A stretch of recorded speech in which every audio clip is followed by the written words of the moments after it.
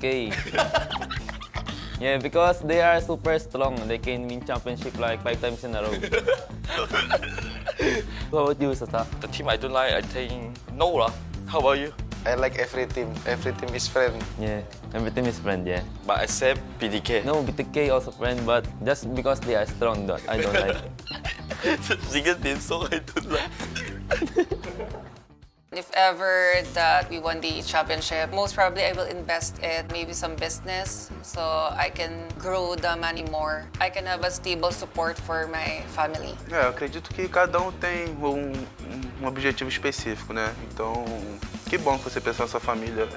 Assim, nos melhores momentos, sempre vai ter pessoas, amigos vai estar com você, né? E nos piores momentos, geralmente, sua família vai estar. Então, um excelente foco. É o mesmo foco que o meu, na verdade. I will use the money, I think, go to another country for the holiday for 1 month and spend all the money. Oh, no. That's my bro. Cool. And then how about you, Dri? I will save all the money lah. Stop lying lah. Answer the I will question save lah. I will save the money for the future. Stop lying. You will buy sepatu lah. No lah, I already have a lot. What I'm gonna do, I think buy a new phone. That's for sure. No plans with your fiancé? No, just buy a phone and play again lah. Most importantly, long rest basically, because I haven't been traveling since COVID started. I mean, stuck in Singapore for I think probably 2 years already. So in the future, I'll of course travel. Where do you want M4? I think Russia. Because I haven't go Russia before. How about you? I think Japan. Japan. Oh, Japan.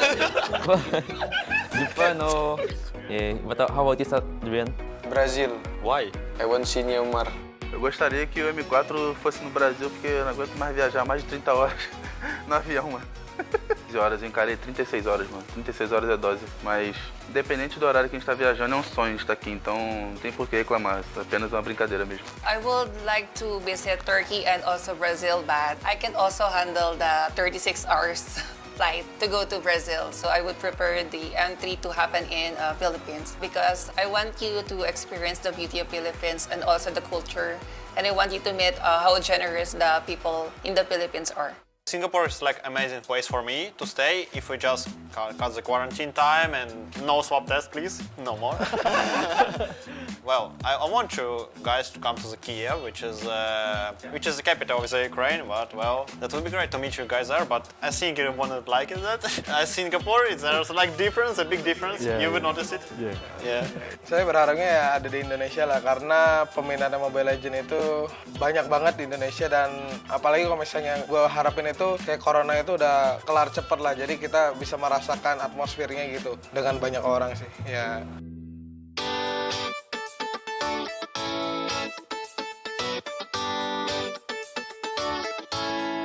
Actually, nung una, sobrang nahihiya ako na ma-meet si Luna and also si Faraway kasi mayayain naman talaga akong tao. Pero nung nakausap ko na si Luna and also si Faraway, gumaan yung loob ko, especially nung time na nalaman ko yung story ni Luna, sobrang na-touch talaga ako doon. Really excited lah because they are the Indo champion also, and then can face to them is really excited. I'm actually a fan of Paragon. Him and I are very close before we met each other face to face. And for defender wise, I think many knows that he's a handsome guy. Well, I see just them as a people. We can be friends, and that's okay. You know, we had qualifiers in CS region, and we are friends. We are just enemies on the battlefield. That's all. So thank you so much to Montun for making this happen. I hope a good luck to sa team ni Luna and also sa team ni Faraway. Thank you so much.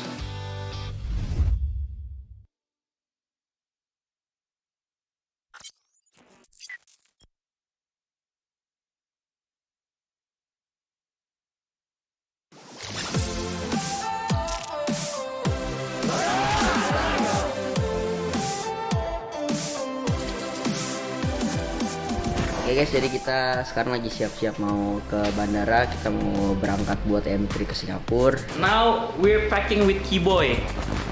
Preparation for flight. Baju ada berapa banyak? Dikit doang, paling 3-4 biji lah. 3-4 biji. Jersey? Jersey seadanya aja lah yang mau dipakai. This is first baju todak yang aku akan bawa masuk ke dalam bag aku. This is one of my favorite. Isang message naman dyan sa Singapore. Good luck, Blacklist, and on NTA.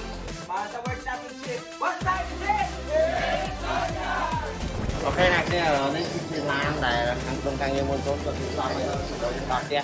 Quy là cái là thì chiếc dương đi ra nắm tư có lý do một phép luôn.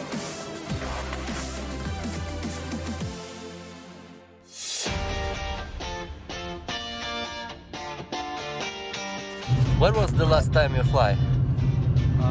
Последний раз мы летали на М2 в Сингапур. Это был долгий перелет. Сейчас нам предстоит такой же долгий перелет, и мы все готовы. Halo guys, gua udah sampai nih di bandara.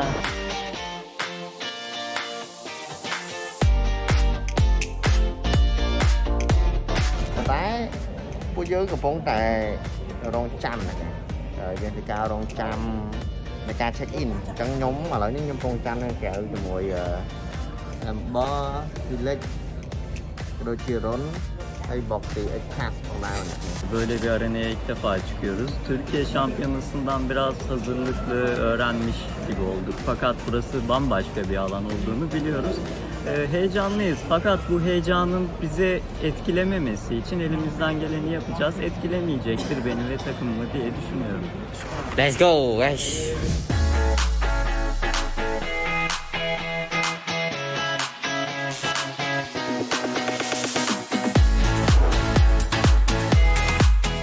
Yoshi, nasıl gidiyor? Ne yapıyorsun? Müzik dinliyorum. Asma, nasıl gidiyor?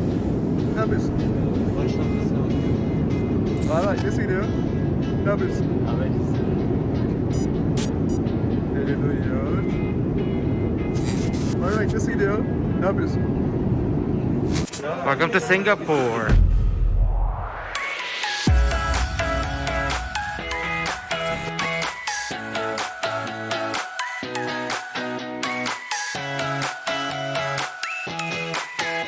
Hi, we're now on our way to Shangri-La Sentosa. Yeah. Energy ka pa. Energy, anong oras na ba, Dex? Anong oras na? Ano na, 2:15 AM. Oh my God. Oh my God.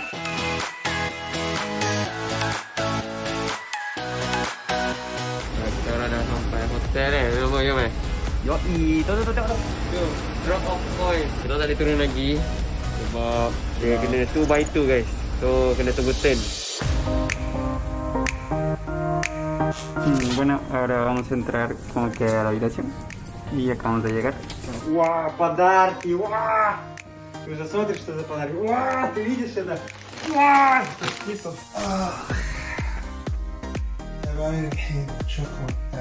Hello guys, this is our second day doing the quarantine in hotel. And we have here some special gift from Monton. Thank you, Monton. And message with our name. Thank you. عزوز ايش ذي الحركات؟ والله دلع عند الليل. هذه هدية مني لك. الله. ايش رايك بس؟ أحلى E aí pessoal, tudo bem? Estamos aqui hoje no terceiro dia de quarentena. Os meninos estão treinando bastante também. A gente todo dia faz ligação, a gente conversa pelo WhatsApp o tempo todo. E a gente sabe que a gente está treinando, eles estão gostando bastante. Hi, good morning. Good morning, ngày tiệc bay này, ngày tiệc bay. Oh my god. បាច់ការបាទកាប់សេរីមែនតើអូបាទបាច់ការហ្នឹងគឺគេដាក់ថា good luck ហើយ M3 num to the top. Oke guys, jadi sekarang di sini tuh ada peralatan swab sendiri. Oh, ini masker, travel adapter. Yang bisa lihat ini semua alcohol wipes. Yang paling penting sih ini, razor hammerhead. So guys, ngayon dinner na namin, katapos na ng stream namin. Tapos tinawan namin guys. Huwag nyo rin kalimutan supportahan yung Onyx PH sa darating na M3. Tsaka yung Blacklist International. So ini makanan breakfast kita orang guys. Oragon. Aku tak plan guys, minta maaf tengah buat video. Jadi ada telur, matanya ada mata sapi, 2 biji lah ya. Ini juga tempe. Wah, keren. Ya, aktivitas kita selama karantina ya kita bangun terus kita ya mau mandi segala macam terus makan kan di itu kita siangnya sampai sore atau malam kita ada stream guys, latihan yang biasa. Terus yang malamnya itu udah jam bebas buat kita mau stream. Walang burst brain call, walang ultian. Nathan full save. Salve rapaziada, eu sou o Vince da VK, vou gravar aqui o segundo de quarentena, como tá sendo. Luizão ali, arrumando nossos horários. Acho que o mais difícil aqui é arrumar os horários de dormir, né? Porque a gente acorda de tarde, dorme à noite e fica a madrugada toda sem sono. Happy birthday to you. Happy birthday to you. Happy birthday to Saukilog. Happy birthday to you. Mai, thank you, Ma. Terima kasih Muntu, terima kasih SMG, terima kasih semua. Happy birthday, Defendrik. Спасибо, Nagib, and special thanks to the Monton organization team for bringing me with all these presents. I don't know what this actually is in English, but I'm sure that this will be definitely very tasty. Speaking the truth, I'm now even more motivated to win M3 after all of these presents and after having a birthday in Singapore. Are you excited to meet another team from other country? Saya nak jumpa Venus. Blacklist. Kalau saya nak jumpa Blacklist. Kalau saya Onyx kira. Kairi sila.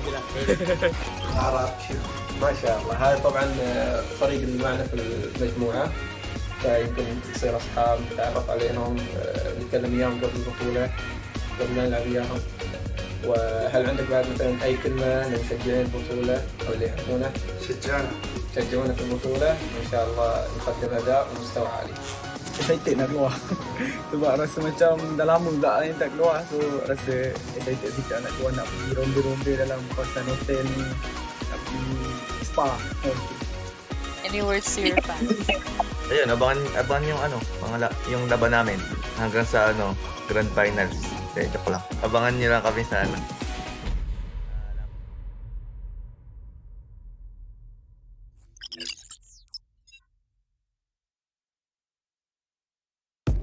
To the top. Yeah! Let's go.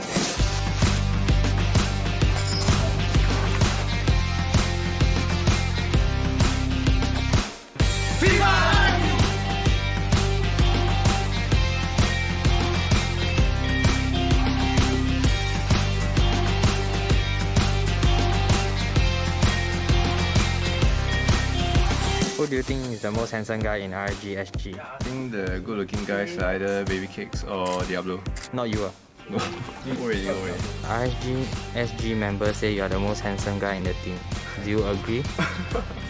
I think Jason more handsome.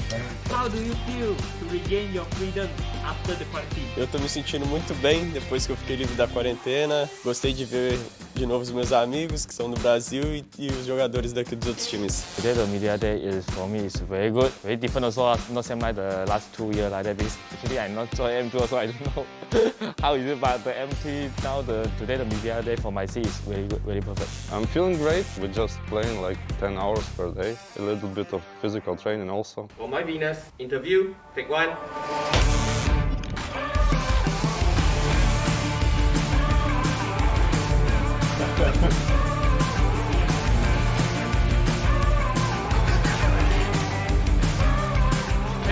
صدى لنا سونيك تايم في اكس سكواد القوة العربية.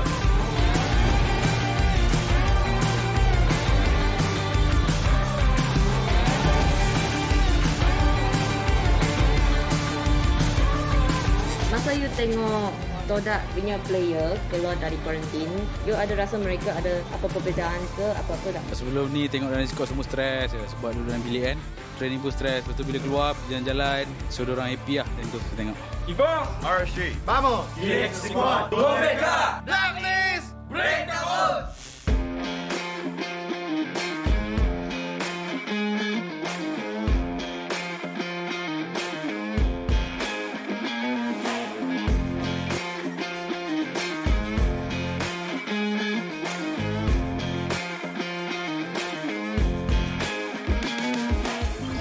You like Singapore so far? Oh, I like Singapore. I like the surroundings, the people. They're very nice, kind. And it's very clean here in Singapore. You know, traffic, like, it's very good. I one day stay here long. We went to the shopping mall and Arabic Street. It was a very good experience. Gue ngerasa Singapura ini salah satu tempat yang cocok lah buat M3 kali ini. Karena emang prokesnya ketat.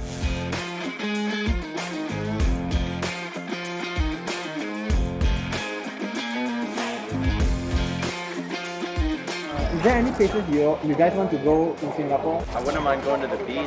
I'm very new to Singapore, so I don't know many places to visit. But if people can recommend me some, that would be nice. Первый день после карантина мы погуляли по отелю, некоторые тиммейты собрались, сходили в бассейн. Я сидел в номере, отдыхал. Вот. Хочется сходить, погулять по городу, посмотреть всякие места красивые, поход. Я думаю, что такие места есть, просто нужно о них вначале узнать, потом найти на них время и обязательно пойдем с udовольствием. Kita orang lepas kuarantin tu kita orang belum keluar pergi mana-mana lagi lah. Just kita orang jalan-jalan. Mana? Kita nak pergi kolam. Tak sabarlah aku nak cakap macam tu. So nanti saya ingat saya nak pergi kat ni Vivo City Vivo City tu. Sebab orang cakap best kat situ. Saya nak pergi kat situ.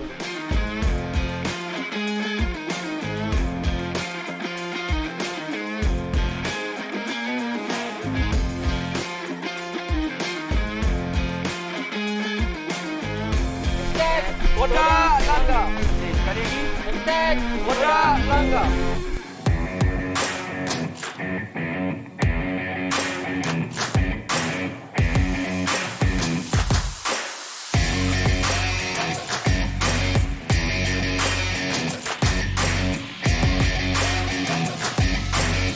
Which team or which player that you would like to meet the most in entry? Onyx Indonesia. Kasi sila yung ano namin sister company, Onyx Indonesia, then Onyx PH po.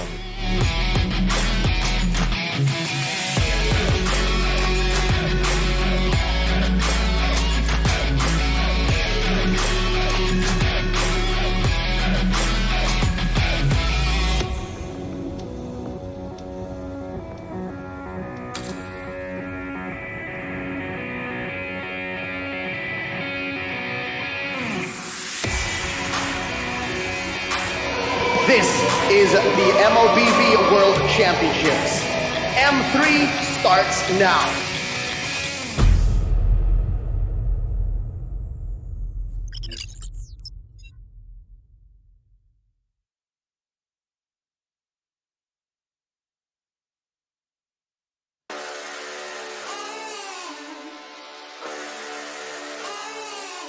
I'm burning up now, taking higher levels. I'm in a bad spot, trouble to my knees.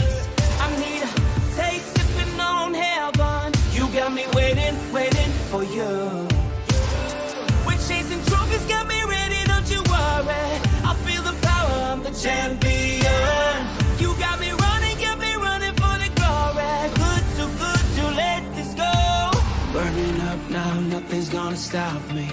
I'm going faster, wanna break away. I love the way it feels. It's the adrenaline, we're going all the way. Cause we never ever going down. You got me walking through the fire. We don't catch a like when we were young. Never run from the fight, yeah, we come to the top. Never run from the fight, all the way to the top. Never run from the fight, yeah, we rise to the top. I'm on a rush now, winning, that's my focus. I need some ice, you gotta cool me down. I feel my nirvana coming closer. You got me waiting, waiting for you. We're chasing trophies, got me ready, don't you worry. I feel the power, I'm the champion. You got me running for the glory. Good to let this go. Burning up now, nothing's gonna stop me. I'm going faster, wanna break away. I love the way it feels. It's the adrenaline, we're going all the way. Cause we never ever going down. You got me walking through the fire. We don't catch a like when we were young. Never run from the fight, yeah, we come to the top. Never run from the fight.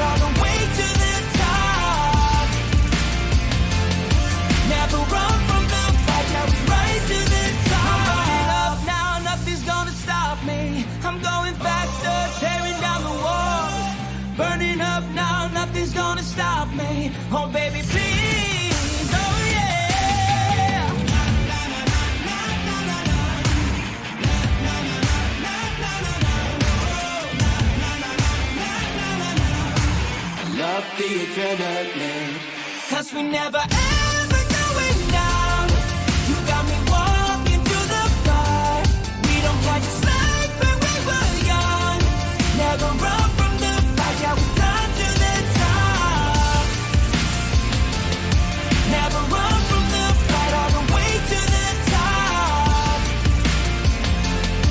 Never run from the fight, yeah, we rise to the top.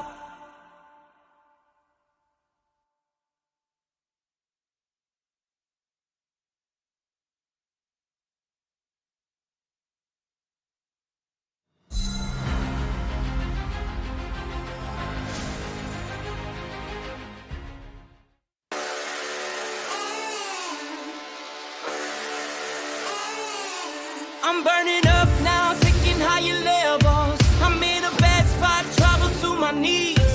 I need a taste, sipping on heaven. You got me waiting, waiting for you. We're chasing trophies, got me ready, don't you worry. I feel the power, I'm the champion.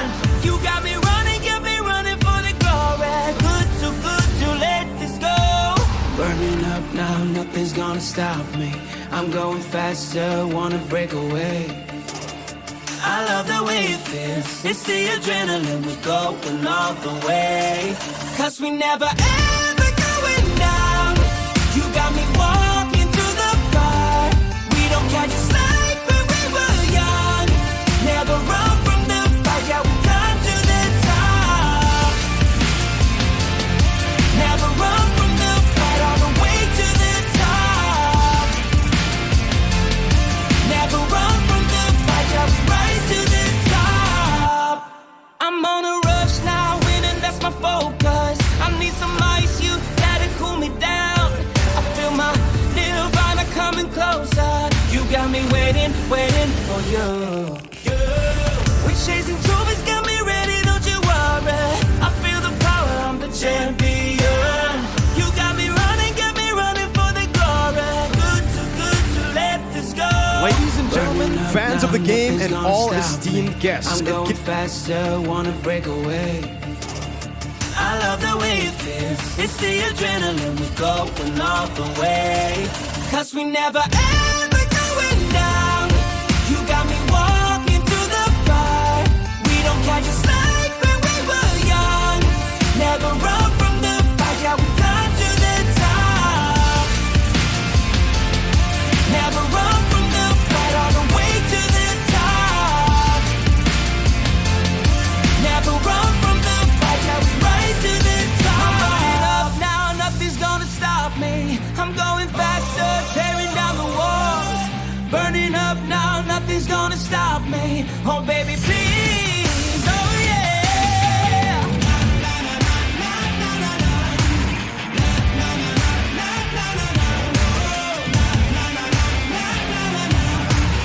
Love the adrenaline. 'Cause we never ever going down. You got me walking through the fire. We don't catch a slide when we were young. Never run from the fight, yeah, we climb to the top. Never run from the fight, all the way to the top. Never run from the fight, yeah, we rise to the top.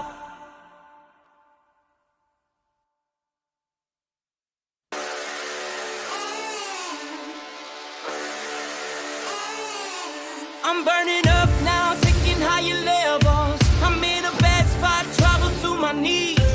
I need a taste, sipping on heaven. You got me waiting, waiting for you. We're chasing trophies, got me ready, don't you worry. I feel the power, I'm the champion. You got me running for the glory. Good to let this go. Burning up now, nothing's gonna stop me. I'm going faster, wanna break away. I love the way it feels. It's the adrenaline, we're going all the way. 'Cause we never ever going down. You got me walking through the fire. We don't catch a slide when we were young. Never run from the fight, yeah, we climb to the top. Never run from the fight, all the way to the top.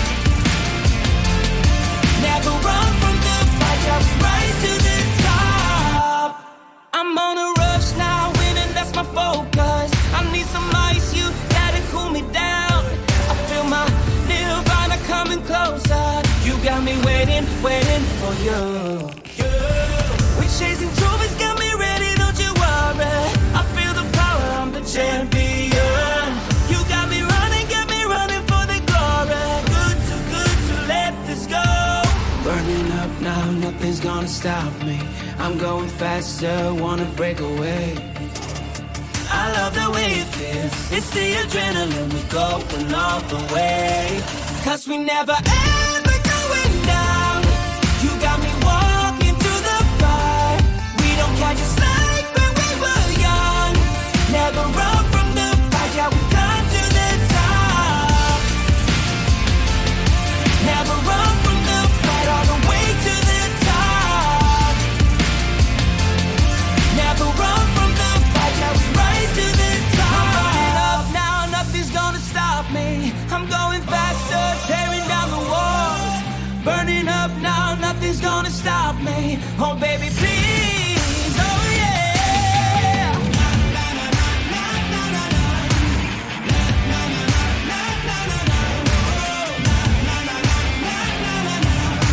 I love the adrenaline, 'cause we never ever going down. You got me walking through the fire. We don't catch a slide when we were young. Never run from the fight, yeah, we come to the top. Never run from the fight, all the way to the top. Never run from the fight, yeah, we rise to the top.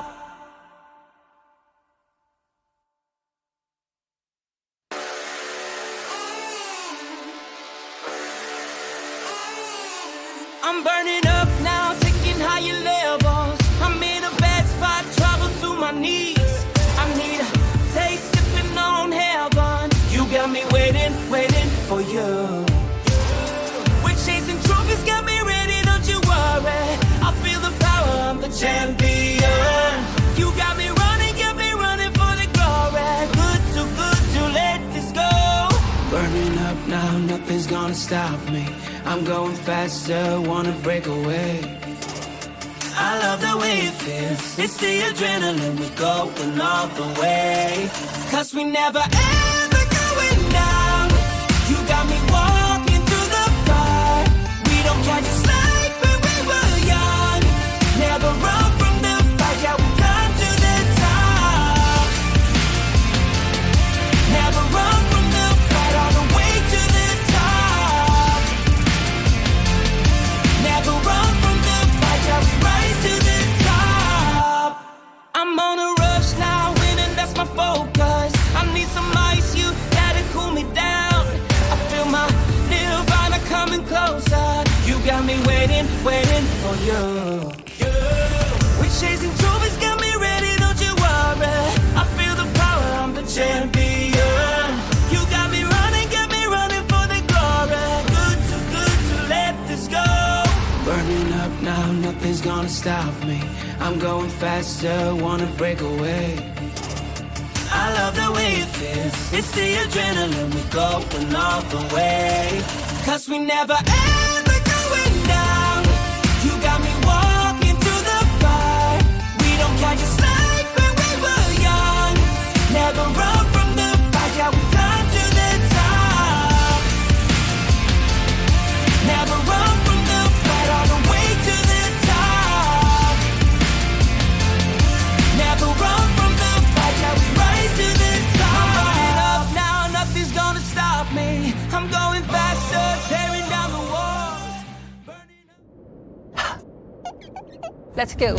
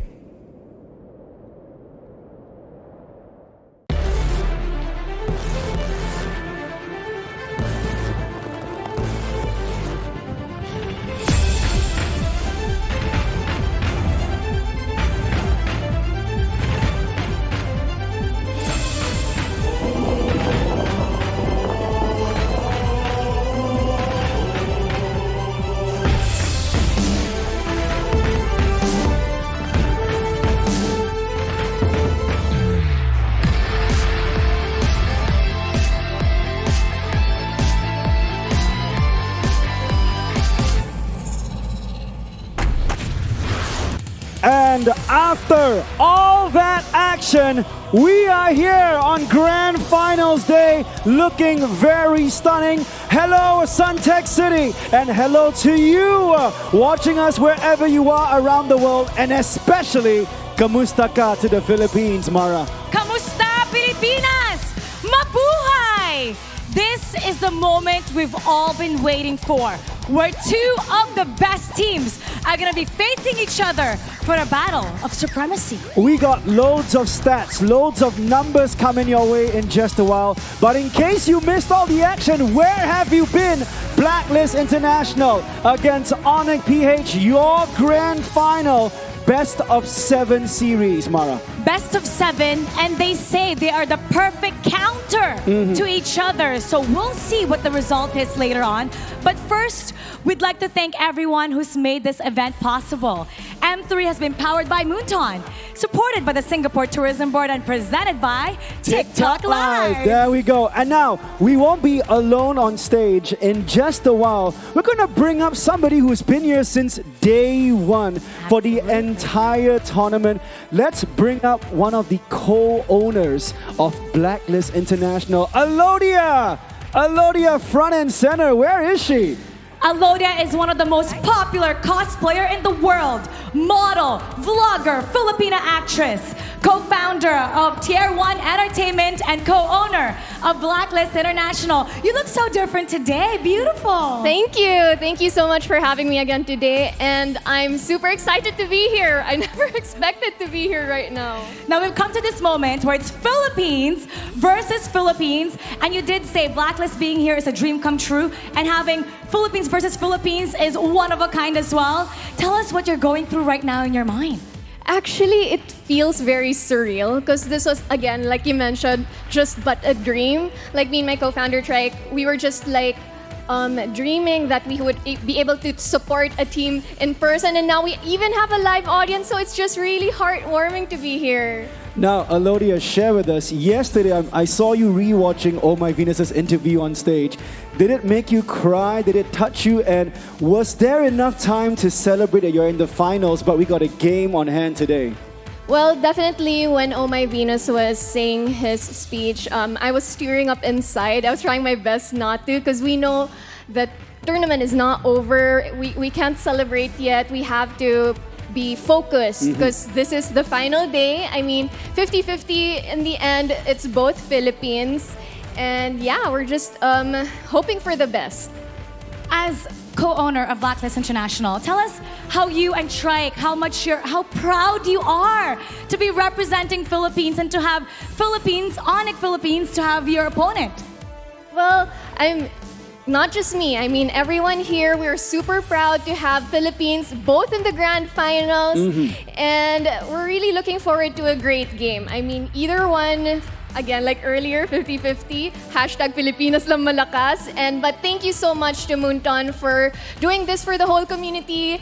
And we're just happy. And hopefully this is the start of many things. Now, ladies and gentlemen, here at our live audience, and to you watching us wherever you are around the world, usually Mara and I will be backstage talking to the players, but today being grand finals, we said no, but we can give you a sneak peek of whatever is happening in the dressing room of Blacklist International, as well as our friends over at Onyx PH. They are all focused right now. Alodia, if you had a message to give to, maybe say Onyx PH first, what would you want to say to Onyx PH? First of all, I want to say thank you so much to Onyx Philippines. When we lost to the lower bracket, they were very supportive. They gave words of encouragement. They were really nice. And I really just wish them to have a great game today. I hope they're in good condition, as well as our team, so that we have great games today. And of course, your message to your team, Blacklist International. Coach Bon Chan was sitting back there. I know he's trying to pump up his players. What is your message to Blacklist International? Blacklist International, we are very proud that you got this far. So just do your best, win or lose. We will be here rooting for you guys. And again, all the magic is because of you. We have faith in you guys. Now, big round of applause, please, for Alodia, the co-owner of Blacklist International. Mara, take us to the opening as I actually escort Alodia off stage in a while. Absolutely. Thank you, Alodia. Thank you. Now, on a more serious note, as some of you may know, a typhoon has wreaked havoc in the Philippines. There has been many disasters and has affected a lot of people. Let us take a moment of silence and a silent prayer to give to our Filipino countrymen.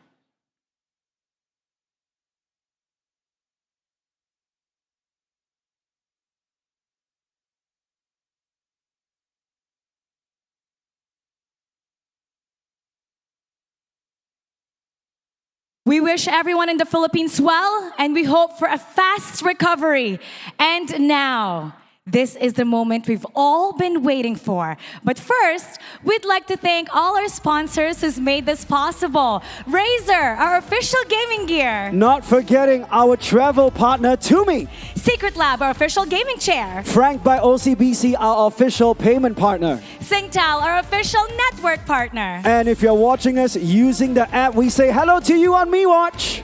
And Facebook Gaming, our global social network partner. Now, ladies and gentlemen, we are moments away to your grand finals, best of 7 series, Onyx PH against Blacklist International. Don't go anywhere because here we go.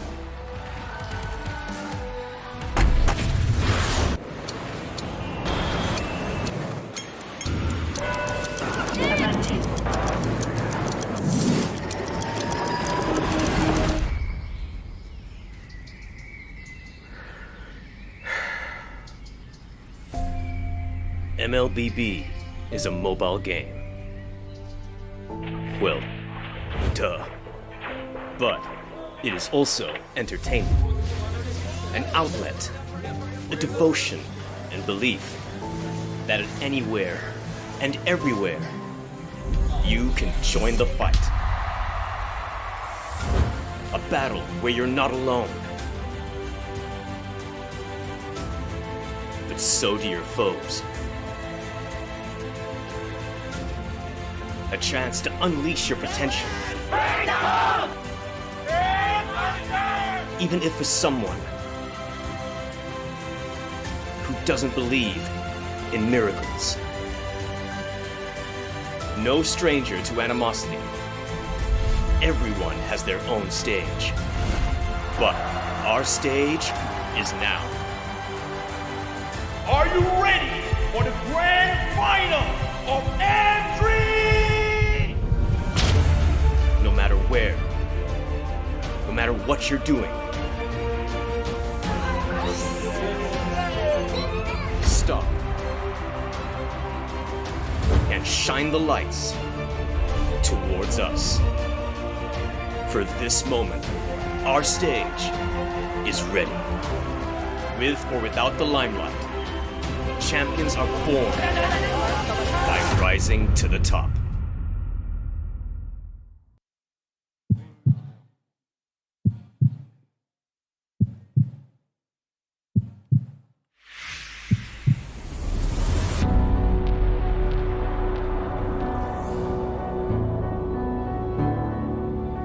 To all my teammates, kay Dex, kay Eson, kay V, kay Wise, kay Oheb, kay Edward, kay Haji.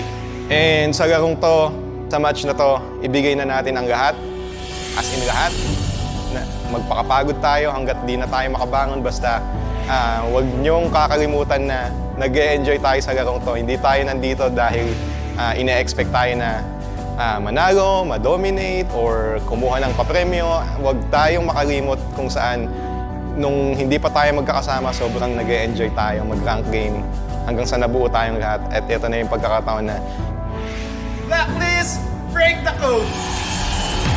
Ladies and gentlemen, here are your agents who will be breaking the M3 code! Oh my Venus!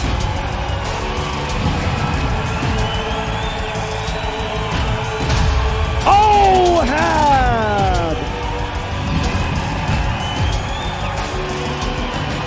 Edward!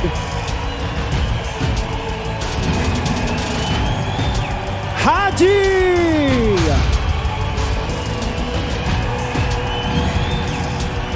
Wise. This is Blacklist International. And now let's take a look at our upper bracket dominators, Onyx, PH. I just want to tell them to have fun. We work a lot for this, and we just need to enjoy the game. No pressure. For Dilarski, sobrang bait mo, alam naman ang lahat. And yung tiwala mo sa akin, sa team, sobrang taas. Mahal na mahal mo yung team natin. And kitang-kita yung gutom mo eh. Kasi syempre 3 runner-up na eh. Eto na ulit tayo, di ba? Susubukan na ulit natin. Kunin yung champion. At tingin ko, ito na yan. Time is it. It's Sonic time. Is it indeed Onyx time? Baloyski!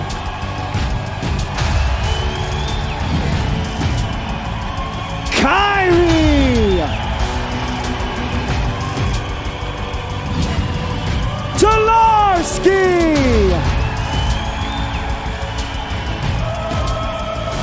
Margi!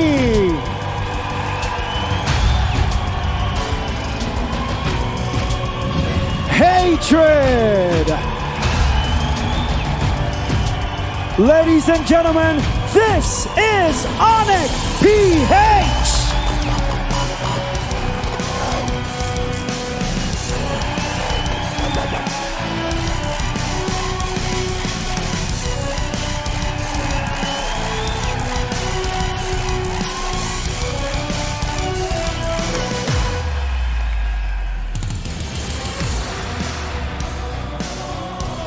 Hello to you all over the world.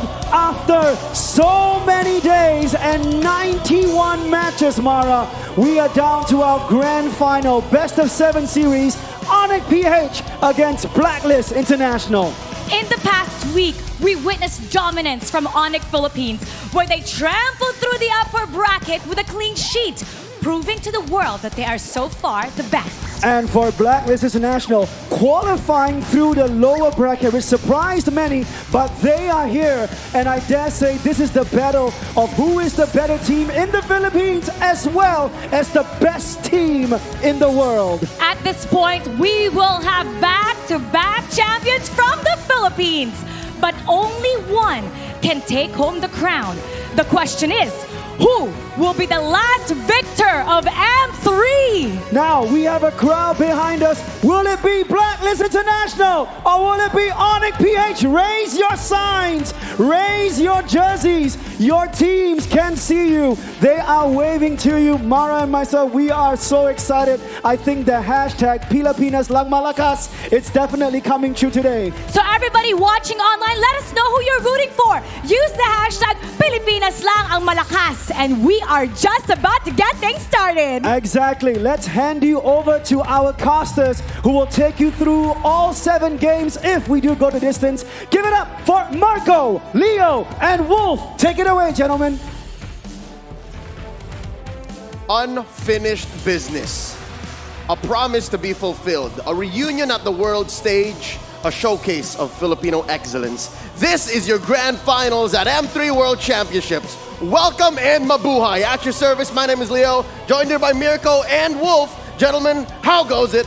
Man, it is exciting to be here. We've been through so much here in the M3 World Championship, so many crazy upsets, but finally, it's PH against PH. I guess you can kind of say, welcome to MPL Philippines Season 8.5. You know, that's crazy because we now go to Singapore for the rematch, and we actually have a dominant force from the audience, as a lot of Filipinos came up here at Singapore and enjoy the game. But not only the Filipinos, right? A lot of fans across Southeast Asia, across Singapore, come here to witness history again in the making. Exactly, well put. The fans here at Suntec are not all just Filipinos. The love for Onyx PH, the love for Blacks International comes from everywhere, and we would like to extend our love as well to the locals, the host country here, Singapore, and to the Singapore Tourism Board. When you hashtag visit Singapore, what new experiences are you looking forward to? Visit @_Singapore, and don't forget the hashtag Passion Made Possible to share what you're looking forward to doing in Singapore. We've run 2 World Championships here. We have made so many esports moments immortal, and tonight, we're gonna crown another champion, another Filipino champion. This is gonna be really, really crazy. But again, Onyx Philippines and Blacklist International, they're so evenly matched, and the dynamic of both of the styles clashing together is going to make it a very entertaining match, maybe even going the distance. Well, it has not been just this series, right? It has been a long journey. 9 days of playoffs, followed from 4 days of group stages. A lot of matches, in fact. For Onyx Philippines, it was a dominant run coming up from the upper bracket.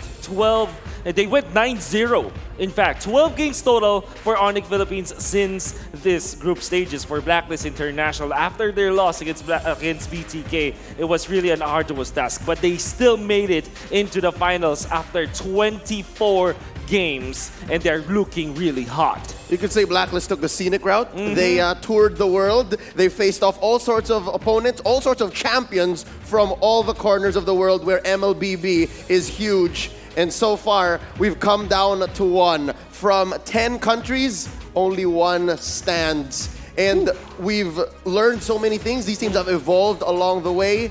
And here we're gonna see them in their prime form. Absolutely, and this is something we can discuss here. Onyx Philippines in that upper brackets, undefeated, the dominant force, only losing 1 game as well in the group stage to Onyx ID, their brothers from Indonesia. What does that say here, especially considering that Blacklist, they had a tough time going in, but it's time to take a look at Onyx Philippines. And is it actually Onyx time? As Hatred, Lilarski, Marky, Kyrie, and Baloyski have been so dominant in the upper bracket, really showing up with so much strategies, I would say. Although there's a signature banana split that we always see from Onyx Philippines, they still put up some of the crazy strategies, like this Natalia pick, right? Or maybe the Selena pick. And I can't imagine what they can still bring. After just 12 games, I'm still craving for more action from Onyx PH. It's leaving you thirsty, right? You crave for more. You see their own brand of MLBB.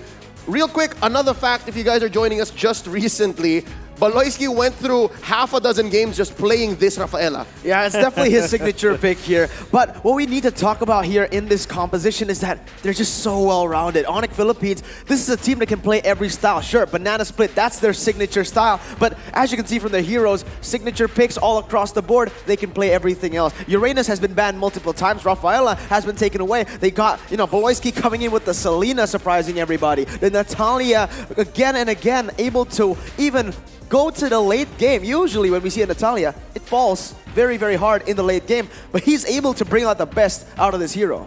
It's crazy to think about that, because when you look at the replays, it seems like these mini moves that they are doing really makes total sense. They pile it up together so that they can win against their opponents. It's true that when they have heroes that are not scaling, they try to solve it by moving together, actually. And a lot of people say this might be the perfect foil to the banana split. It's the Ubi strap. Absolutely. Blacklist International with their official team lineup. Haji, Edward, Oheb, Wise, and the Queen. Oh my Venus. Now this team, this lineup, do you even need introductions, man? This has been the roster that has dominated MLBB for the entire year. Falling flat in the international tournaments, but that's what they say. 3rd time's the charm here, as we are going to take a look at the signature picks and the statistics. One thing I need to talk about is Edward. All right, sure, Haji, Oheb, Wise, and Venus, they're detrimental. All of them have their roles in this team, but Edward, man, oh man, he had a performance worthy of that championship title yesterday against BTK. And he's always called a role player from his team, that whatever it is that Coach Bonchan would want him to have, so that it will glue together all of these ingredients that they are concocting on the side of Blacklist International, he really makes it work because of that. If Edward is a role player, Haji is the specific tool needed. He always is able to find these targets. And the stats, wow. I've never seen this so down the wire, down the middle. Blacklist, the last time they met in the grand finals, just plowed through Onyx. They were just not ready. But this time around, it's Onyx who's looking all the more stronger. Stats between them, look at the damage dealt by Blacklist. They put on so much on the board. And I'm guessing this was from their previous build when they first debuted the Bane and Eve. Exactly, and this is like out of the 24 games that they played, right? So it's a cumulative effort. And as a total damage, you know that they have played so many games that they have also grouped up together so much. But then again, for the side of Onyx Philippines, it's interesting that this might be the first time that they trump Blacklist International when it comes to the turret rate as well as the Lord rate. Because when we were comparing them back in the Philippines for MPL Season 8, it's always Blacklist International. Yep. And again, the reason why they've been doing that is they've been following their keys to victory and always injecting something new. They always find a way to do something else, especially when they took down BTK. Exactly. And for now, in this particular matchup, their keys to victory will be perfect, the split. We know this already, and they really have invented this banana split strategy and have been working out ever since, putting him into the grand finals because of that strategy. And they can also use objectives as baits, disrupt OHEB. OHEB has been so good for Blacklist International, and it's gonna be a big problem for Onyx Philippines for sure. And lastly, you prioritize counter initiation as your compositions. And so far, they have been really good against RRQ as well as BTK with these compositions. So they gotta target the Filipino sniper, but Blacks International not gonna let that happen so easy. Absolutely. They also have their own keys to victory here. Number one, avoid overextending. We've seen them actually capitalize by BTK the first time around. Protect Haji and OHEB. Contest the map control coming in from Onyx PH. That is going to be crucial here. And beware of the wraparound. Onyx Philippines, they have such a good way of just controlling the map and using it to sandwich these players, sandwich the opponent team. But Blacklist, with their statistics on the line, with those keys to victory, they have a solid chance at taking Onyx PH down. So when it comes to just the stats, right, it's easy to really put it into Kyrie with better average KDA, better GPM, as well as better kill participation. But we know already that Wise is not a stats kind of guy. For sure, in his previous years, playing in MPL Season 8, he's always like top KDA, top kills, top GPM. But during MPL Seasons 7 and 8, Wise has evolved into this play-making kind of player. He always goes for the best possible approach to the game. And that really is what makes Blacklist International so effective. There are players who are willing to not take the stats just for the betterment of the team. And that's what I love about this matchup. There's something for everyone. If you want that mechanical, down-the-wire outplay type of jungler, you look at Kyrie. If you want to look at someone and watch someone who plays the whole map, you watch Wise. This is what's crazy as well, man. Wise, he used to be in Onyx. Kyrie, he used to be in Blacklist, man. Exactly. It's so interesting, but now it's time to take a look at the coaches. Onyx PH, obviously, with Coach Yev. This guy, I spoke to him, we spoke to him. He's such a down-to-earth guy. So cool, but that brain is insane, man. The draft coming in. Everyone's been talking about Bonchan. Yes, Bonchan is insane. The drafts have just been perfection, but from Coach Yev, same thing goes for him. You know, I actually snuck into some of the waiting rooms for both of these teams. As Onyx PH is dancing right now with Hatred leading that, I actually saw Onyx Philippines just huddle it out and actually meditate before the game. And this is not something that they have been hiding for quite a long time. Coach Yeb might be probably the Zen master of MPL Season 8, or at least for MPL Philippines, right? Because he's able to just calm down his team and make sure that they're focused this time. And that's the thing I love about Yeb. We'll talk about Bonchan in just a bit, but Mirko mentioned his brain, his tactical genius. But what I love about the guy is his heart. Yeah. He has done the comeback of comebacks in all of MPL Philippines at least. I can tell. He's been through such a rough season, and people will not believe him. Look at this. Guys. Okay. Yeb, if Onyx PH has been runner-up for so long and they're still here at the world stage grand finals, why don't you believe them? 10% to 90, and all the other countries are the same way. This is insane. Going all to the side of Blacklist International. Let's see. Okay, some differences here in the second slide with Mina going for Onyx PH, but it still stays true. Blacklist still dominating in the audience prediction. Even in the MENA region, right? It's definitely 55% for Onyx. It's very, very small. Now we can see the rest of the entirety of the region of the world almost will favor Blacklist International. That is crazy. And what makes this more ludicrous is the fact that it's Onyx PH who was sitting in the upper bracket this whole time. It was Onyx PH who was changing the metagame. They are the ones who went undefeated. So I guess it's a matter of time. It's a matter of time. It's a matter of time. I get what you're trying to do, right? But I think, I have a deduction here coming up from Blacklist International. They were definitely the darlings of the crowd. So many good personalities from this team. And for the longest time, Bonchan, as well as the organization, right? They have built up this identity, this persona that they really are the darlings of the crowd. This really didn't just come from nothing. This was them working hard for a very long time and them just, shaping the meta so that almost everybody will be, recognizing them. And I do love the recognition for both teams, though. Yeah. They're very good friends, but on the battlefield, if you're fighting for the difference between 300 and, if I'm not mistaken, 120K, that's right. It's gotta matter, right? You really have to play your best. You gotta put your best foot forward. For sure. And as we wait for the draft here, I can only imagine the nerves, the silence here in the crowd, the tension at Suntech. It's building, man. It's building, and it's already at its peak already. Now, remember, guys, what happened during MPL PH Season 8? Onyx Philippines dominated the upper brackets. Blacklist was sent early on to the lower brackets. It seems like it can be repeat, or it might be revenge from Onyx PH. Imagine if Onyx PH just takes down Blacklist 4-0. The storylines are set. The expectations are set. It's time to get into the drafts. Oh my God. Just the thought of it just makes me chill, right? If you said it will be a 4-0, I'm pretty sure that will not be the case, right? This is a very close matchup. But then again, if that is actually true, that will mean that the 0-13 coach from MPL Season 7 will end up in the world stage with a 13-0 in the upper bracket final, in the upper bracket of the World Championship. That is going to be crazy. That is if it were to be the twist of the decade right now. That will be the twist of the decade for We're sure. opening up MLBB Esports with the 2021 World Championships on a sweep. I don't think so. I don't think so. Not going to happen. Into the draft we go. Game number 1, Blacklist International on the play. Onyx PH answering back. Hayabusa, Ling, and Selena taken out by Blacklist. Onyx PH, they take out the Estes, the Aldous, and the Eve. Very, very quick responses. And Blacklist International, knowing this team, it's either the Batrix or the Clint. Or will they actually read through what Onyx PH wants to have, which is almost always the Farsa.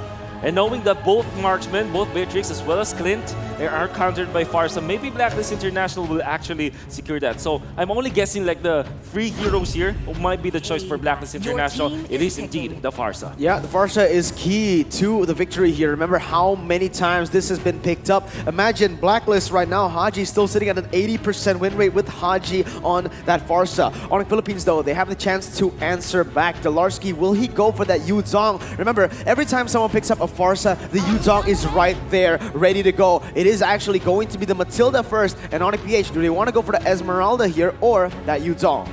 They still have the Paquito as well as one of their heroes that they really pick up against that, but it is true. Yeah, Yuzong, a hero that Delarski actually played. I'm not looking at Onyx Philippines actually, they're not that kind of team. And ooh!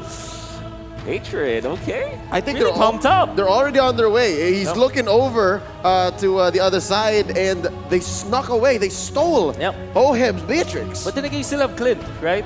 So, knowing Blacklist International, they will pick that up. They also have the Paquito, and now the Yisun Shin. Ooh, it's a totally different route this time. Yisun Shin and the Rafaela coming in for the side of Blacklist International. I love this pick already. Yisun Shin has been a very good pick for this team's side. I think sitting still at a very high win rate, maybe possibly still 100% right now. Yep, and the Yisun Shin is going to be key to opening up the map. Yes, and accomplishing one of their main keys to victory is not allowing the wraparound. You need that vision. You need the Mount Shocker. Yep. Now, Onyx Philippines, we know them as really assassin users. Definitely for Kyrie, you want to use something like a Lancelot for sure. You know it's coming. And you know it's coming, and Mirko is really happy about this. I am happy about this. You know, Lancelot, one of my favorite heroes in the game, especially when I see Kyrie or Albert playing it. And now we're going to get treated once more here. But we have to take a look. Right now, Onyx Philippines, with the Lancelot pick, they take away that Phobius. Very, very good. You do not want to go up against that right now. Blacklist, though, they might just go for the Yuzong ban. Was about to say that, but now Onyx Philippines, do they want to let that Paquito go? It has went through the first phase, but I don't think it's going to survive the second here, especially considering Onyx Philippines, I think they're going to target Edward. Yeah, they definitely will. Maybe they'll get something like a Uranus. Or Clint. Or the Clint. They ban Clint. Yeah, that's true.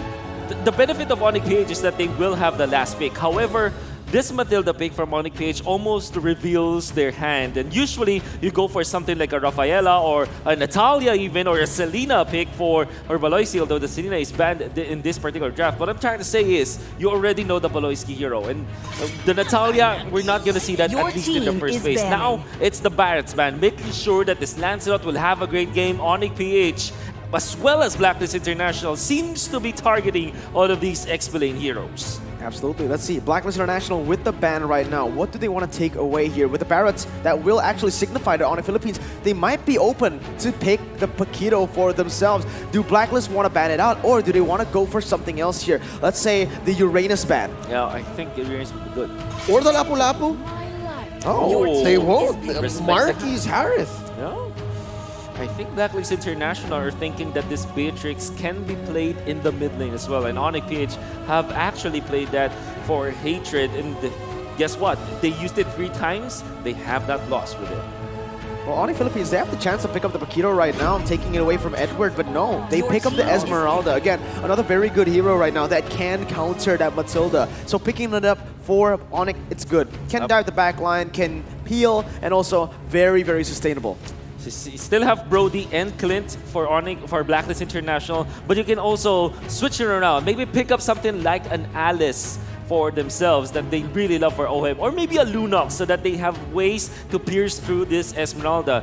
And Blacklist International are also considering this Uranus, a hero that is unfortunately not countered by the Esmeralda. In fact, some of the players would say that Uranus actually fares well against the Esmeralda. On a macro sense, because if the Uranus isolates the Esmeralda, then you're winning on the map. The Uranus is basically a dud. The Uranus is a neutralizer. So let's see what Edward's going to be picking up here. They get OM's Clint, and oh, there it is! The dynamics, the relationship we just talked about. Blacklist, they want to counter, they want to neutralize and keep away Dilarski on that Esmeralda. But one more pick. They need to give something to Marquis here. What might it be? Honestly, I'm really feeling that Lunox. I feel like the Lunox can bring a lot, especially considering that they are going up against a Uranus. They need some sort of burst here. And let's see what it is. No, they will go for Lilia. So I was right about the burst, not about the hero. Lilia picked up for Marquis, adding a little bit more sustain as well. Save for the Uranus, this is a squishy composition for the side of Blacklist International, and they don't have the best sustain as well, apart from the fact that Rafaela has heal. But of course, with the burst of the Lilia, it's almost impossible to out-sustain that. It's almost impossible to rely on your healings. That's probably why they picked it up. The question is, where will it go? Mid lane or gold lane? Well, it is going to be the question here. Beatrix, very, very dominant laner. If he goes to the mid laner, will dominate that lane. Do they want to put this hero to suffocate the Clint, or just to get that mid pressure so that they can make the split happen in the early stages of the game? That is going to be the question that we need to see answered here in the game. Between these two teams, it's Onyx who actually likes winning early, and Blacklist who's willing to trade that early game. But ladies and gentlemen, we're about to get into the match. Game number 1 upon us. These are the lineups. This is Blacklist International versus Onyx PH. Game 1 in a best of 7 for the World Championship.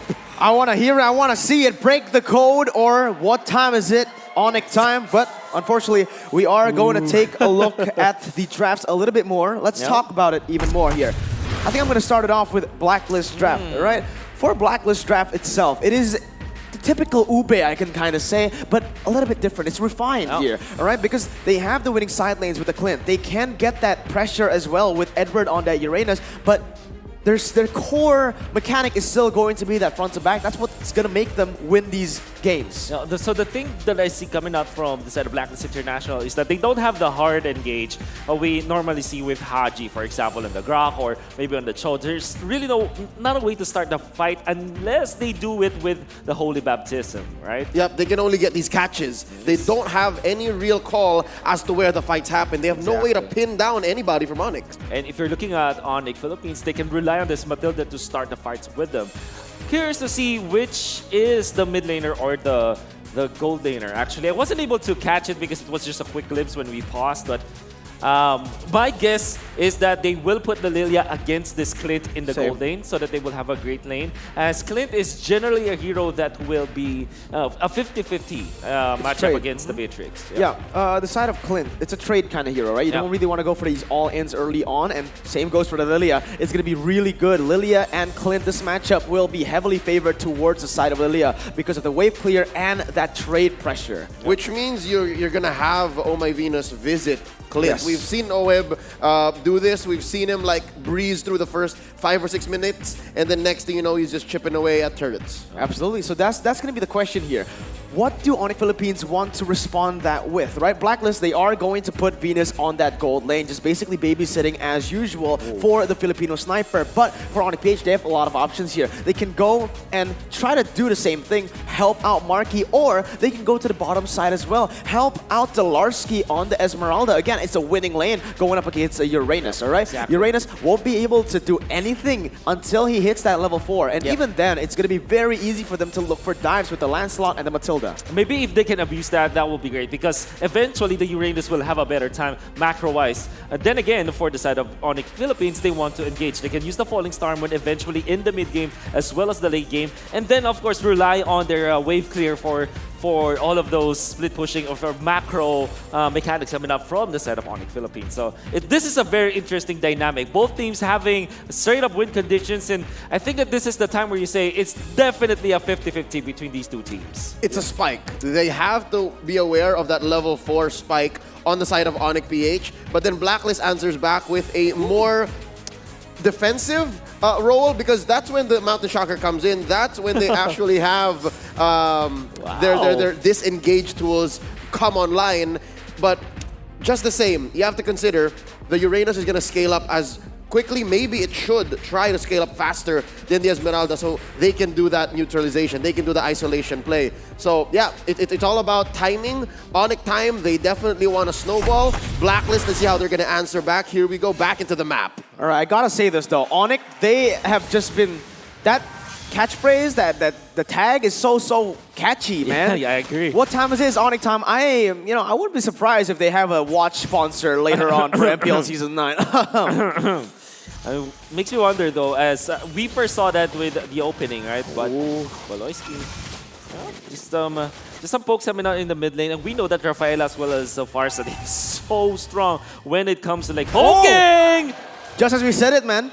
We were talking about this. The Lilia winning that lane matchup. First Blood brought to you by Razor. Wolf, you were saying? Wow, yeah, it's just all about the pokes, but in top lane, they already have the big poke coming out, but Delarski.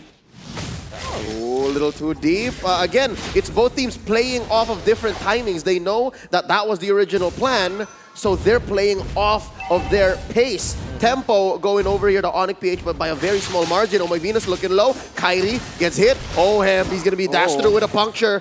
Pinned down with that Bolas, and there you go. Thorn Rose keeping him in. Again, Onyx Philippines now with the winning lanes, it's going to be really good for them to look for plays on the map, and this is exactly what they need to keep on doing. Look at Delarski. He's basically taking all the resources, trying to force Wise to be uncomfortable in his own jungle, and Onyx Philippines, they can look for a fight here. Even though Kyrie has lost a lot of HP, they still have the resources, and there you go. Blacklist, they can't contest without the winning lanes. Yep, 4 members here. Oh, up top, another one! Marky gives Oeb his second death in 2 minutes. This is insane. We spoke about this matchup, but I didn't expect it to be 2 solo kills in the first 2 minutes, man. This is going to be really good.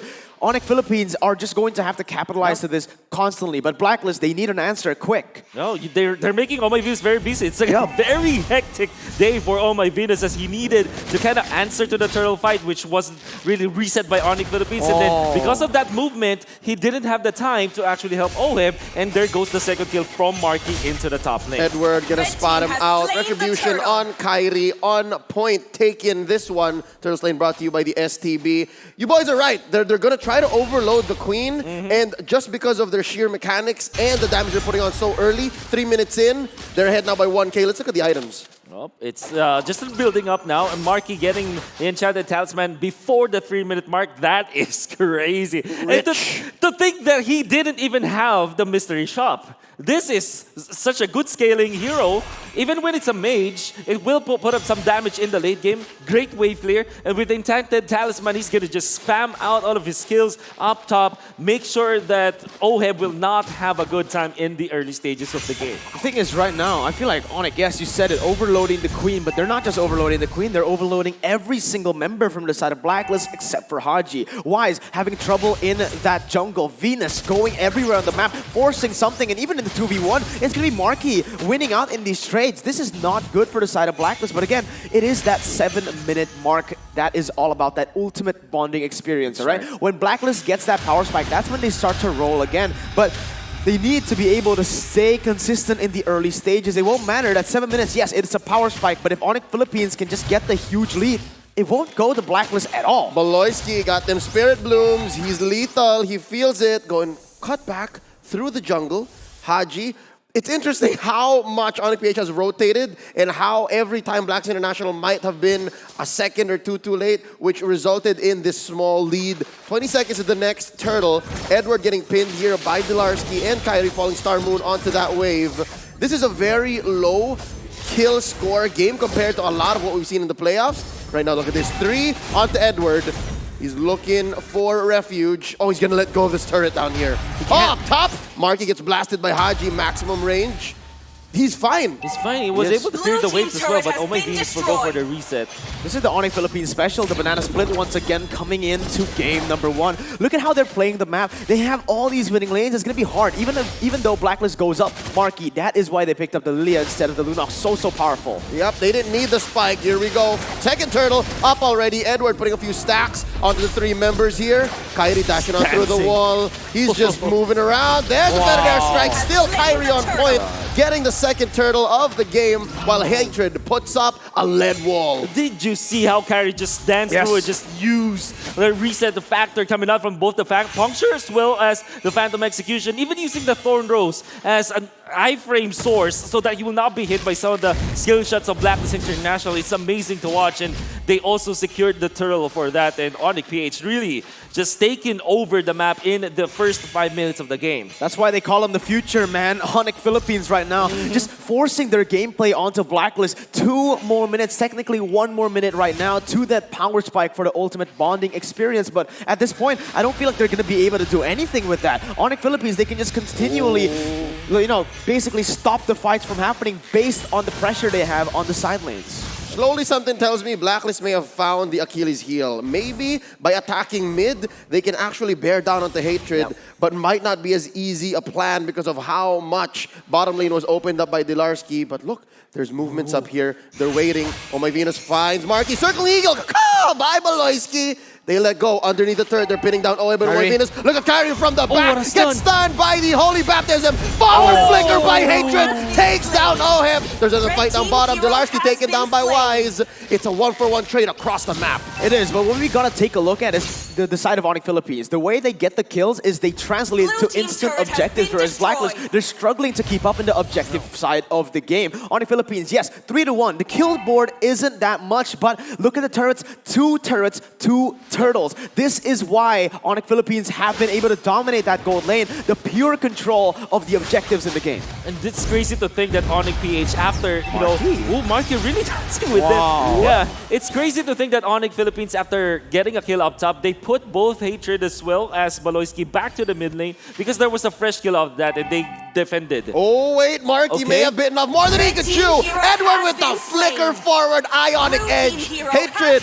punishes him, almost immediately circling Eagle onto Oheb. Not enough damage, Kyrie? burns it down. Kyrie puncturing on through. He's slashing, he's dashing, kills him with the Phantom Execution. Down goes the Filipino sniper. It looked like it was going to be bad for Kyrie when he missed that Thorn Road, but on the bottom side, Wise picks up a kill, and they are getting some kills on the board. But again, these turrets are going to be crucial. Look at the map. All the tier 1s taken down. Only a 2-kill lead for Onyx, but look at the gold. 2,000 already. Oh my goodness. And looking at Onyx PH, it kind of feels like they're really putting into heart this win condition of shutting down OF. 0-4-1 on the Filipino sniper, as Onyx Philippines have taken over this gold lane and might be looking to control this turtle as well. Oh, charge out of the Soul Blooms. There's the Phantom Execution still kept in check by Kyrie. It's off of cooldown. They'll put up a wall here. Via damage! And there's the Black Shoes. Marky does not want to bite off more than he could chew. They're blasting Edward. All 3 turtles so far taken by Onyx. Ooh, did you see that tag team coming out from Onyx PH? They poked Oh My Venus, and that's great, right? Because Onyx Philippines, if they poke Blacklist International, they had to go back. And then afterwards, Marky eventually gets there, again forcing skills out of Oh My Venus. That flicker as well as the Holy Baptism, not available in a turtle fight, meant that it's free for Onyx PH. But look at that, Wolf. Actually, Kyrie, he didn't go for the, he went for the OR axe, and instantly, guess what the second item is? It's a Hunger Strike for this Lancelot. Very, very interesting build coming in for Kyrie. That is a snowballing build. He wants to keep it rolling. He wants the kills to keep on coming. He wants to make like their mascot. He wants to go fast. Well, wants to go. You know, it might be that he is rushing. Gets caught. Kyrie stunned. Maybe a little too much. Phantom Execution. Iframes on point. The Kyrie killer Kyrie survives. My goodness. The last time I saw the Hunter Strike was, correct me if I'm wrong, Albert actually played it, Mirko, and he played that on Paquito, though. That is, of course, that's one of the builds. But yeah, I did see the Hunter Strike on the Lancelot, but it is true. It's dependent on snowballing. And so far, Onyx PH, they're on track for the snowballs, in fact. Yeah. But this lead, 2.6k, they should not be comfortable with this, because if you're looking at Blacklist International, there's decent defense on them through this Barca as well as this Clint. Mountain Shocker set up. Blacklist International aware of everyone, and that's going to be Wise. Putting a few beads onto Baloyski. Up top, Edward getting blasted by Hatred. And in comes Kyrie. Hatred secures a kill. Yeah, again, Onyx Philippines is so good at splitting up the map, but at this point, look, they are stopping their game. Blacklist, even though you're looking at the kills, yes, it is still favoring Onyx Philippines. They are still the ones with map pressure. But look, that is when Blacklist start to come free here. When those tier 1 turrets get taken down, a lot of teams struggle to get the tier 2s because of how good Blacklist International basically manipulate these waves, go for the team fights, and secure the vision in their own jungle. Usually when tier 1s are taken down, that's when the opposing team can just push in your jungle. But Blacklist, they know how to do this. They know how to open up the map very, very well. And this is exactly what you're seeing from them. Well, just make sure Onyx PH don't give up your mid lane turret. That's having their focus. And just Kyrie just baiting through Blacklist International.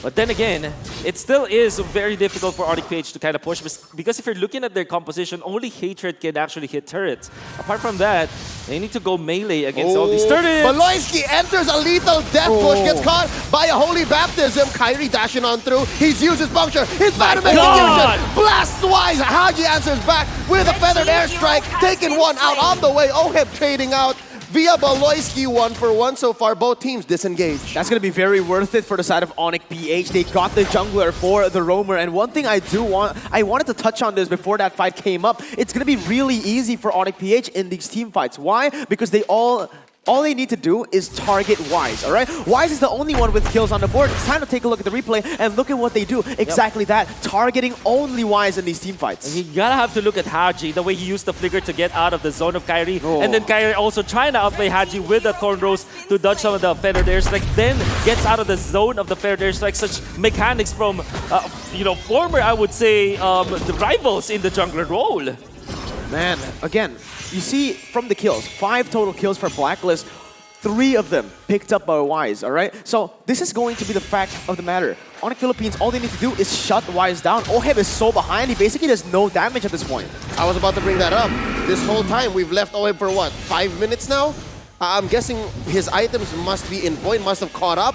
But Onyx PH, they have a different plan. They're starting up this Lord already. Edward trying to get a visual. Oh my Venus poising up. This wall here, this bush is dangerous. In goes Marky, eats a few Kyrie, wolves. Kyrie. Look at this Oh, area from the back line. Wise taken down again. Baloyski traded out. Kyrie falls, and they're still going. They're still deep in. Delarski dancing around Oheb, and that's going to be Edward flickering on out. They're not done. Oheb, he smells blood. He wants to take down Hatred, and they're far too deep in. They disengage. That was an interesting 2-for-2.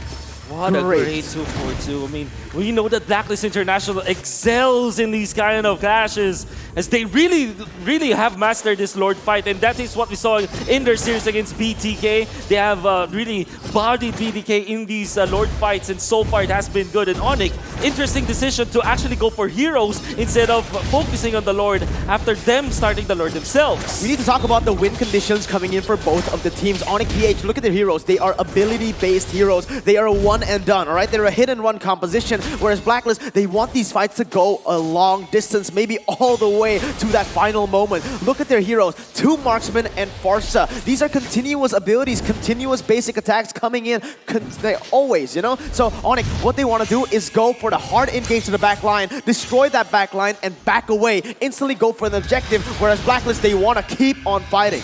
Haji's been just so good with this hero. Oh, there we go. They're going to come in. They find one. Edward gets jumped on, Circling Eagle. Ah! And the jump in by Delarski. That's going to be the passion. And the Holy Healing, saving the rest of Blacklist International. Edward's not done. He wants more.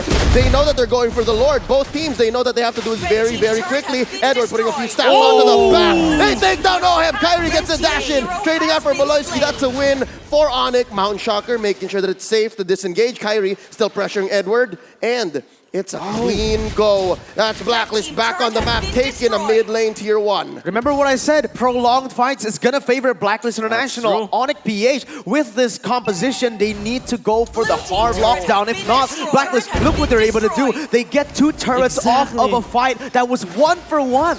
Amazing, amazing recovery coming up from Blacklist International, as they did lose an important hero, and that's Oheb. However, with just the decision-making coming up from Blacklist International was just really good, and they disengage against Onyx PH, heal themselves up, get away from the zone of those dominant sides, those anti-heals coming out from Onyx PH, then fight again. And it really looked wonderful for Blacklist International. They want to go for top, though. Oh, Kyrie just at the nick of time. Phantom Execution out. Mountain Shocker, he's not out of the woods just yet. Oh, Blacklist International, they've built up the confidence. I think they're ready. A very, very small gold lead. 800, you can say.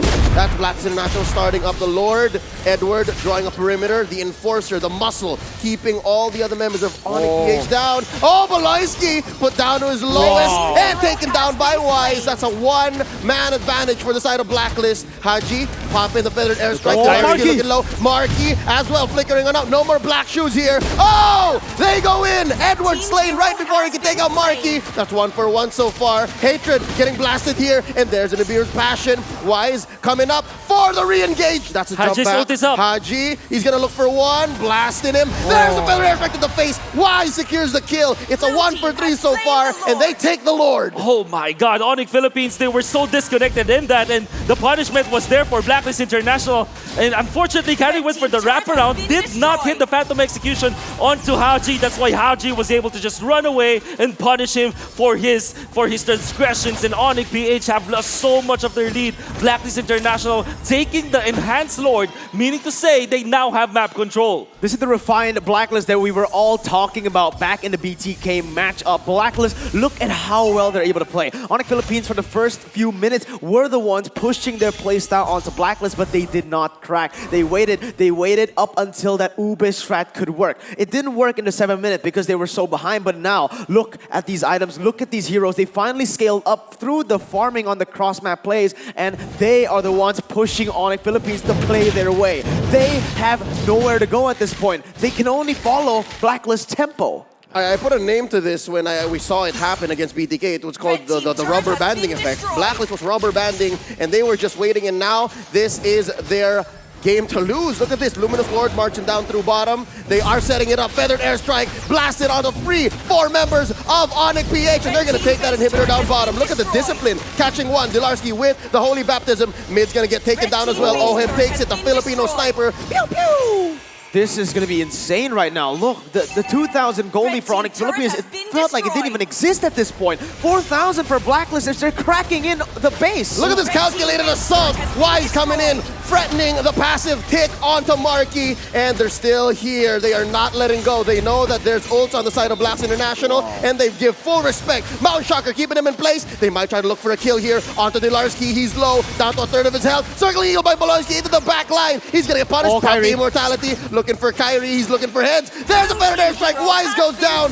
Two go down 1-for-1 so far, and Dilarski jumping on. That's going to be another one taken down. Haji from Boloyski, and it's Edward. He's running, he's buying time. Here comes Ohib, and Oh My Venus going to go for the fire back. That's Marky catching a bullet. Boloyski, he's still going to go down. The Filipino sniper gets ahead. Marky pops the black shoes. He's okay. 3-on-3 still inside Onyx PH's base. This is insane. The prolonged fights once again with Oheb just standing in that back line, and look how this fight is going to go again. Oh, they're still going. Holy Baptism catches Dilarski, and he's still dancing around, giving him shields and taking down the Queen. Popping the Immortality and the Nibiru's Passion. Point blank, Marky secures the kill. Edward and Oheb may have overstayed their welcome.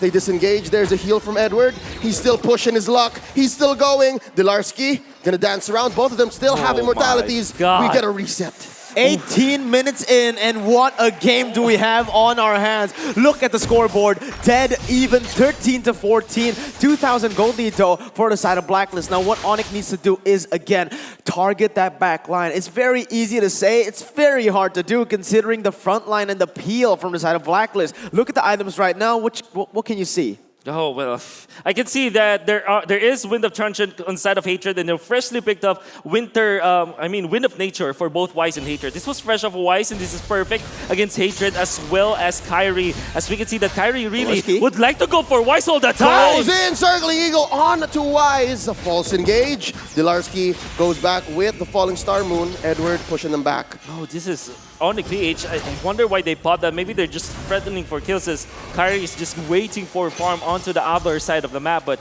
Blacklist International, they do have the advantage of all of the minions just pressing against Onyx PH without the inhibitor turret.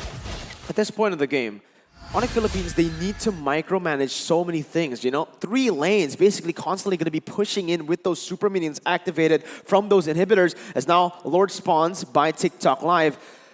How are they going to contest for this? Blacklist, they are better in the prolonged fights, in the poke division as well. Onyx will need to pull out some crazy fights, maybe even some miracle plays to be able to make that happen. Miracle plays. We'll see if Onyx PH is known for that, but Blacklist International, they're so composed. Circling Eagle onto 1. They might get it off of this odd entry by Edward, but they're not going to let that happen, not so easily. Mountain Shocker, you always have to remember, Blacks International has that one tool to know exactly where everyone is, so the wraparound, that isolated catch, not so easy.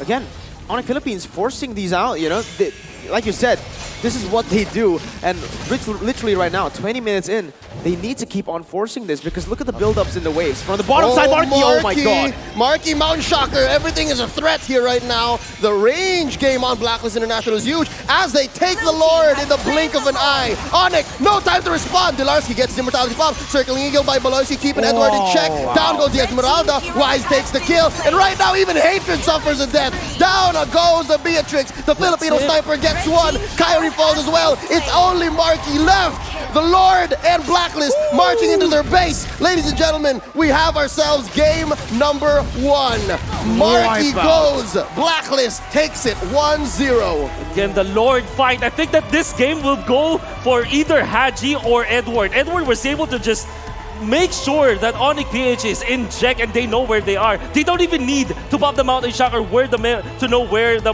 members of Onyx PH are. It's just that Edward is keeping tabs of it, and Haji, this guy smiling because I would say he carried this game. The way he uses his ultimate just to disrupt and maybe burst the squishy members of Onyx PH was just phenomenal. It's the simple plays that come in for Blacklist International that really makes the difference here. You don't need flashy plays. All you need to do is stick to that textbook. They know their win conditions entirely. When the draft was set, they knew what we had to do.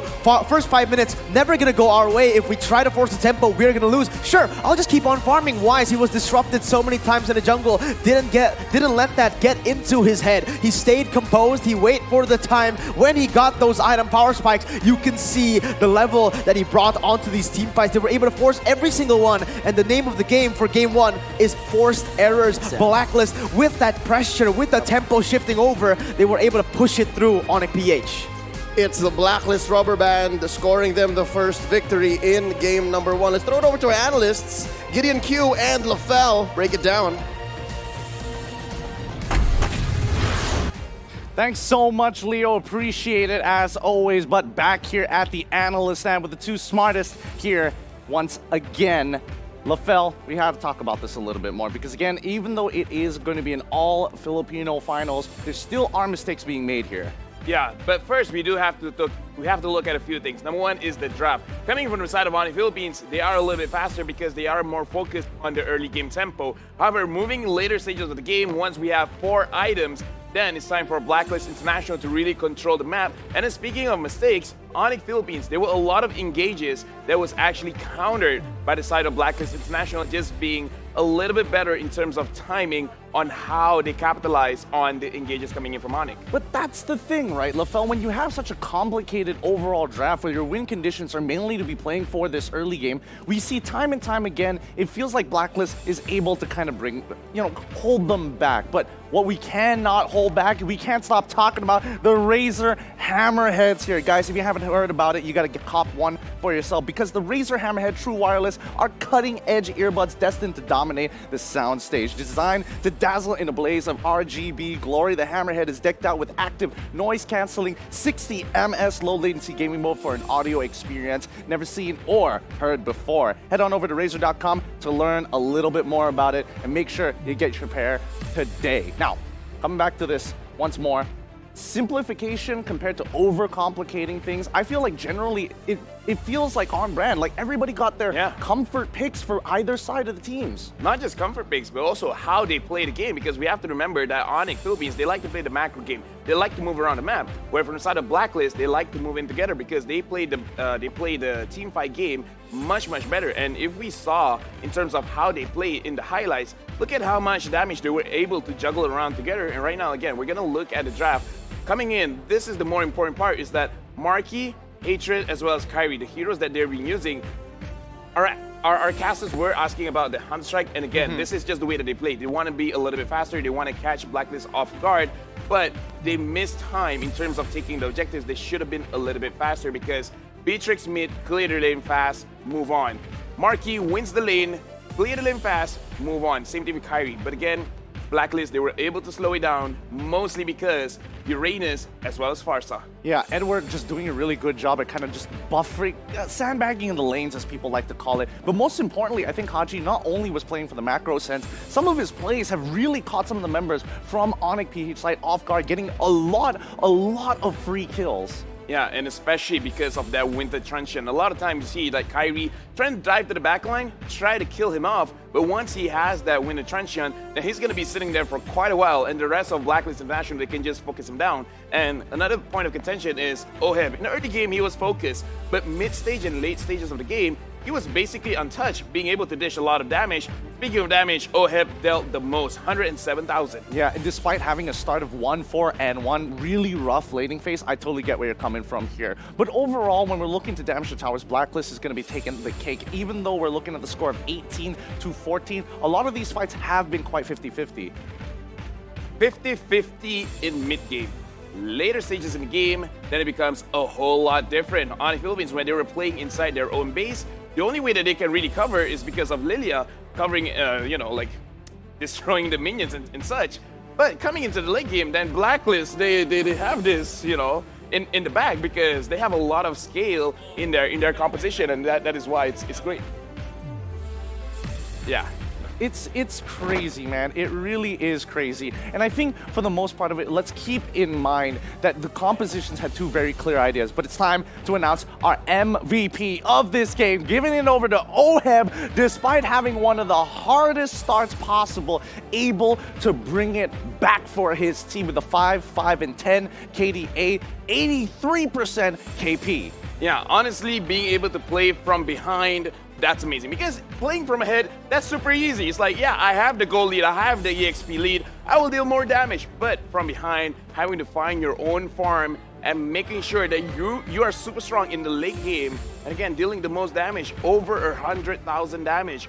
Oheb doing a lot for his team. But again, this is the clash of styles. On the Philippines, they play good. They play very, very well. It's just that they didn't push it fast enough.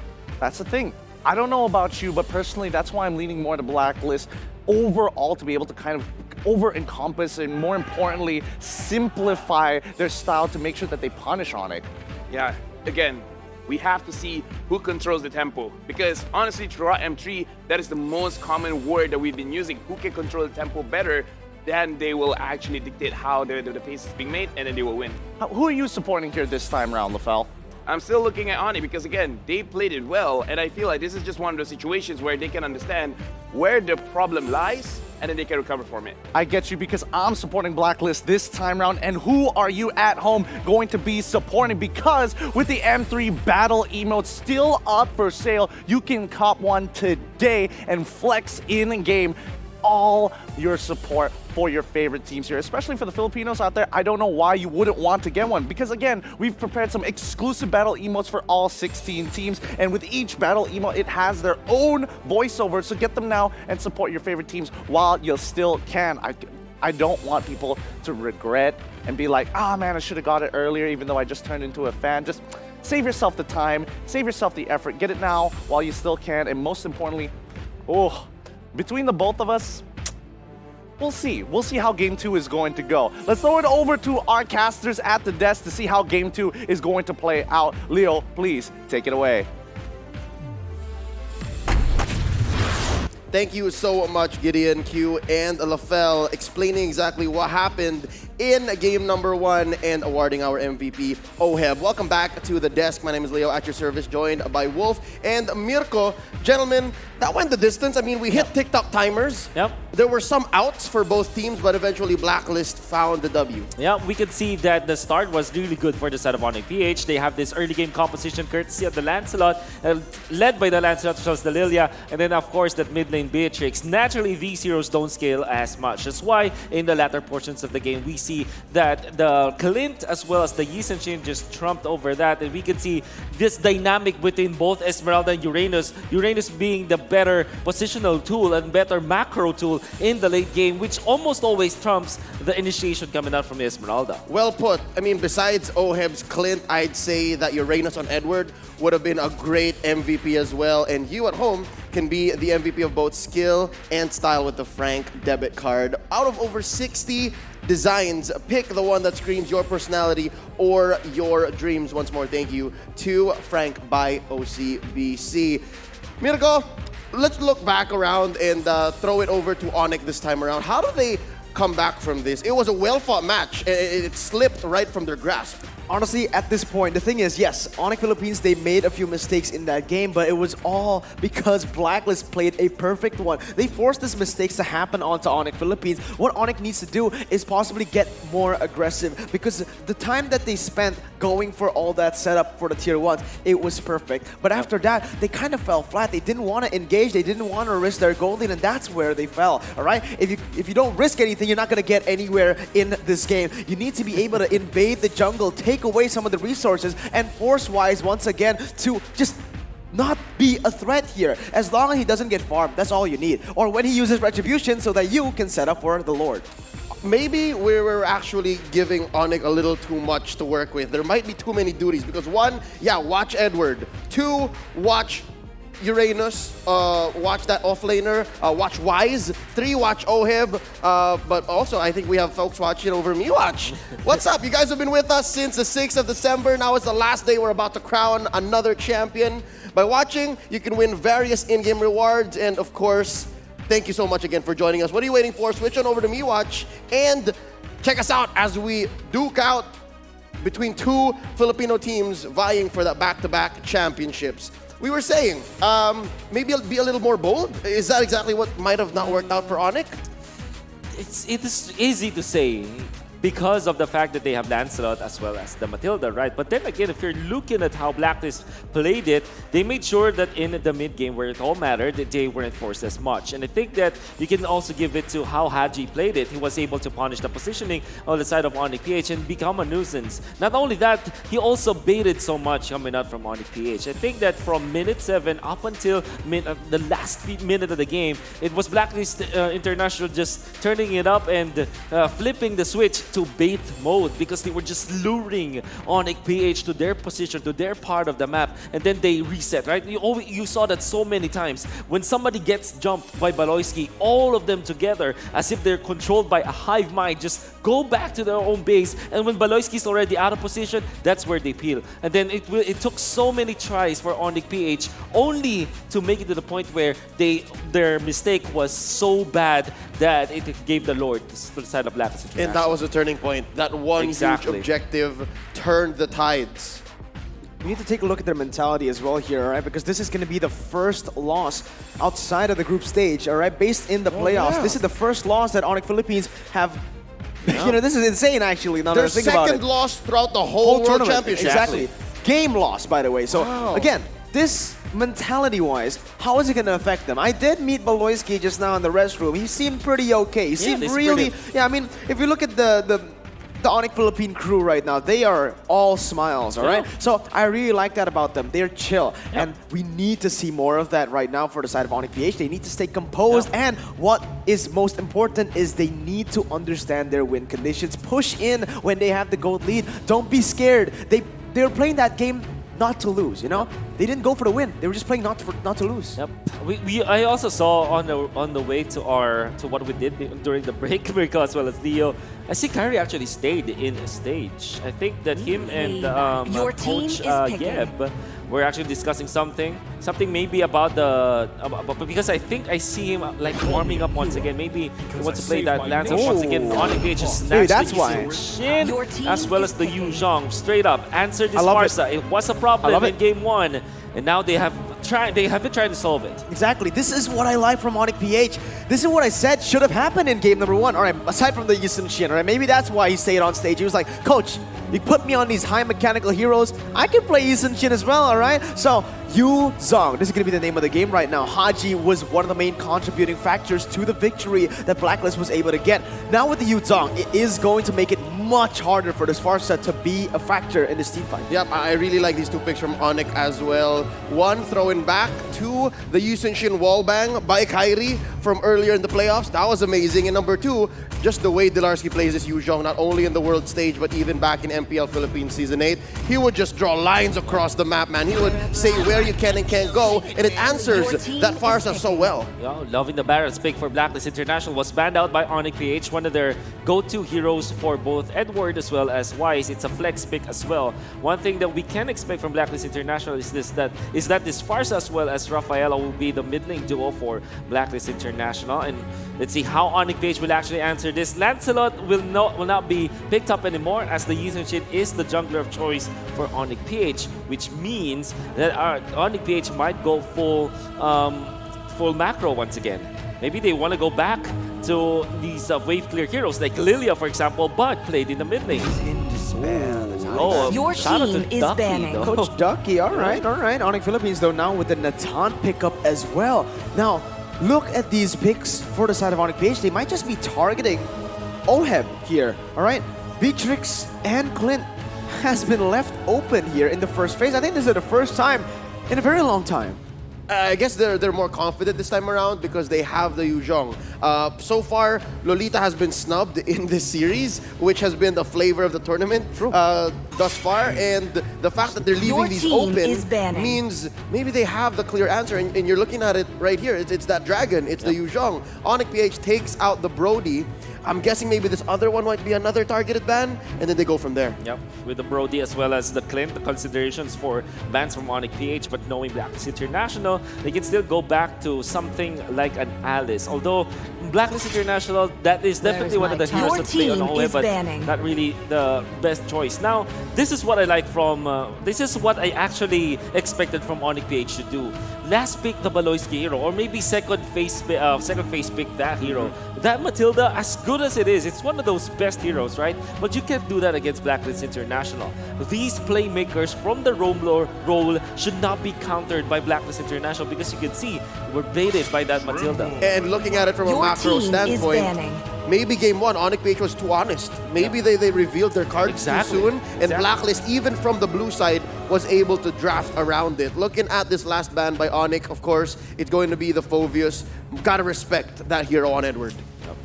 Beatrix is still available, so is Clint. They ban both Joe as well as this Natalia, the three heroes that gave this Onyx PH his unbeatable campaign in the upper bracket, now banned out by Blacklist International. Are we looking for another Lilia pick? They still go back to the Matilda. But maybe it's better this time around. Yes. Woo. That's what I was gonna go for here right now. Matilda. Now that you have the Yuzong that can dive, the Yi Sun-shin that can dive and kite away, it is gonna be really good for the Matilda, adding again some sort of disengage, some sort of engage. This is a complete hero, right? When we're talking about Matilda, she can do it all. But let's see, Blacklist, they have the chance to pick up either a Beatrix or a Clint, and also the jungler. What jungler do they want to go for? Perhaps, maybe we've already seen the jungler here, the Barretts. Yeah, I agree. So you still have like Paquito, and well, sometimes Blacklist International can goes for Lapu Lapu because this really looks like a good Lapu Lapu game against both Nathan as well as Yi Sun-shin. Oh yeah. Another option is that Glue, but it's probably not the priority. Yep. Again, Beatrix is still there. Go back to the Uranus. I think Onyx PH can go back to Lunox. The difference, though, is that they don't have the best wave clear in the world against a potential snowball from Blacklist. This is Rafaela plus Barats. They want to push and push and push. So now, if you're Onyx PH, you're looking to answer either the tankiness of both Barats as well as Lunox, or just answer the wave clear. Either way, they will have to choose only one. My problem with the Lunox is it feels a little slow. Onyx PH, they're going to have to use a huge chunk of the guiding winds to really position that Lunox, or else once again it might be the same story as game one all over again, wherein they isolate one and then it all just crumbles. Let's see if they're gonna fall for it. Instead, no. Is this what I think it is? I think is this mid money? Is this mid money? Not entirely sure. Paquito mid. It's Paquito mid. No, it's not. You're right. Is this a throwback to season 8? Are they switching it up like that?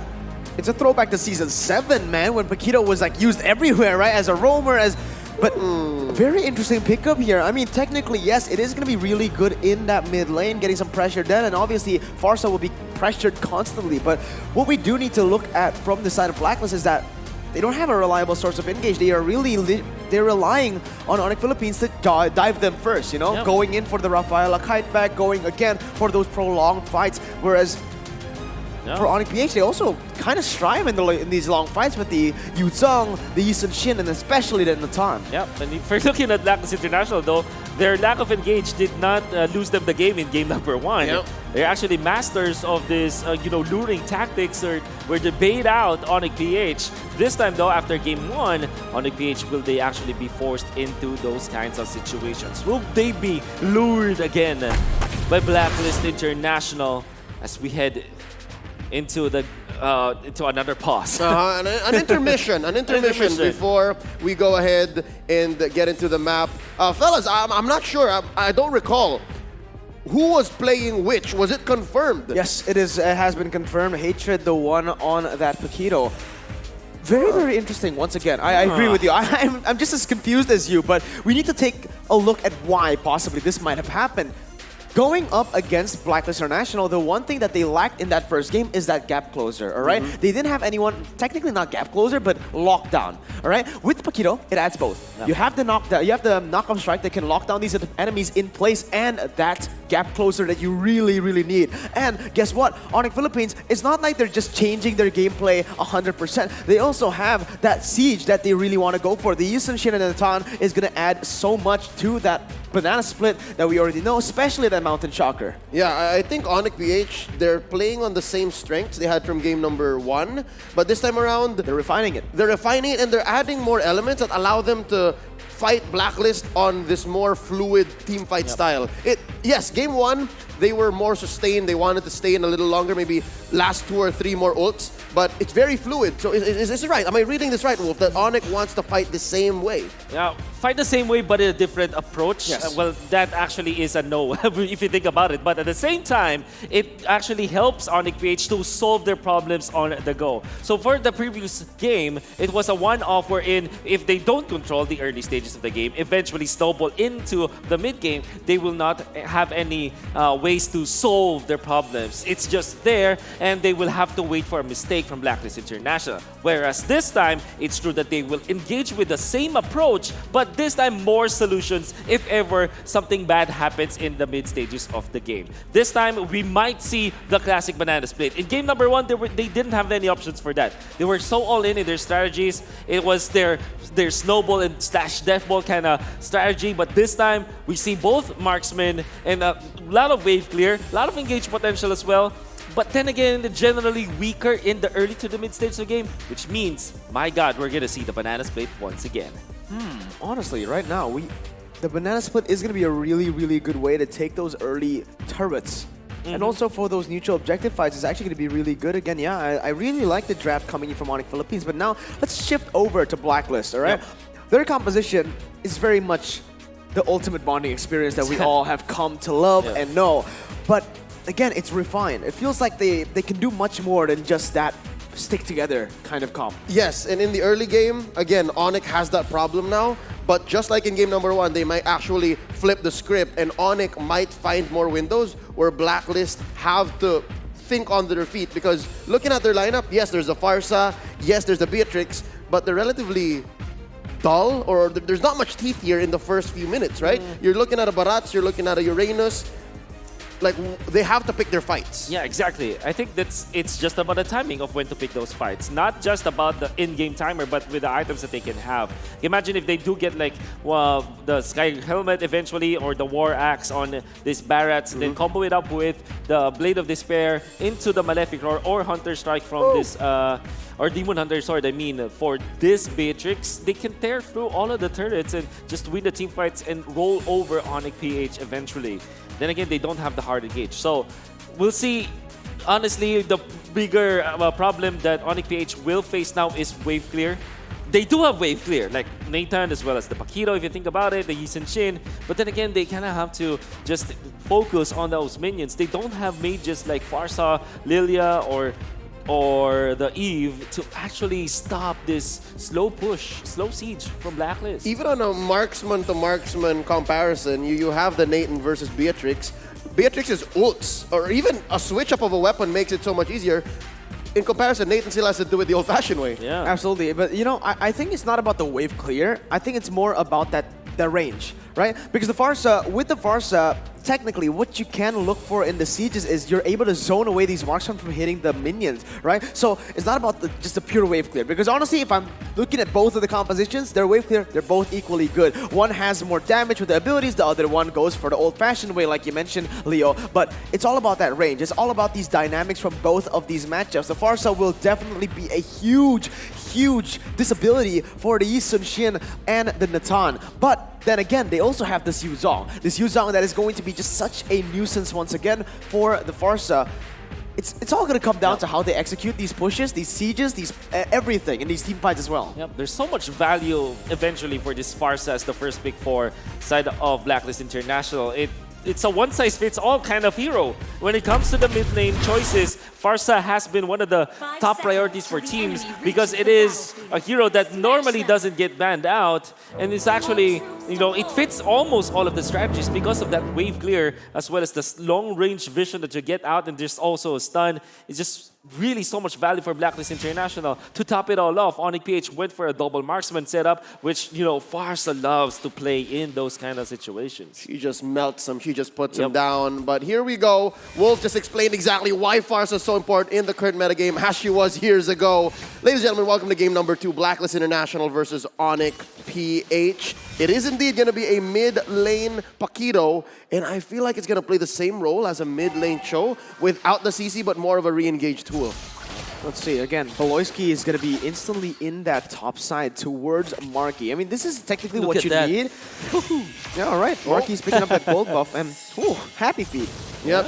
You have to time it between the Renner Blast from Oheb, who is very, very good at doing that, stealing things from out of nowhere, from other people's noses. I'm wondering when Venus is going to do the same, when Venus is going to go help out. Actually, Haji. not just Haji here as well. It's a 3v1. Marky may have gotten trapped, uses the flicker already, and the stun, and speeding him up, and there's the kill. First blood, brought to you by Razor, goes on over to Oheb. Yep, very overzealous there, very overextended for Marky. He knew that Beloyski was no longer there. Technically, if Beloyski was still there, they could have gone for something. But again, Beloyski has other things on his plate. He needs to be able to secure these positions and open up the map. And there you go, Kyrie going into the enemy jungle. Yep. Well, that's what Weiss also did. Here comes the swing back. Level 4 Kyrie jumping in. Oheb looking low. Flicker already used up. Hatred dashing in, takes a few hits, and they disengage. Yep. Might be pressuring the mid lane as well, as look at this Uranus just being a problem against this Yu Zhong. It's actually, when it comes to the Yu Zhong versus the Uranus, what the Uranus can do is just to cut the waves and actually not engage against the Yu Zhong, and might win that fight because of that. Oh, Black Dragon form used up by Dilarski already. Haji retreating. Turtle secured here by the STB with the help of Kyrie. And that's going to be one down. Wise traded out for Beloyski. Better airstrike by Haji. Dilarski taking a few hits, and they go ahead and retreat. Huge trade though, huge swings on the map. Yeah, that's really good for the side of Blacklist International. Sure, Onyx PH, they were able to steal away the turtle. That actually, now I'm confused.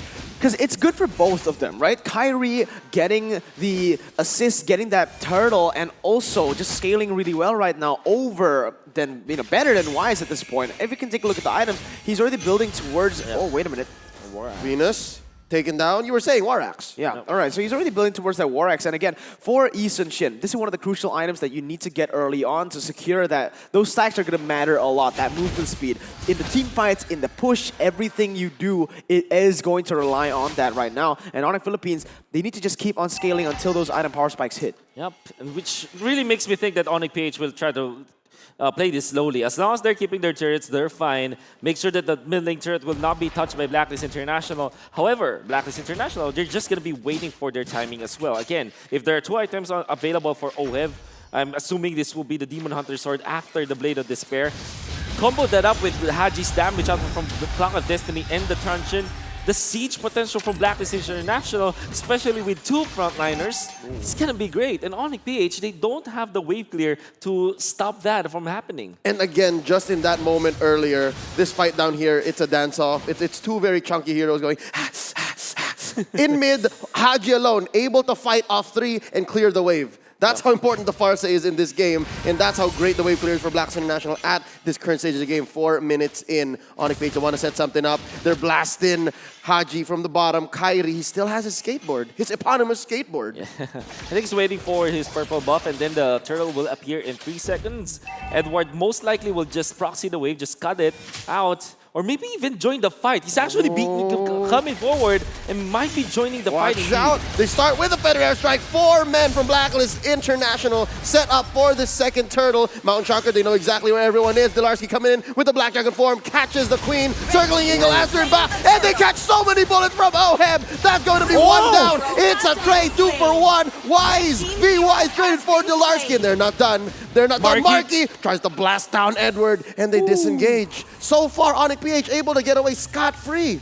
Yeah, and not just that, they get the turtle, and now they're pushing in. Again, remember, Onyx PH, they have this composition which is actually kind of weaker here in the early stages. Managing to get the lead is going to be insane. Just going even alone, or maybe even 1,000 gold behind, it's going to be fine for them. But guess what? They are in the lead right now, picking up the good fights, and look at how they're playing these team fights. Perfection. The winning condition really shining through here for Onyx. And that's because of this Yu Zhang coming up from Delarski. He did die in the clash, but he would manage to find Wise as well as Oh My Venus, and then eventually shut down Haji from popping off that feathered airstrike, and now they are beating him indeed. They're finding him, and it's a 2v1 in mid and in top. They've switched their lanes after the second turtle, and Kairi coming in, threatening a kill onto Edward. Same story, bottom lane, and off-camera kill. Down goes Baloyski, courtesy of Wise. Edward, he's okay, confident he's not gonna die. Take that tier 1 up top. Yeah, absolutely. And now with the tier 1 up top, it is going to set up for the next turtle. But Blacklist, they are looking for the trade. Marky getting sniped. And this is where he needs to recall. Nope, he cancels it. Wise and Venus. He's sandwiched. It's too much to survive. Wise gets that. And they will convert directly into this tier 1. Oh, let's see what happens here, though. Oh, Detna's welcome. Get in my belly. Flicker already used up. Baloysi getting spotted here. Wise still stomping away. They retreat. What a great pickoff coming up from Blacklist International. Because of the death of Baloyski in the mid lane, was no one to actually supply the vision for Onyx PH to guard the side of Marky. And Blacklist International took full advantage of that. Hatred so close to biting it. The huge range on this feathered airstrike up top. Delarski still trying to take down Edward. It's Baloyski and Delarski, the Ski Brothers. Here comes the rest of Blacklist International. Circling Eagle, Black Dragon form. They answer back. Oheb with the passion, blasting him with that SMG. And look at this Delarski, he's low. He's right in the middle of all of them. Taken down by the sniper, point blank. Baloyski blasting away. Kairi secures a third turtle. Was that worth it? A body for the turtle. At this point for Onyx PH, that's okay. As long as it's not Marky. Hatred. Swing back, they answer. Edward puts a few stacks of the Ionic Edge. Marky to the rescue, cutting this team fight short. Yeah, as I was saying, it's going to be a good trade because of the fact that it's not Marky who's dying in these fights. As long as Marky as well as Kairi are okay, are getting all of these farm, it's okay. But then again, you have to be careful if you're Delarski. Maybe that's their last death. Eventually, Onyx PH will rely on the tankiness of both Baloyski and Delarski. Both of them not having the best kind of tank ability, but that is the best that Onyx PH can rely on in this game. Eventually, the lineup of Blacklist International can burst down these fighters, so you have to take note of not dying so that you'll get the farm for all those defensive items. Oh, Wise already starting up with the Detna's welcome, cancels it. In goes Marky. That's going to be a forward entropy, and down goes Wise. Enough firepower to go for the counter engage as Haji puts up a defensive feathered airstrike. They're not done though. The Queen says we can take this. The Queen says we can try to take this. And they're going to go ahead to defend bottom lane. Oh, Kairi's going to get sandwiched. And he's going to use the passive. Crits onto the Filipino sniper. 2 free kills plus a turret down bottom. Onyx PH back on the map. Like we said in the draft, it is this Yu Zhang that's just been crucial in these team fights. Look at the timing that Delarski is able to use that Black Dragon form. He didn't do it initially. He waited up until Farsa was in position, then he pops it. That's where Haji, he just can't go for that feathered airstrike anymore. Now with the Lightning Truncheon build, he will do a significant more damage, but the thing is, when are you going to use that ultimate? You have to have that perfect timing and the perfect positioning. That's not going to happen, man. Delarski is just so on point with this Black Dragon form, and they're already using those pushes, those sieges, utilizing the Natan and that Yi Sun Shin. Watch out for the map. It's a little bit of a split push for Onyx PH as they want to use Hatred on the mid lane role to show the minion waves up top. Oh, it's a full-on engage as Delarski has to use the Black Dragon form on a defensive way, and he's taken out by Wise on the retreat. No punish at all on the side of Onyx PH as Baloysi gets stunned and still survives. Uses that flicker at the nick of time. But Lord here taken down to almost half health. Here comes Hatred. Walks into a 4-man, a 3-man. He's dashing around. Mountain Shocker. Kairi trying to keep his mid laner alive. Feathered airstrike set in. Hatred from the north takes him down. Traded for his own life. It's a messy team fight for Blacklist and Onyx. Neither want to give up this Lord. Well played by Onyx Philippines. That should have been them losing every single time with Dolarski dead. But look at the way they're able to just save time, get some time on the board for Dolarski to spawn back. Sure, that was Hatred picked up, but it's a mid lane for the mid lane. Now with Dolarski here, it is going to be much, much better for the side of Onyx PH. Oh man, this is crazy as Dolarski really just relies on this Yu Zhang ultimate to really mess up with against Blacklist International. And then, of course, Hatred sniping Haji. Was it worth it? Because they still lost one hero for that. So 1-for-1 trade-off. I guess the answer is yes, because at least they stopped the Lord take from Blacklist International. But you have to be very careful about Onyx PH. Blacklist International is a team that really punishes those trades. When the trades look favorable for Onyx PH, it seems like Blacklist International just finding ways to even up the trade or even just one-up Onyx PH because of their small movements in the game. For example, really just poking this Dolarski Yuzhong to the point where he's forced to use the ultimate. Now let's take a look at the items here with Kyrie building up already the BOD, all right? This is where he is going to be so powerful. Maybe next item is going to be the Malefic Roar or the DHS considered. Yeah, it's going to be either one, all right? It's preference for the side of Onyx PH. Oh, starting it up with the Feathered Airstrike. Not good. Not good. I mean, it was used for vision. They do have that. They need that to be able to open up the map. And Haji spotted by Marky. That's a lot of damage, but Baloyski will not fully commit. Maybe once bitten, twice shy, Baloyski. Yeah. There was a time where Marky is called the bad boy by Mr. Manjin himself, and that is the reason why. Here we go. Circling Eagle plus the Black Dragon form Lord at about a fifth of its health. Wise Detona's welcome. Answers back. Kyrie gets blasted with the Feathered Airstrike. That's the Lord secured by the Queen. There's a knockup. 3 down for the side of Onyx PH. Blacklist International punishes the micro mistakes as Baloyski bites it. Edward takes his head. It's only one left. It's just Hatred. A huge mistake for Onyx PH. Not just the timing of that fight, but look at the members. Hatred was nowhere near that Lord, and they still forced it out. That was them getting overzealous, greedy, and Blacklist will completely just punish them. Oh my god, it's not an enhanced Lord, but there's no wave clear. Again, the problem for Onyx PH, they can end. They don't have the wave clear. They have Marky this time. Hatred catches way too much via the Feather Airstrike and the Nibiru's Passion. Mountain Shocker to help clear the waves and push back Blacklist. It's not going to end. Not here.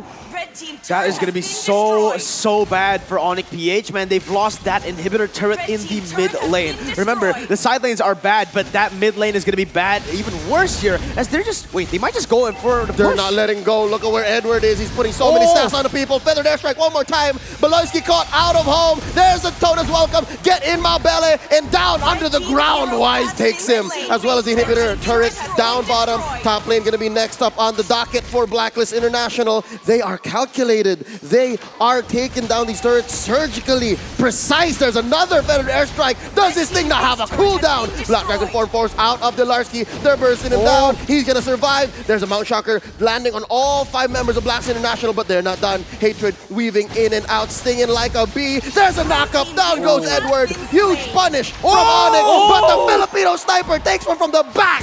Pew! Ow! Kyrie goes down. Dolarski as well. 3 defenders left, but it's not done. Not quite yet. As Hatred gets taken down again. Oheb, dual wielding, taking him down with Nibiru. Circling Eagle by Baloyski. He's caught out. Second time in the past 2 minutes. He's still alive. They were trying to distract him, but it's not going to happen. Marky gets taken down by Haji. Max range. Ladies and gentlemen, that's a wipeout. Game number 2 going over to Blacklist International. The Filipino sniper. What was that? Look at him. He's hyped. Don't give this man a hero with guns. Ban out the Clint. Ban out the Beatrix. At this point, ban out the Layla from this man. And I was really just amazed on how Edward used this Uranus. That Lord fight, that crucial Lord fight, I will credit it once again to both Edward and Haji. The far side Uranus combo. Uranus making sure he's top on Kyrie. And they time it well, because there is a point where Onyx Philippines will be so focused into taking that Lord. When the Lord is already at 30% HP, Kyrie wants to get that last hit. But Uranus, with that timing, gets on top of this Yisun Shin, and Yisun Shin without DHS will not deal the damage to Uranus. And then Haji just pops the ultimate in time to punish Kyrie, because Kyrie is slowed down already and too focused on the Lord. That Feathered Airstrike will be on point for sure, and we saw them just destroy this double marksman composition once again with the artillery mage Farsa. Man, oh man. That is amazing. The fact that Onyx Philippines, they already had a multi-dimensional draft. Blacklist just outclassed them in these team fights. 2 games in a row, Blacklist taking it. Let's see what our analysts think. Back to you, LaFell and Gideon Q. Thanks, boys. Welcome back, everybody, to the analyst stand once more. This is a pretty interesting game because overall we did see a good battle coming out from Onyx side, trying to actually split things up, and we can talk a little bit more about the draft, especially since Onyx, instead of going for the traditional banana split of 2-3, they wanted to actually make it into a 4-1 with a variable mid laner. Yeah, and this is a situation where we have to remember that both these teams, they say that they counter each other. And right now, Blacklist is really looking like they know how to counter Onyx. And we have to talk about the hero selection in terms of Edward using the Uranus and Farsa. Again, they're winning the range game because looking at the side of Onyx Philippines, their draft has 2 marksmen, and the Farsa is really good against this marksman kind of lineup. Honestly, I feel like it's just overall difficult to get in on these fights, and I think that's where you do see how Onyx decided, you know what, instead of having hard counters, we do have the Yuzong. We also have the Paquito. Maybe we can use them, go in and out, try to get that instant denial, but we do see that strong peel coming from Oh My Venus. Yeah, I see where you're coming from because again, Onyx Philippines actually a very good idea. Let's just dive them. But it makes it so difficult to dive just because of how they're dodging it around and just like kiting, and then once everything is done, we're just gonna deal more damage. Yeah, it's honestly one of the few things that still frustrate me overall is just the fact that the drafts have been so good. Honestly, you guys should be checking these games out, and a big shout out to our travel partner, Tumi, for making it all possible. Tumi, the leading international performance luxury brand, designed Tumi esports pro level bags and accessories for gamers on the go. Guys, get yourselves one today. It's an easy buy. Now, let's talk a little bit more about the item builds and overall draft. It's been very difficult for Onyx to seem to penetrate this UBE. Yeah. Again, we have to, talking about the draft, just like you said, they turned it around a little bit because in the first game, they really tried to focus on the early game. Now they're trying to focus on the late game, having the Natan as well as the Yi Shin. And to be fair, Kyrie played the Yi Shin very well. He managed to control the early mid stages pretty good, securing a lot of the turtle, but they couldn't transition well. And part of the problem is because of Uranus. I know that you don't really like this hero too much, but he created so much space that it makes the entire map open for the side of Blacklist. That's the thing. The question is whether or not they can actually develop that space and actually maintain that line so that the rest of Blacklist, and most importantly, so that Haji can obliterate people again and again and again. Let's go check out the item builds real quick here and kind of break this down because so far Oheb, he just continues to help pressure. When you see Peel, he whips out Renner and makes it look so easy to pick up these kills. Yeah, and actually in this kind of situation, yeah, we got to talk about their incredible mechanics, but just, in my opinion, anyone can play that good when you have someone like Edward creating that much space. But we do have to see how Onyx Philippines is almost desperate in the way that they try to engage, where Beloyski, the Larsky, and Hatred, they try to dive the backline, and the idea itself is good. I just feel like the execution is not being well placed. Bilarski engaging a lot of those times, and honestly, he did get some pretty good engages with the Furious Dive. However, I feel like they could have set it up a little bit better to make sure that Blacklist, they're in a situation where they can't run away, because we have to remember, Oh My Venus, with this Rafaela, he's going to help his team a lot, especially looking at this. He has the Enchanted Talisman as well as the Dominus Ice. He has a lot of cooldown. So the moment you feel like, oh, it should be fine, we can kill them very quickly, well, he has a little bit more time to get that healing. So it just becomes a situation where on the Philippines, no matter what, they will not have enough damage to deal with Blacklist unless they go very far ahead in the early stages of the game, which their draft does not help to get early pressure in the game. And I think we could talk about that and expand about that a little bit more. If you look at the total heal, just an overwhelming amount of pressure coming in from Oh My Venus. We know for a fact that Onyx PH, when you're seeing Marky, he's doing a phenomenal job of this Natan, no doubt about it. All of these members have the mechanics, however, with the composition and lineup that they have, it's all about all-inning. Blacklist International, they pull in, they pull out, they use a couple of resources, utilize a Holy Baptism, doesn't really matter. It feels like they have multiple tries compared to Onyx PH, who only have one big hit. Yeah, but the thing is, all of those damage, again, for the side of Onyx Philippines, there's a lot of damage, but all of them is going to Edward, which is our sandbag. 127,000 damage out of 231. Majority of the damage is just going to him alone.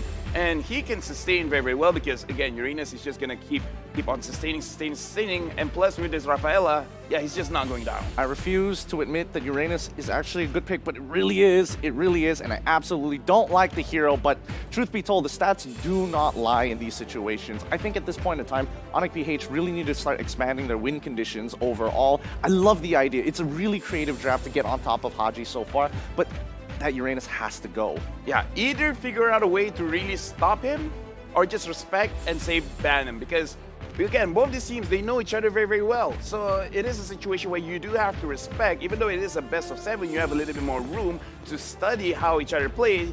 I feel like getting it out quickly is the best. All right, let's throw it over to our MVP here for this game, going over to Oheb with his 8-1 and 8. He's sending codes to all of you guys, all of the agents out there for Blacklist International, doing a phenomenal job at capitalizing on the amount of damage. Edward is soaking up the sheer peel from Oh My Venus, the artillery coming in from Haji. Oheb, the big finisher. Yeah, whenever we're looking at snipers, they need a lot of time. They need to make sure that they know where the target is going.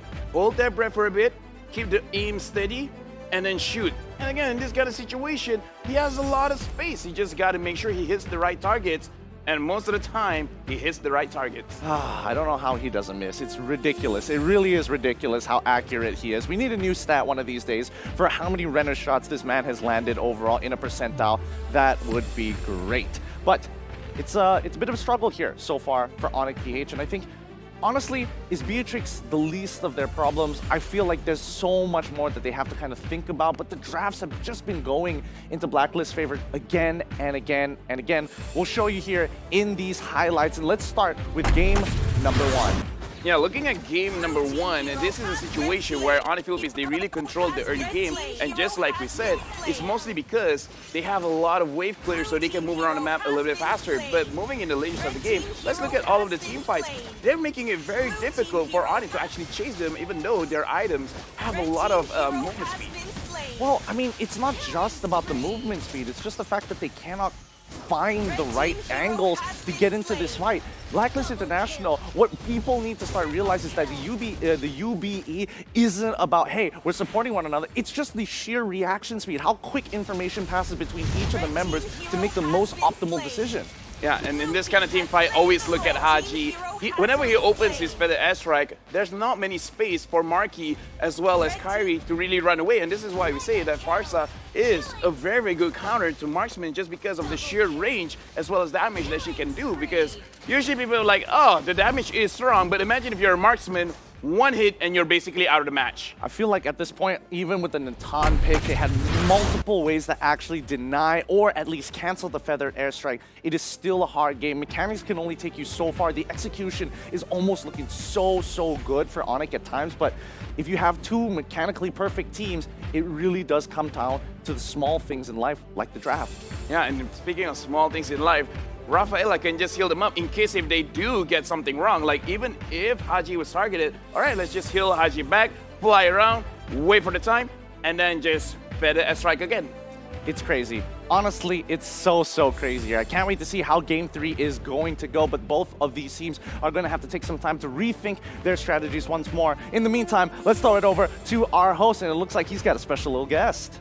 Thank you very much, Gideon Q as well as LaFell, for all the analysis for Game 1 as well as Game 2. Yep, to echo Gideon Q's words, taking a short break from all the action right now to bring up a star here in Singapore. Now, Mara, I must say, firstly, thank you so much. I've learned so much about Filipino culture, Filipino celebrities. You introduced me to Alodia. How about I return you the favor? This guy who's going to come on stage right now, if you search his name up on YouTube or any social media, you would learn this guy is a social media mogul. Let's bring him up here, Tien Hao Tan from Singapore. Come on up here, buddy. Big round of applause, please, Suntec City. Hi. How are you doing? It is so crazy. I didn't expect to be on stage. Hi, everyone. I know. We have to have you here on stage. We heard how popular you are here in Singapore.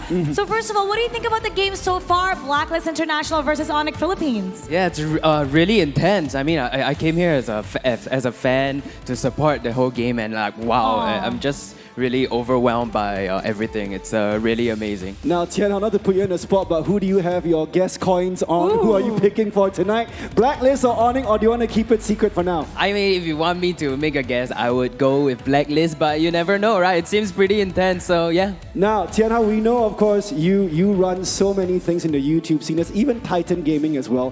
What do you think? One day, will you see them here on the world stage for MLBB or any other esport? Oh yeah, I think for sure one day they will be there. I mean, they are over there supporting Right there. today, but I'm sure maybe next year. Who knows? And you know, this being one of the first few events here in Singapore, what do you think of the atmosphere so far, buddy? Wow, it's crazy. I've never been to something like this before, and honestly, I'm just so proud of everyone, so proud of the whole game, and it's really cool to be here. It's such an honor to be here. So we want to know, you play Mobile Legends Bang Bang, right? What is your favorite hero? My favorite hero is Sicilian. Oh, mage. Yeah. Okay, let's know what rank. What rank? Oh my. Okay, that sounds like you're pretty high up there. What is it? I'm just an epic. Oh, epic. Okay. You know what? Will you come join us? We'll lift you up. I'm only on legend. I'm only on legend. I was gonna say the season's gonna reset very soon, so all of us might drop back to Epic as well as Legend, especially over at Mythic or Mythical Glory. Now, Tianhao, anything you want to say to the audience watching you all over the world? Maybe say, give them a taste of Singapore if you want to. Oh well, yeah. Hi. Thanks for watching. Big round of applause, please, for Tianhao Tan. Now, you know what? Go on down, enjoy the game. I think your lovely wife is there. Hello. Good to see you as well. We'll see you soon on stage, okay? Yeah. Thank you so much. Watch your step as you make your way down, buddy. This is a big job. There we go. Ha! This guy, I tell you, going places, he's gonna go higher. Every single video he posts is almost like 1 million views on YouTube. And he started about 10 years ago, right? Yeah, so... Wow, making waves! I think this was back in the year 2012 or 2013. I met him and he was still in what? I think secondary school. And now he's become a big name here in Singapore. And he's so wholesome, he's so humble. I loved interviewing him. Mara, I didn't get to ask you this as well. I mean, we asked Tianhao Tan this. What is your favorite hero on Mobile Legends? Healing for everyone. Rafaela and revenge has blinded me.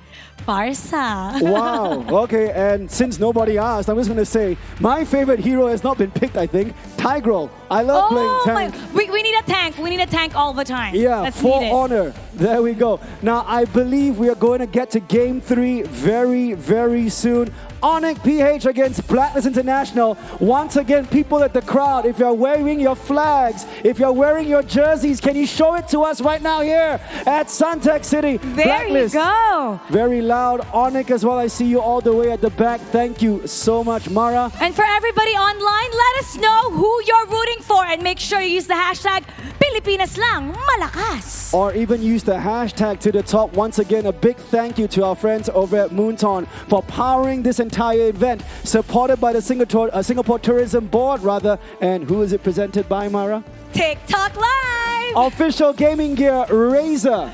And of course, Tumi, our official travel partner. And not forgetting all the chairs that you see on stage, keeping the players comfortable, our friends over at Secret Lab.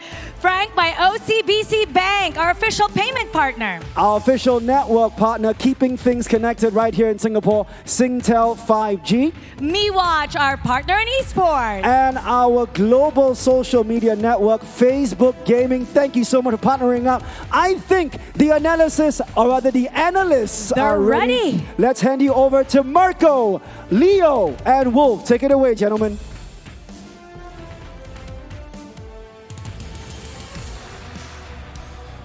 Someone pinch me, I must be dreaming. This is a little too close for comfort to the MPL Philippines Season 8 Grand Finals. Welcome back to the desk at your service. My name is Leo, joined here by Mirko and the Wolf. And if I'm not mistaken, man, this is a lot like what we just did a few months back. Well, you know, I was able to talk to some of the Filipinos while I was actually walking towards during our break.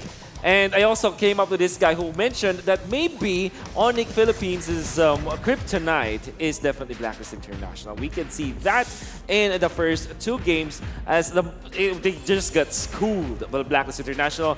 I think that you have to give credit to the Lord Fight formation coming out from the side of Blacklist International. It was just amazing how they punished Onyx Philippines. So far, it's been true. You know, you say it, a lot of the Onyx fans, they don't like it, but so far it has been true. But most of it coming from that ultra responsiveness of Blacklist draft and their win condition. They're so well connected, it seems like they might actually be on Singtel 5G. Unlock ultra responsive gaming with 2 times lower latency and get the edge you need while gaming on the go with Singtel 5G, SG's most powerful 5G network. Again, going around Singapore during our free time and even now just around Suntec, Singtel's always kept us online. Thank you again so much, Singtel 5G. Now, back to the topic at hand. Blacklist International always seems to have Onyx PH's number. As a spectator, having seen the performance of these 2 teams from across the sea, from where you are, I'll ask you in just a bit exactly how you feel about this new rivalry that we have. But first up, let me remind you guys of the new hero coming up in just a couple of days. I can't believe it. We're actually going to be getting a marksman and tank hybrid in Edith. She comes out on December 21st. All right, upgrade your M3 pass to level 3 to unlock the Edith exchange token and use a token to exchange it for free on December 21st. If you don't have Edith exchange token just yet, make sure you just grab the M3 pass, okay? There's so much in there. I mean, we all got it already. We've been playing every day. You can log in from December 17th and 19th to get 4,000 free M3 pass experience points. So what are you waiting for? Do it now. Back to the topic at hand. What's it like watching these 2 teams go at it again and again, and now finally at the world stage? What's it looking like? It's looking good right now, especially if you're a Blacklist fan, especially if you're Blacklist right now. Look at how they're able to just play and force their playstyle onto Onyx 2 games in a row. These drafts, again, for Blacklist, is the natural UBE that we saw in Game 2, but they're still able to just push it forward. Again, the refined version, but I didn't expect that. I thought Onyx PH would have their number by that time. And, oh, look at this now. It is going to be Onyx Philippines.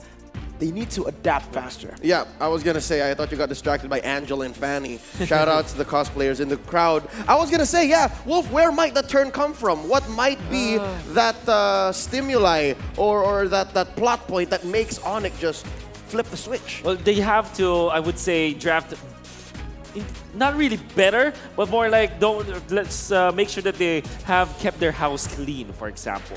Because you're looking at the draft, they pick up the Matilda back-to-back against the Rafaela, when some teams and they themselves pick up the Rafaela against the Matilda so many times before. And they are also looking to give that Farsa, well, it's technically not their choice anyways because it was first picked by the side of Blacklist International. But the thing is, they went not only for 1 marksman, but 2 of the marksmen that is really struggling against this Farsa. Surely it looked like they were having a good time, and I think that they are using the Yuzhong to kind of answer that. But then again, they're trying to answer 1 hero with several heroes, and I think that's not the Onyx PH way to go. Looking at their upper bracket run, they're always the ones who actually dictate the draft. And I'm guessing this is where Dilarski's Uranus comes into play. Because it's that one hero that forces like 3 or 4 people to say, look at me, look at me, look at me. I kind of expected that to come in game number 1.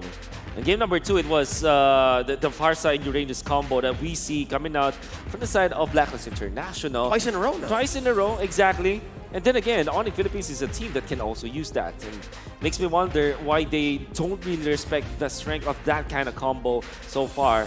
They don't have the answers to it. That's the real problem I have with it. So I think that this time, Onyx PH needs to keep their house clean.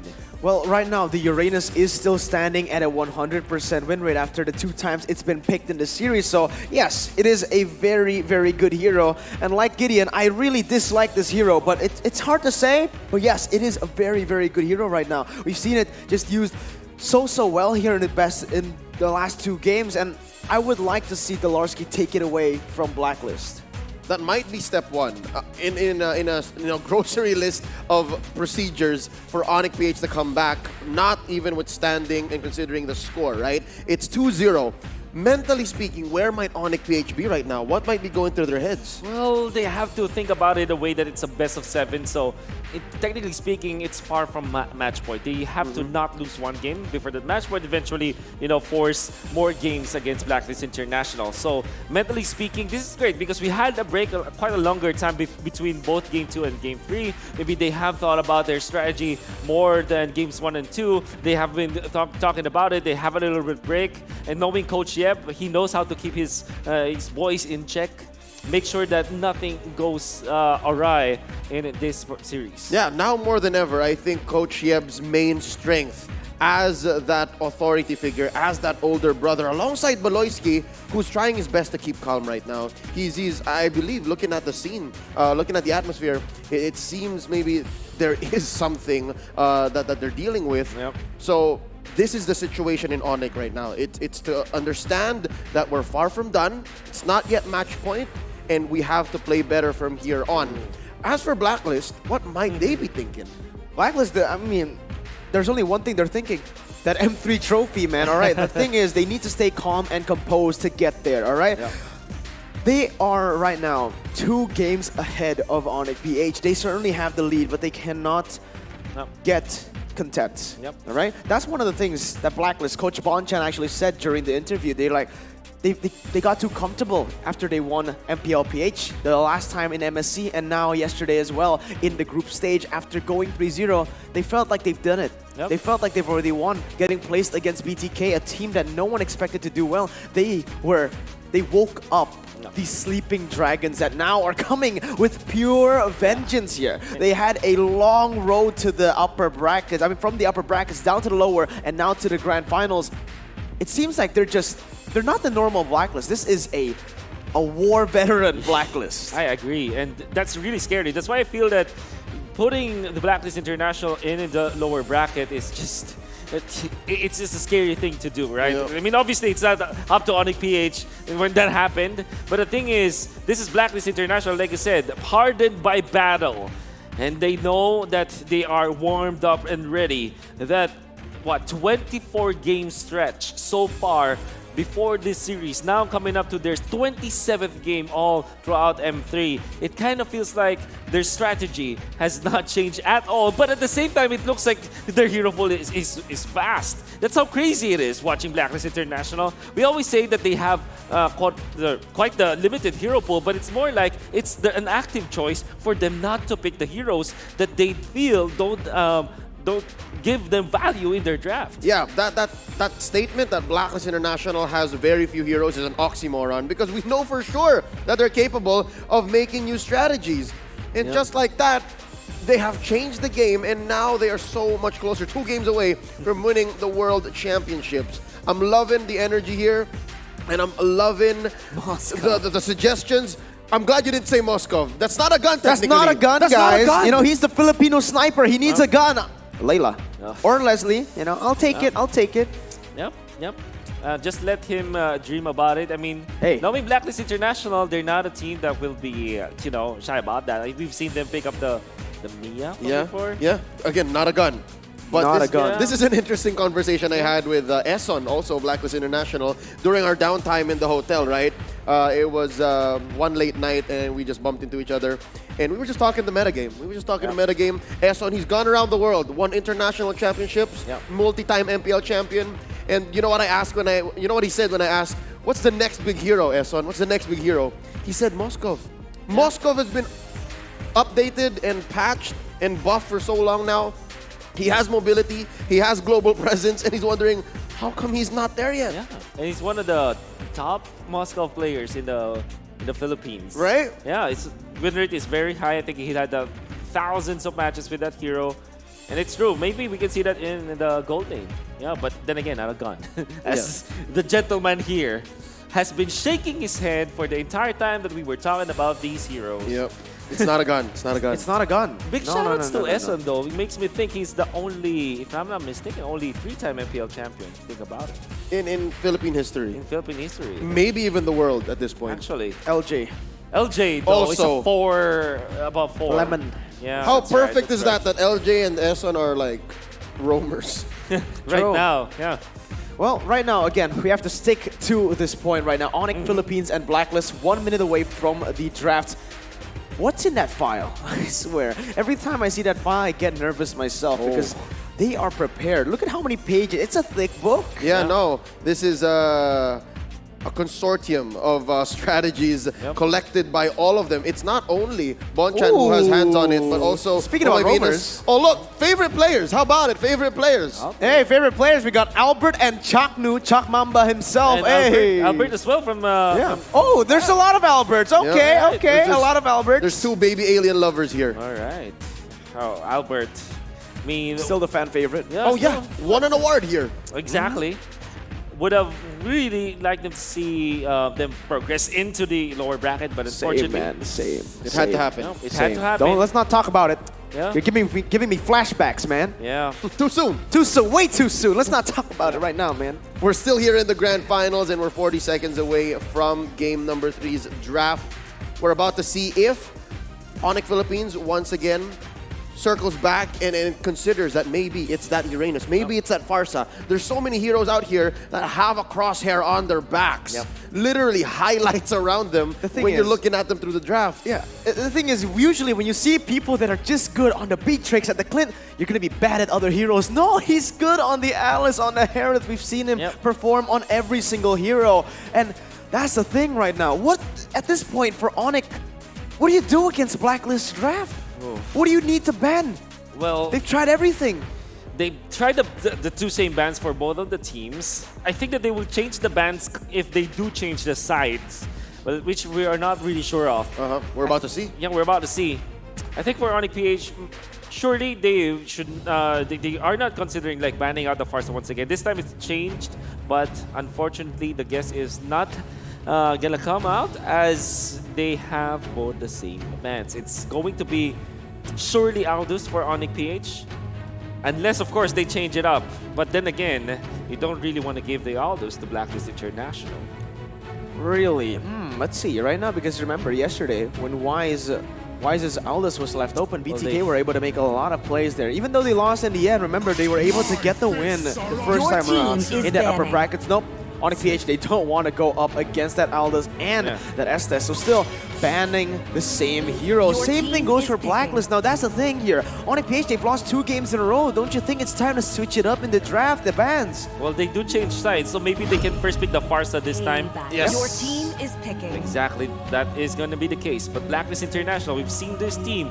They will still pick up Clint or Beatrix in the first phase. And I think they're gonna snatch the Rafaela this time, as Onyx PH really loves that hero. Baloyski has been perfect with it. And so far that Matilda has been quite, really not that good. Yeah, might be the Farsa, might be the Rafaela using Shin, or Rafaela Clint, Rafaela Beatrix. It is going to be the Beatrix. Let's see if the Rafaela comes true. Let's see. It is going to be Rafaela and the Beatrix. Thank you. Onyx Philippines now with the draft. Exactly. I was really shocked about their exchange. But now for Onyx PH, I do wish that they don't go for something like a Matilda. Maybe Yuzhong is good. Or the Cho. Yeah. And this time you hear that guy, you hear his words. It's the Uranus from Dilarsky. He himself have pioneered that playstyle from this Uranus, but Edward change it up. Now this time for Onyx PH, Uranus and Farsa combo, they will be the ones to pick it up. I think Blacklist International will not be picking up the Yi Shin anymore. It's going to be, I would say, the Barats. Blacklist International. Do you realize what Onyx Philippines are doing right now with the drafts? They ban away the Yi, pick up the Farsa and the Cho. Who they're targeting? It's Haji, man. Blacklist International now, what does Haji want to play? Other than these 2 heroes, these 3 heroes that have been banned or picked. Haji has a mean Kagura. He does. He very much does. And we saw how that Kagura was able to disrupt the Drian's Farsa when they met in the lower brackets. Now, will it be the Kagura pickup for Blacklist? No, they are going to go for the Barats first. Yep. Indeed, true. Now for Blacklist International, are they going to ban out the heroes for Marky? So, for example, no, it's Natalia. Obviously, you don't want to give the Natalia to Onyx PH. We saw that happen. Even when Onyx PH already pick up this Cho, Blacklist International will still respect that. There is another respect ban, and it came from Onyx PH. The Alice will be banned out. knowing full well that Blacklist International utilizes his heroes very good. There's something here on the side of Onyx that's blue now that changed. They're keeping the Baloysi hero in check. So maybe they'll save it. I mean, obviously it has to come up on this, but by picking Farsa, Cho, and Uranus, they're changing the pace already. Oh. It's a huge change, so I'm guessing this might be the road to recovery. Yep, road to recovery. Let's see. And this means that there will be a lot of open heroes for Kyrie after the fact that both Ling and Hayabusa has been banned out. They still have the Pakido open, although it's not great versus the Barats. Oh my god. We saw this. We did see this, and that's how crazy Blacklist are in the second phase of the draft. They're gonna straight up respect your bans. Yep. Look at this. Valir, Selena, and Natalia. 3 bans towards Baloyski. They're literally forcing Baloyski to stay on that Matilda. And then again, with the presence of the Cho, there is a chance that Onyx PH put that I like that. Now, Amin, Kagura, Eve, Farsa, and Cho. What else? What now, Haji? You know what, with these bans, what they're trying to do? They're trying to force the Beatrix to go on the hands of Haji right now, you know? Because right now, look, all those mid laners have been banned out or picked. That is absolutely true. And the Beatrix in the mid lane it's still pretty decent against this Farsa. It's good, but we haven't seen Haji play it before. That's right. Well, I think we did. I think we might have did. In M3, we haven't seen it, right? So that kind of says that maybe they're not too comfortable playing that Beatrix, right? Yep. Then again, at this point, Grand Finals, the teams are here, Blacklist International. This is a team that never plays an uncomfortable hero. That's what I feel from them. Nathan, of course, the answer to this tanky Uranus, you have damage that will scale. Good combination with this Rafaela, and that's your OHIP hero. How do you answer now if you're Onyx PH? Do you take this Brody or the Clint?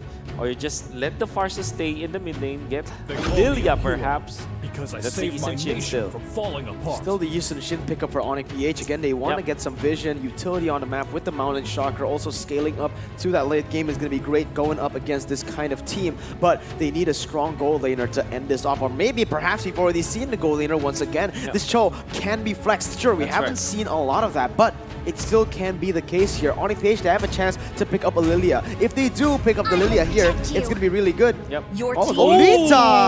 Baloyski? Okay. All right, you forced me on a Matilda. I'm going to simply pick up the Lolita. First time for Baloyski. And it's so good because it really is, exactly. Oh, wow. This is a hero that has been left under the, in this draft so far, based on the 2 games. You haven't seen it at all. Actually, no, based on the 9 games they played in the upper brackets, they haven't played this at all. This is insane. Finally bringing in up the Lolita. Yep. And look, they're going up against 2 marksmen, like you said. It's really good timing. With Blacklist, they're forced to now. Only Lilia is opened up for that mid laner if they do want to put this Nathan in the jungle. But then again, there's a lot of choices, right? Rafaela, as well as the Barats. Rafaela provides for the Barats to become a jungler. So it is indeed going to be the case. Edward going to be put in that Esmeralda spot. Again, Esmeralda versus Uranus. Haji Beatrix. Haji Beatrix, exactly. And look at him go. Coach Yeb making sure that his team is ready to go. It's going to be a mountain to climb. It's only just 2 more wins for Blacklist International. But for Onyx PH, they have to start with 0. Well, let's see right now. The coaches will show each other respect right there. And man, based on the draft, I feel like both have a very good draft. It's all going to come down to the execution. But one thing I'm scared of is Onyx PH, they usually just really like to play on with those winning lanes. Now, with this draft, we can kind of say that their winning lane, I don't know about it. I think that my guess is Farsa is going into the gold lane. Farsa is Yeah, confirmed Farsa is gold lane, and then we're going to see that trademark Cho in mid for Hatred. And, you know, as for Blacklist, we already confirmed it. Haji on the Beatrix. Let's see how this performs in game number 3 in this best of 7 for the World Championship. Onyx PH versus Blacklist International. I'm loving it. Well, who would have thought that we'll go back in 2021 for a double tank setup in the mid lane? And the support roles, right? Wait a minute. It has been a long time. Haji blasting away at Baloyski, forcing out that flicker. Oh my Venus puts in a little more just to make sure. Forcing out an early recall down bottom, but here in this lane. Oh, close. He's gonna get denied. His gold cart barely gets it. Marky with the wings by wings, scaring him to death. Almost to death. Oh, look at the Barats. I think he's gonna make a move on to Farsa. Low. That's a 2v1 down there. Kyrie using that passive so perfectly. They're gonna get first blood on the Marky. A surprising amount of damage on the Barats. Kyrie traces this away too much. It's a double kill for the big Dino on Wise. Ultimate bonding experience. That is the name of the game. What the heck was that? I'm lost for words right now. Wise. That's a massive lead, man. Wise was just phenomenal, using the so-called teamwork as well as the big guy passive. And Onic PH made a mistake trying to go close range against the Barats. That's what you never want to do. Surely you have the passive from Wise, from Yi Sun-shin, but both Farsa as well as this Yi Sun-shin so low makes it so that just one kill for Wise will proc the killing spree and eventually will win the 2v1. Not to mention the holy healing. So yeah, perfectly put. It's a mini ultimate bonding experience, but it was so clutch. 1,000 gold ahead already. Blacks International not even starting up this turtle. They're gonna pull it over to their end of this nest.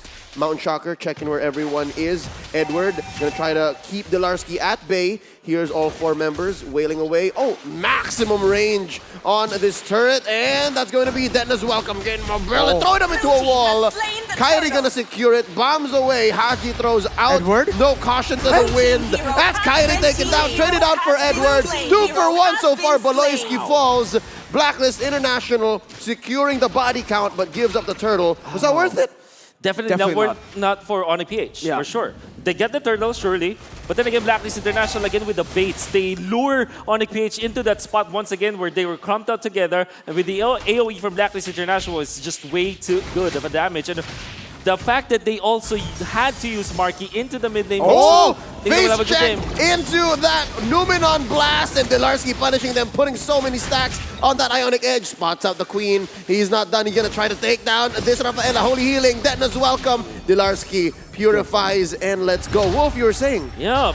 They had to use the Farsa into the mid lane, which kind of left Oheb free with at least 2 lanes.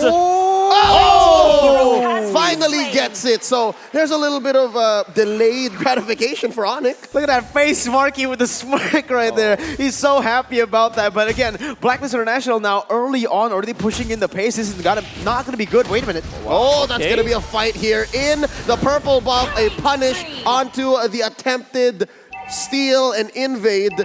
Wow, again, it's a holy healing and the killing spree. Deadly combo. They're so fixated into trying to punish Wise this time. And so far, Wise has been winning all of them. 3-0-1 on this Barats with the help of Oh My Venus. Just not leaving this. This is, again, Rafaela and Barats combination.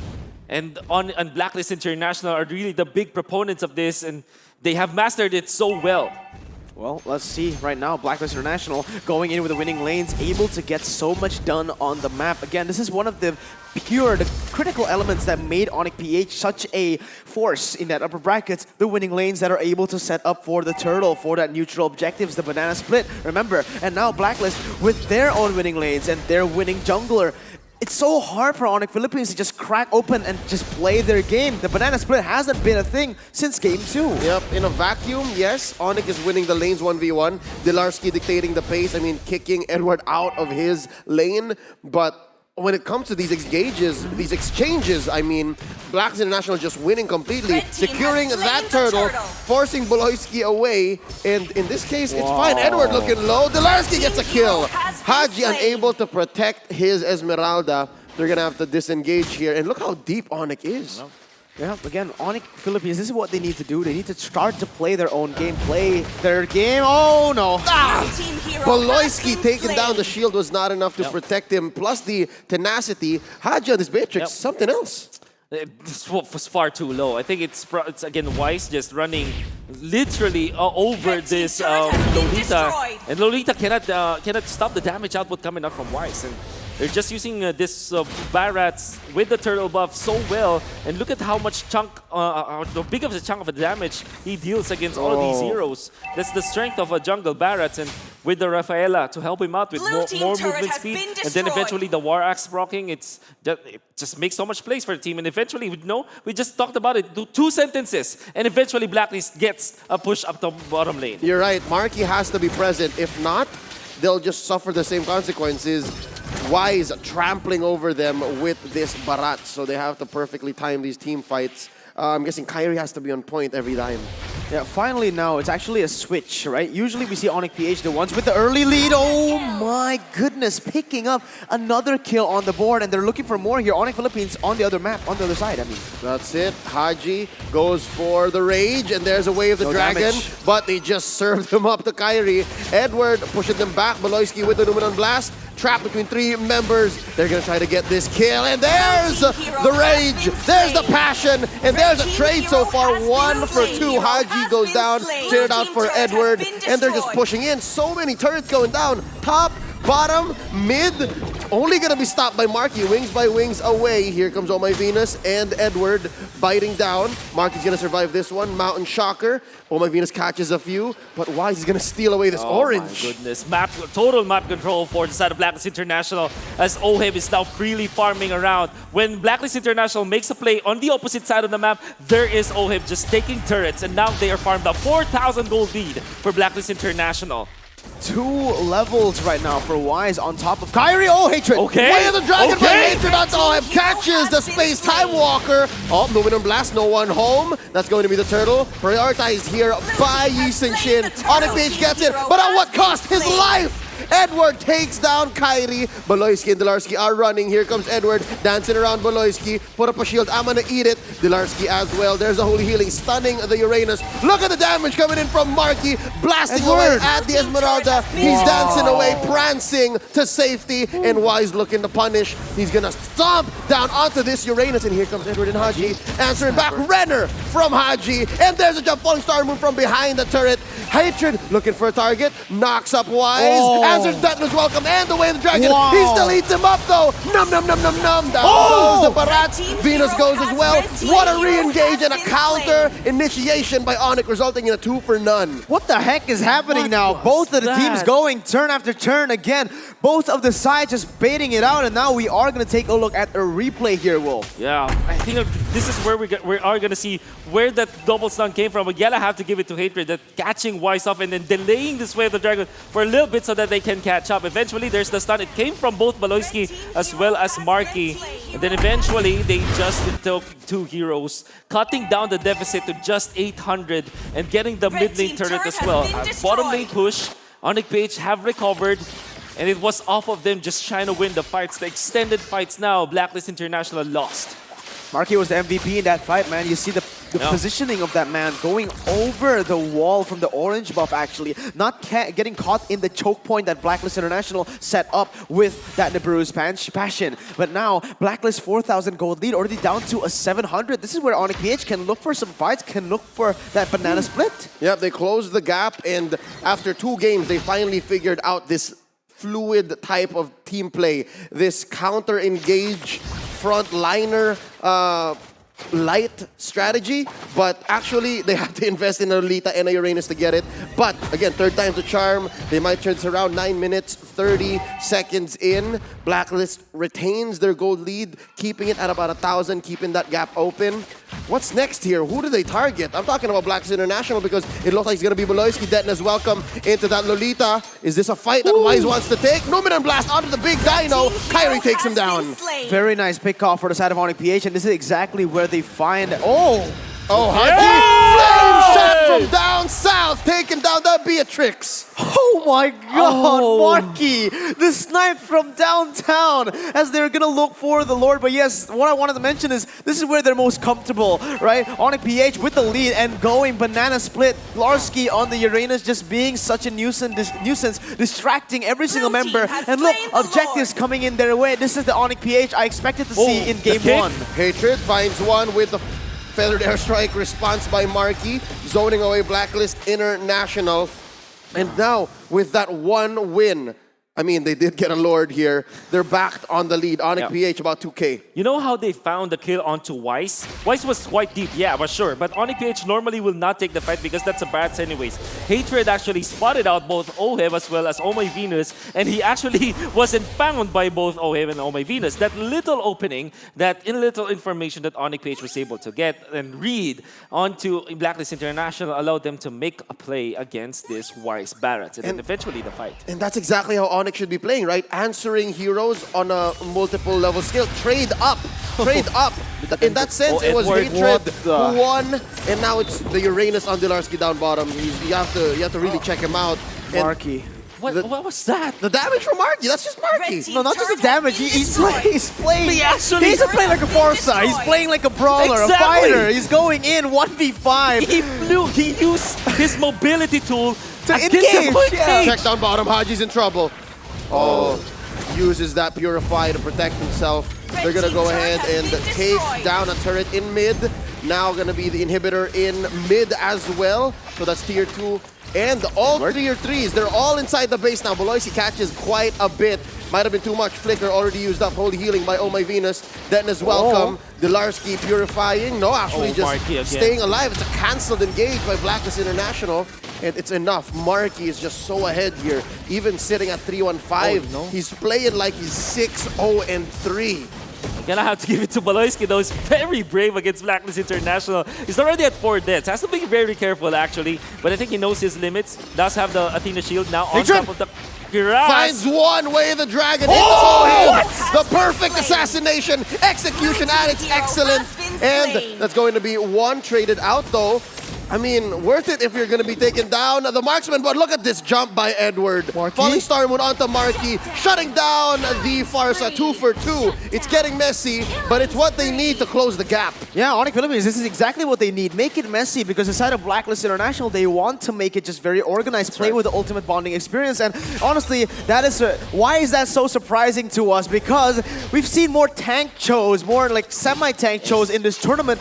Finally seeing someone with high and dry and that much damage, able to just one-shot Oheb, that's something that's so unnatural to us, to our eyes right now. And I would really have to give it to Hatred. He probably have played it so much. He knows exactly how much damage he's able to get. I mean, nobody would have jumped against 3 members of Blacklist International to think that there is a Rafaela to really sustain that guy. But Hatred knows that with his high and dry, he's going to be able to get kills. Baloyski is far from home as well as Hatred, but... There you go, spotted out. He knows exactly where everyone is. No. On to 3. Here comes Hatred from the back. Taking down Oheb, serving you up to Kyrie. And now Wise caught out in the middle of 3. Another way of the dragon onto the big dino. Marky answers back with a feathered airstrike. Down goes Wise. Trade 1 for 2 so far. Marky getting danced on. Taken down by Haji. And now Edward gonna be protected. But yes, top lane is getting pushed in. Edward's still onto Baloyski here. And this is exactly where Baloyski wants him. Wait a minute. And they let go. Oh, that's the split. Hatred, though. It's gonna be checked by On Venus. Spotted. Look at the just one attack with only fast. Just almost clears the card. It's not over. They're not done. Dilarski slowing down Haji. There's the Nibiru's passion. Haji looking low. Way of the dragon. Oh, the stacks as well. Down he goes. Baloyski. Hatred still alive. Edward looking for him. Numenon Blast unable to keep Oh My Venus down. No way he and gets Hatred outplaying him with the flicker. And there's the Falling Star Moon. Enough for Edward to take him down. So messy, so many team fights happening at the same time. Dilarski chasing him down. And I think we're going to slow down here. Pace yourselves, boys. Nope, we're not. We're not. Nope, it's just Dilarski buying time. And there's the answer by Marky. Feathered airstrike plus the flame shot into the dark. Wise. Entropy, switching it up, and okay, they disperse. They disperse, finally. But then again, I think this is an opening for Blacklist International to actually take the Lord. They know that the feathered airstrike is not yet available. So that is really the call here, but it will be spotted out. Oheb as well as Weiss, they deal so much damage onto the Lord, and Oh My Venus, as I said, we're just zoning them out. Great call from Blacklist International. Red team has My God, the way they chain these events together is just so unnatural, so well done by Blacklist International. But now it's time to take a look, deep dive at the items. Now we finally know why Hatred's doing that much. The Blade of Heptases and the BOD. This is a full damage show. But that last item, he was building a little bit defensively now. Baloyski finishing up that dominance ice as well. At this point, we're talking about the late game. Who has it? I can easily say it's Blacklist International. They have two marksmen. Wait. And no, they're trapped. What a pincer maneuver from Blacklist. Oh, they're gonna get Marky here and Dilarski. Baloyski still has a chance to retreat, putting up that shield. They let go, and top lane. You gotta watch top lane. Marky. This is very fast. Marky gets taken down. Too late. Charging up the Numenon Blast. Oheb. Forward entropy, in this case backward, trying to chase down Dilarski. And Edward goes to answer the show up top. Somebody has to stop this bottom lane push. No one's going to. No one can to.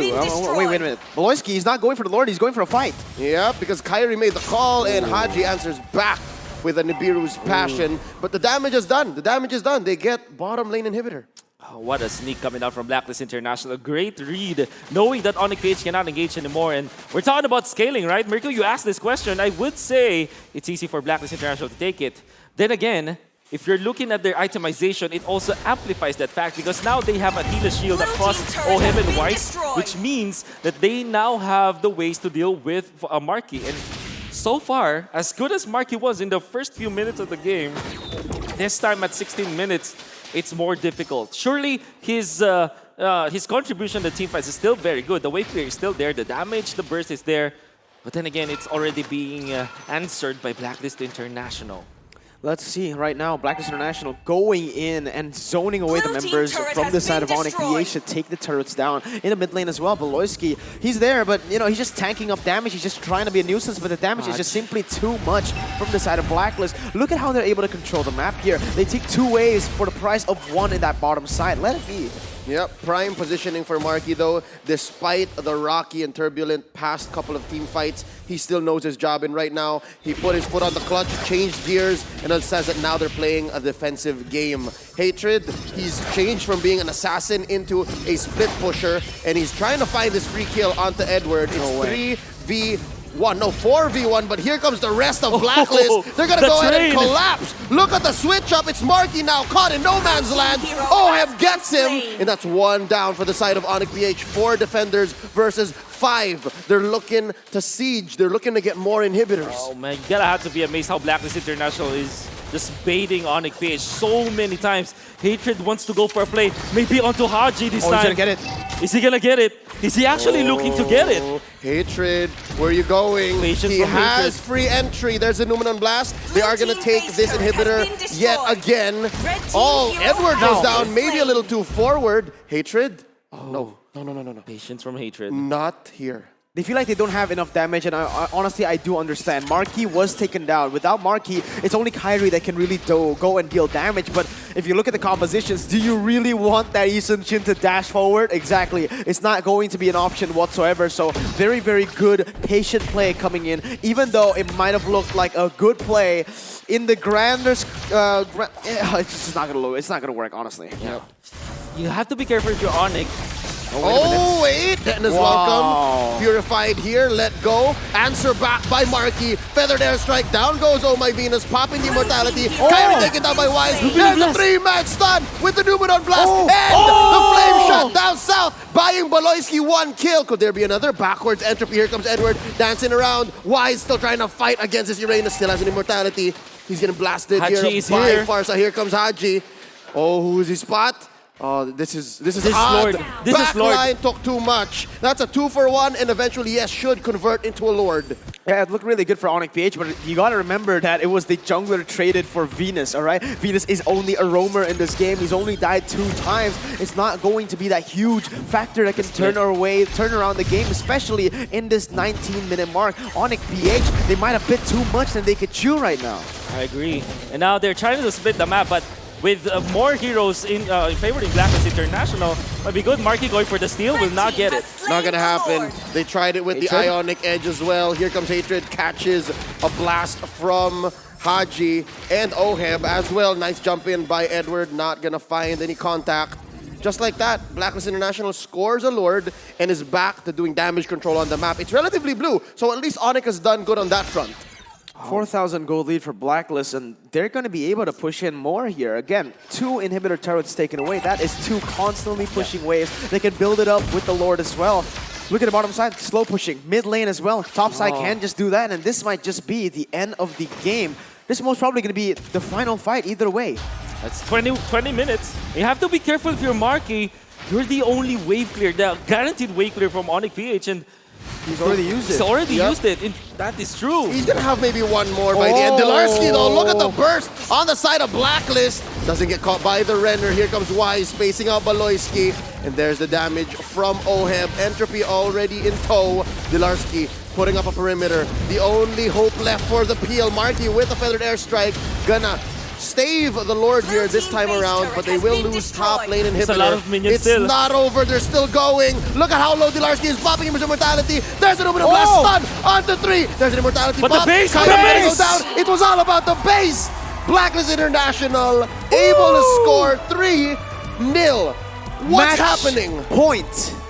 Oh my goodness, and the punish was there. Blacklist International, they started this game strong.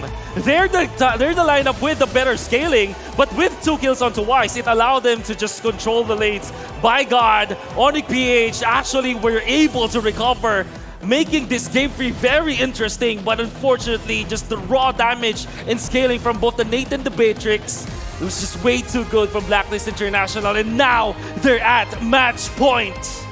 They did enough in that last team fight to move up the waves, to make sure that Marky was overloaded when it comes to his responsibilities as the only good choice for wave clear, and eventually snuck in that win. Could have been close. Could have been one more defense, especially after that 3-man Numenon blast. It's going to be really hard again because, like you said, Wolf, wave clear. Wave clear is #1, and the feather airstrike was used way too early to get some damage done. Now, it's a risky play. It did work out for Onyx PH. We're at the cusp of another champion being crowned. Before that, let's go throw over to our analysts. Let's look back at game number 3. Gideon Q and LaFell, tell us what happened. Thanks, Leo. As you throw, we catch here at the analyst stand, and now Blacklist International at match point. So let's break it down how they got to this point, because overall, the draft seemingly as on brand for both teams. Yeah, honestly, this is one of those games where the draft is good, but we really have to look at what happened in game. And Onyx Philippines, it looks like they're starting to misjudge a lot of things. In the earliest stages of the game, they didn't understand the power spike that Barat has, giving him over 2 free kills. Kyrie died 2 times in the early stages of the game, and Marky played very well. But again, he played like the caster say. It's interesting to watch. He plays like a brawler, but more often than not, he's actually putting himself in danger. That's the thing. I mean, it's those micro mistakes. It's one of the few things where it's hard to judge, like Barat, hitting that trample effect, getting those stacks right on time, which is a little unlucky for Onyx PH. But let's break this down. Let's look at the items. Do you see anything that really stands out to you? As of right now, honestly, from the side of Blacklist or Onyx Philippines, they're all playing very standard in terms of itemization. It's just that the thing that we do have to talk about is Wise. Earlier in the game, he took the HP orb thingy, and because of that, he has a little bit more damage once he has that big guy stack. And I feel like that was part of the mistake coming in from the side of Onyx Philippines, because usually Barat is very oppressive when he plays in lane.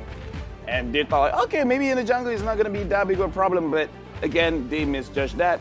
Cho did so well in this game. Once he has the Blade of Epicles as well as the Blade of Despair, he can basically just one-shot anyone. However, ever since the side of Haji has that Wind of Nature, he became very hesitant to really go to the backline. It came down to just sheer execution here, which is the scariest part, because even for Blacklist International, if they mis-executed, as we saw some of the fights, that's when Onyx PH was able to turn it around. A big catalyst for it was going to be Beloyski. Every single time they had Flicker, that's when he makes a big play. But once we saw the adaptation from Blacklist International, keeping track of Beloyski's Flicker time, then it becomes a lot less potent. They're willing to make more aggressive plays. Yeah, and speaking of that, Onyx Philippines, they have a lot of tools to engage, but coming in from both sides of the team, the way that they play is, like our casters say, it's very messy. It's all over the place. Keeping track of every single thing is so difficult. And looking at this right now is actually benefiting for the side of Blacklist, because the heroes that they have, they can kind of take care of themselves. Even though Blacklist, they like to play together,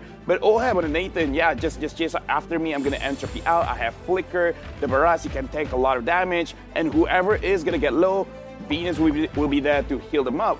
on side of Onyx Philippines, they really want to catch someone off with the Lolita stun, as well as Marky trying to stun them up. And again, Marky did a lot of damage, but if Blacklist, they're all over the place, chaotic, even he is having a tough time trying to prioritize who he should burst out first. I mean, it's really, really rough. Onyx PH, they wanted to steal away these comfort picks from Blacklist International, but it looks like Blacklist International are just running off of that huge momentum in the past 2 games. And you can tell that even Onyx PH, to a degree, are giving way too much respect to Blacklist International, allowing them to start taking down turrets after an initial mistake in the early game. And most importantly, when you look at the damage, it really is in Blacklist's favor due to these big team fights. Yeah, and again, look at how many damage coming in from everyone. From the side of Onyx Philippines, it's different. The main damage dealers is Marky as well as Kyrie.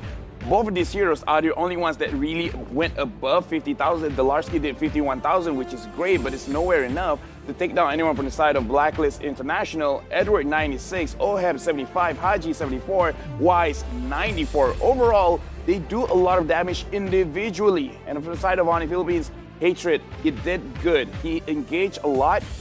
But again, getting that damage onto Haji is so difficult, or even Oheb, just because again, there's a lot of mechanisms to really help them survive. Yeah, I feel like Onyx PH at this point are feeling the nerves coming in against Blacklist International. They're losing that momentum, and Blacklist is just playing off of the hype after each and every one of those games. Even recently, Onyx was able to tweet out, hey, we need to reset. Literally one word, reset. And Onyx PH this time, it's not gonna help them that much, especially if they move into the next game, but Blacklist International here, Edward on this Esmeralda, whether it is going to be the Uranus or Esmeralda, he really knows his matchups. Our MVP of game number 3. Yeah, and again, Edward just have a unique kind of playstyle where he opens up the map so wide for side of Blacklist that it makes it very easy for their core damage dealers to really come out and really judge where their position should really be, because we saw in the previous 2 games, the Farsa is a big problem dealing damage directly to the backside, directly to the core damage dealers.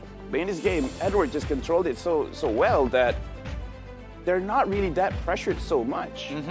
You can feel how they're comfortable. They don't necessarily have to immediately use their spells. A lot of the times when it comes down to punishing Hatred, in a matter of fact, comes down to Wise just holding on to that Daytona's Welcome and delaying it on purpose to wait to catch him off the Shinpo. There just isn't enough pressure coming out of Onyx, and I think at this point, they are starting to feel just the weight of Blacklist International and the momentum they are gaining consistently throughout each and every one of those wins. Yeah, and again, really have to give a big shout out to Edward again, MVP, really making the game so much more easier for his own team, where right now they're playing at easy mode. And the thing is, Onyx Philippines, it's not that they're playing so bad, they're actually playing very well. It's just that Edward gives a very unfair advantage in terms of map control.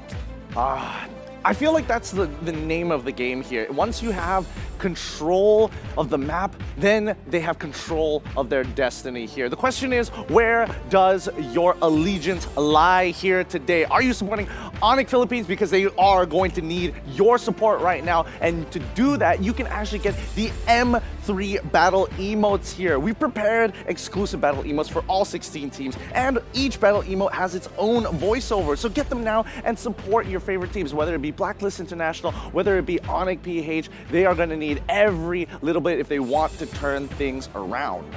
Yeah, right now, honestly, this is match point. This might be a situation where it will be a clean 4-0. And by the way, before we throw to the host, just want to remind everyone, we're going to do a survey, so we want to know how you guys feel about M3. Yep, you'll see the QR code on the top left of your screen. So when you do see that, do give us that feedback. What can we do to improve? How are you liking the tournament so far? Scan that QR code right now. But with that being said, game number 4 is going to be on its way, and it's going to be a big one. This could be a complete washout here, and Blacklist International might be able to get that big win that they've been looking for all year. That being said, it's time for game number 4. We're going to be throwing it over to our casters. Please take it away. One more game. Holding out for one more game. Blacklist International comes home with a trophy.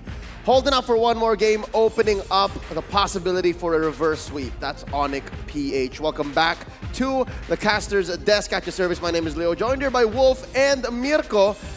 I can only imagine the nerves. It was mentioned earlier by LaFell and Gideon Q how Onyx PH must be feeling right now because now there's only one chance. Now there's only one way to do this. Yeah, there's only one way, and that's the reverse sweep, all right? It's something that only Todak has been able to do here in M3.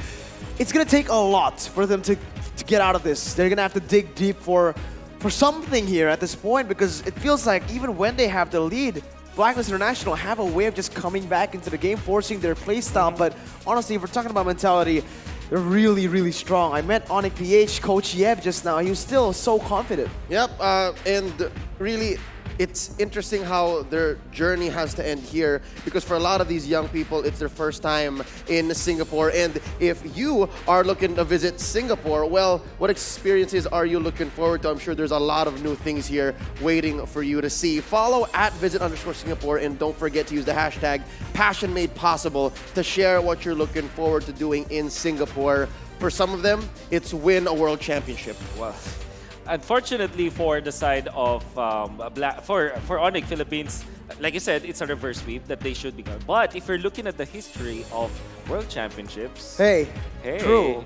Hey, and we're talking about history too. Yes. Lower bracket meta. Hey, well, it's always has been 7 games. And do you wanna stop casting at game number 4? Technically, M1 was 6 games. 6 games, yeah. But you know, we went the distance. We always go the distance. So I think that this time it will not be it should not be a 4-0. But then again, we're looking at a 4-0. Why? LaFell said it perfectly well. The tempo that Blacklist International playing with was just way too good. And they're reacting much faster than we compared to Onyx Philippines, as well as the fact that their executions were too good. Their decision making is really championship level at this point. Yep, and you guys can also have you can also have your say. You can have your decisions matter here because we're asking you guys how you feel about M3 so far. Again, hello to Angela and Fanny. If you're loving the show, let us know. Scan that QR code up here on your screen right now to access the M3 survey. Tell us what you think and how else we can improve. I'm wondering what else Onyx can improve. Are they lacking in draft because they already picked up the Farsa, they already picked up the Uranus? Does it come down to decision making? Is it a macro or a micro sort of calibration that they need? I think yes. I think it's more about their decision making for sure. In the draft, I think that the problem they have is they don't have the holistic scaling as compared to the side of Blacklist International. If you're looking at Blacklist, they have late game, they have early game, and mid game. If you're looking at Onyx Philippines so far, it has been just either early game or just the late game. And by the way, just wanna clarify, Mr. Mirko, it is indeed a 7-game series in M1. Really? As well as M2, that's right. Oh. Okay, So, M1 being an all-Indonesian finals. So again, there's a lot of ways and patterns that history might repeat itself, but just the same, this is a whole nother beast. No. Back to the point again. They have done these adjustments, and I must say, 3 games, that's a very expensive price to pay to learn and calibrate on the go. I don't know, like I said, after game 1, I told you what Onyx Philippines could do. After game 2, I said the same thing, but after game 3, they've done everything that I've said that they should do. Invade in the jungle, play more aggressively, pick out these heroes like the Farsa, the Uranus, contested from Blacklist, and so far, none of it has been able to work. At this point, man, like, oh, look at that, Onyx time, but Blacklist International, they just seem so, I don't know, what's it? Much love to this couple on screen. Right now, Onyx is running out of time. Like, this is the only chance that they can have. But still, I am so happy to see a smile on Hatred's face.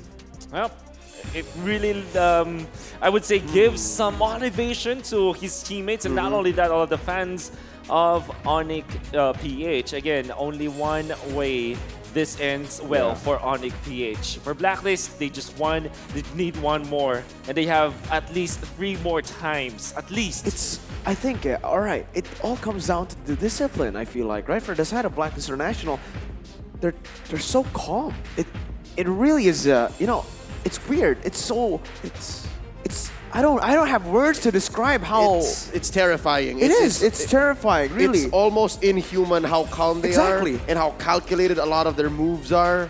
I think you're gonna be really calm if you're match point at the World Championship. But but here's the thing. I don't think you're gonna be calm at the match point. No, you should be. You should be hype. You should be like showing emotion during the match point. True, but you know, when I talk to the top coaches, particularly Bonchen as well as Coach Yeb, they always say no matter what happens, be it match point, being calm is the most important thing to do. And it's actually the hardest thing to do, especially if you're hyped. Looking at the players of Blacklist International, I think it's just the mixture of both veterans and matured people, right, from their side, and of course the young electric people like Haji as well as Oheb. They're very, I would say, high-spirited, right?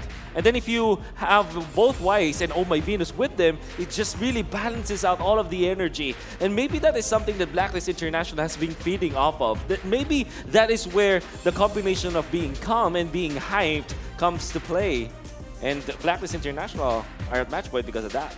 I think keeping Onyx PH's hopes high is going to be key.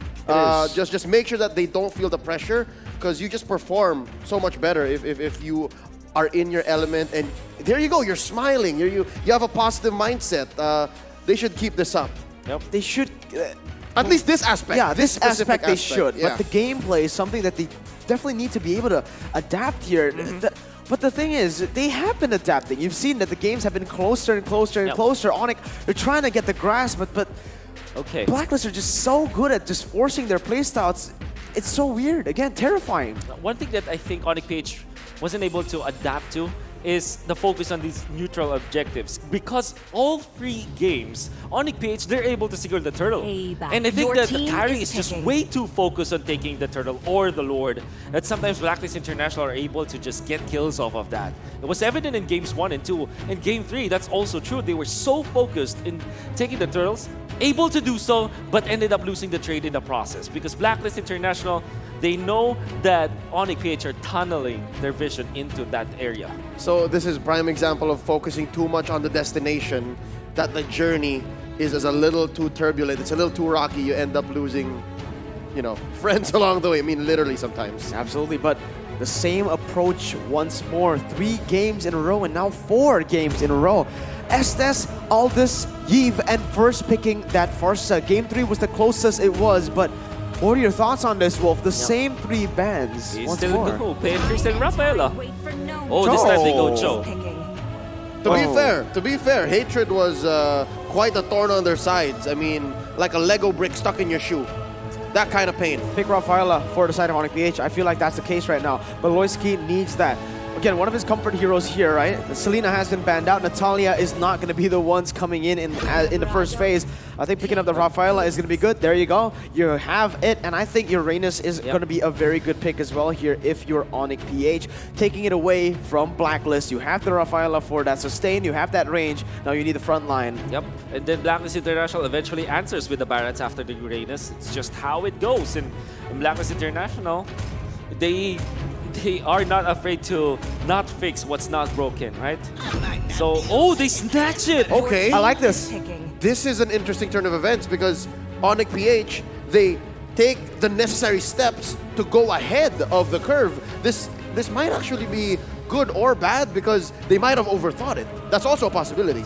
You know, let's see from Onyx PH in their upper bracket matches, they're always like very flexible with their picks. They always go for open-ended picks. This time, the opening from Onyx PH, not open-ended at all. Maybe the best is you have the Farsa in the mid lane as well as the gold lane. But then again, this Barretts, it's not played by Kyrie. I don't see Kyrie no as way. a player It's who will very un-Kyrie. use this. It's Kyrie. I feel like I don't think it's going to be Kyrie. I don't think so. I think this is going to be a pick that is, it can flex, but I feel like Delar, but now Blacklist, I feel like Yuzong.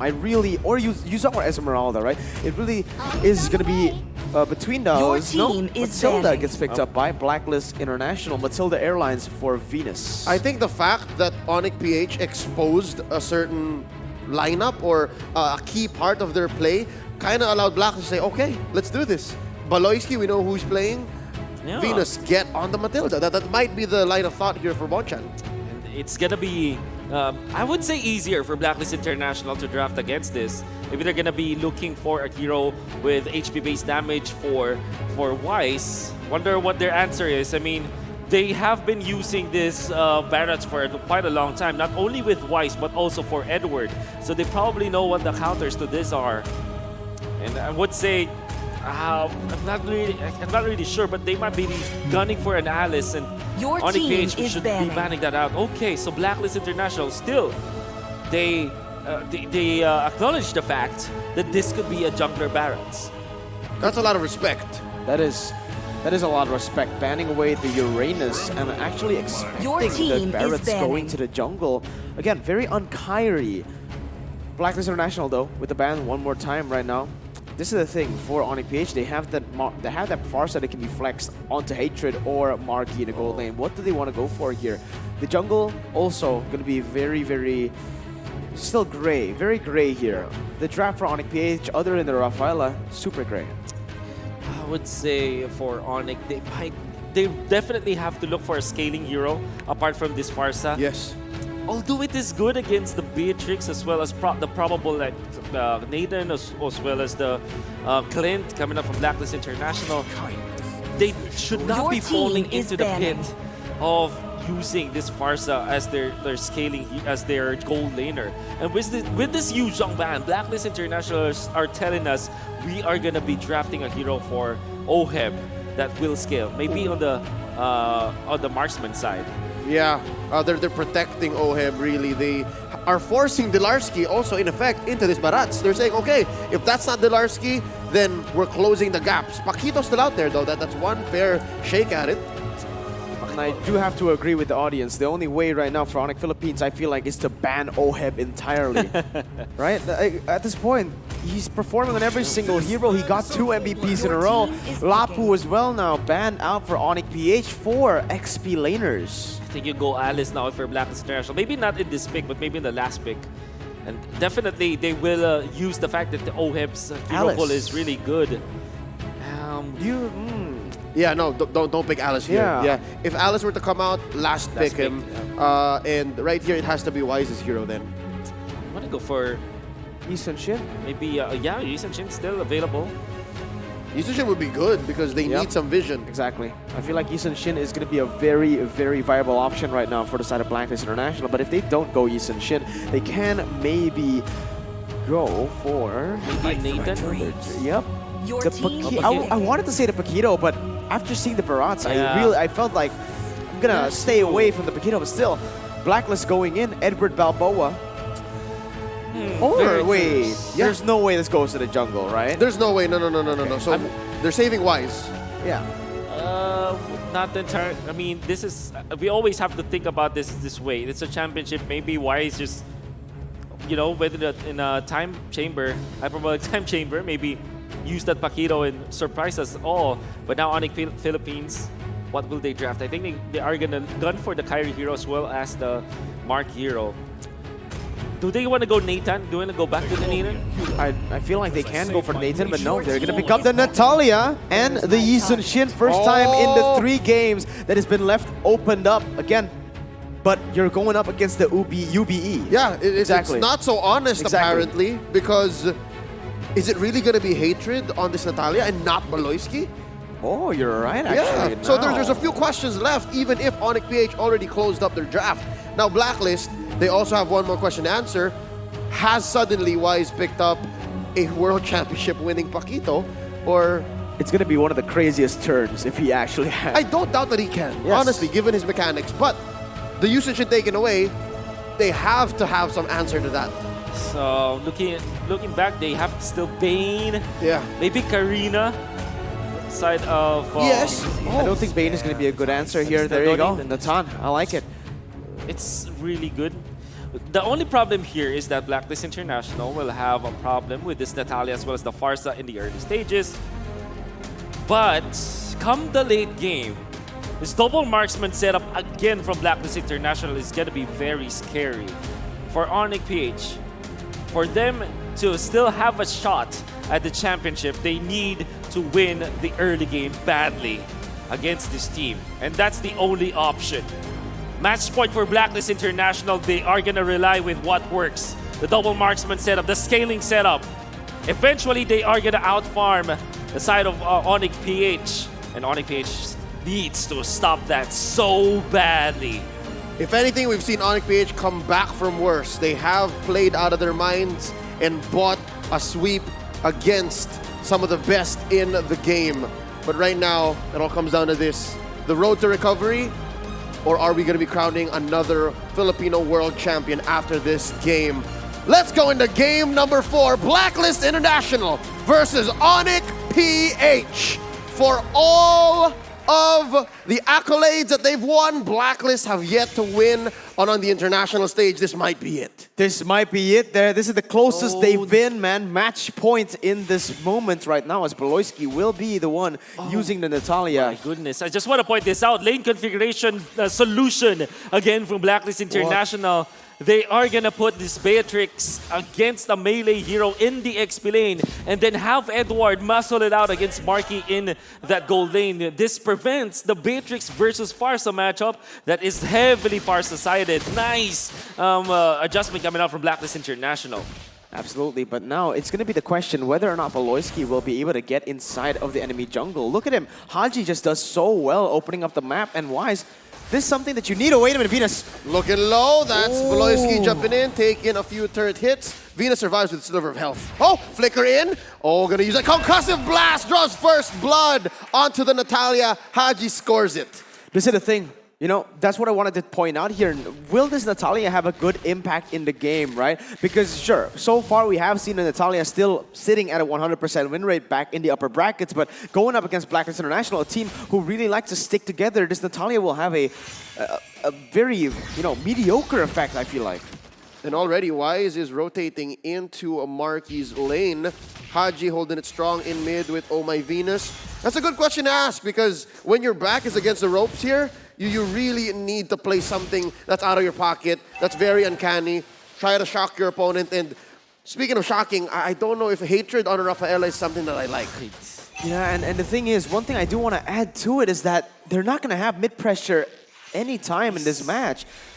It's going to be really hard, but look, another fight. Oh, Holy Baptism catches Oh My Venus. The answer, Circling Eagle. Oheb gonna go ahead and blast Hatred as he's knocked up by Haji. That's a free kill for Blacklist International as they open up this turtle. Scored by Oheb. That's gonna be Detona's welcome onto Haji. Delarski gonna retreat.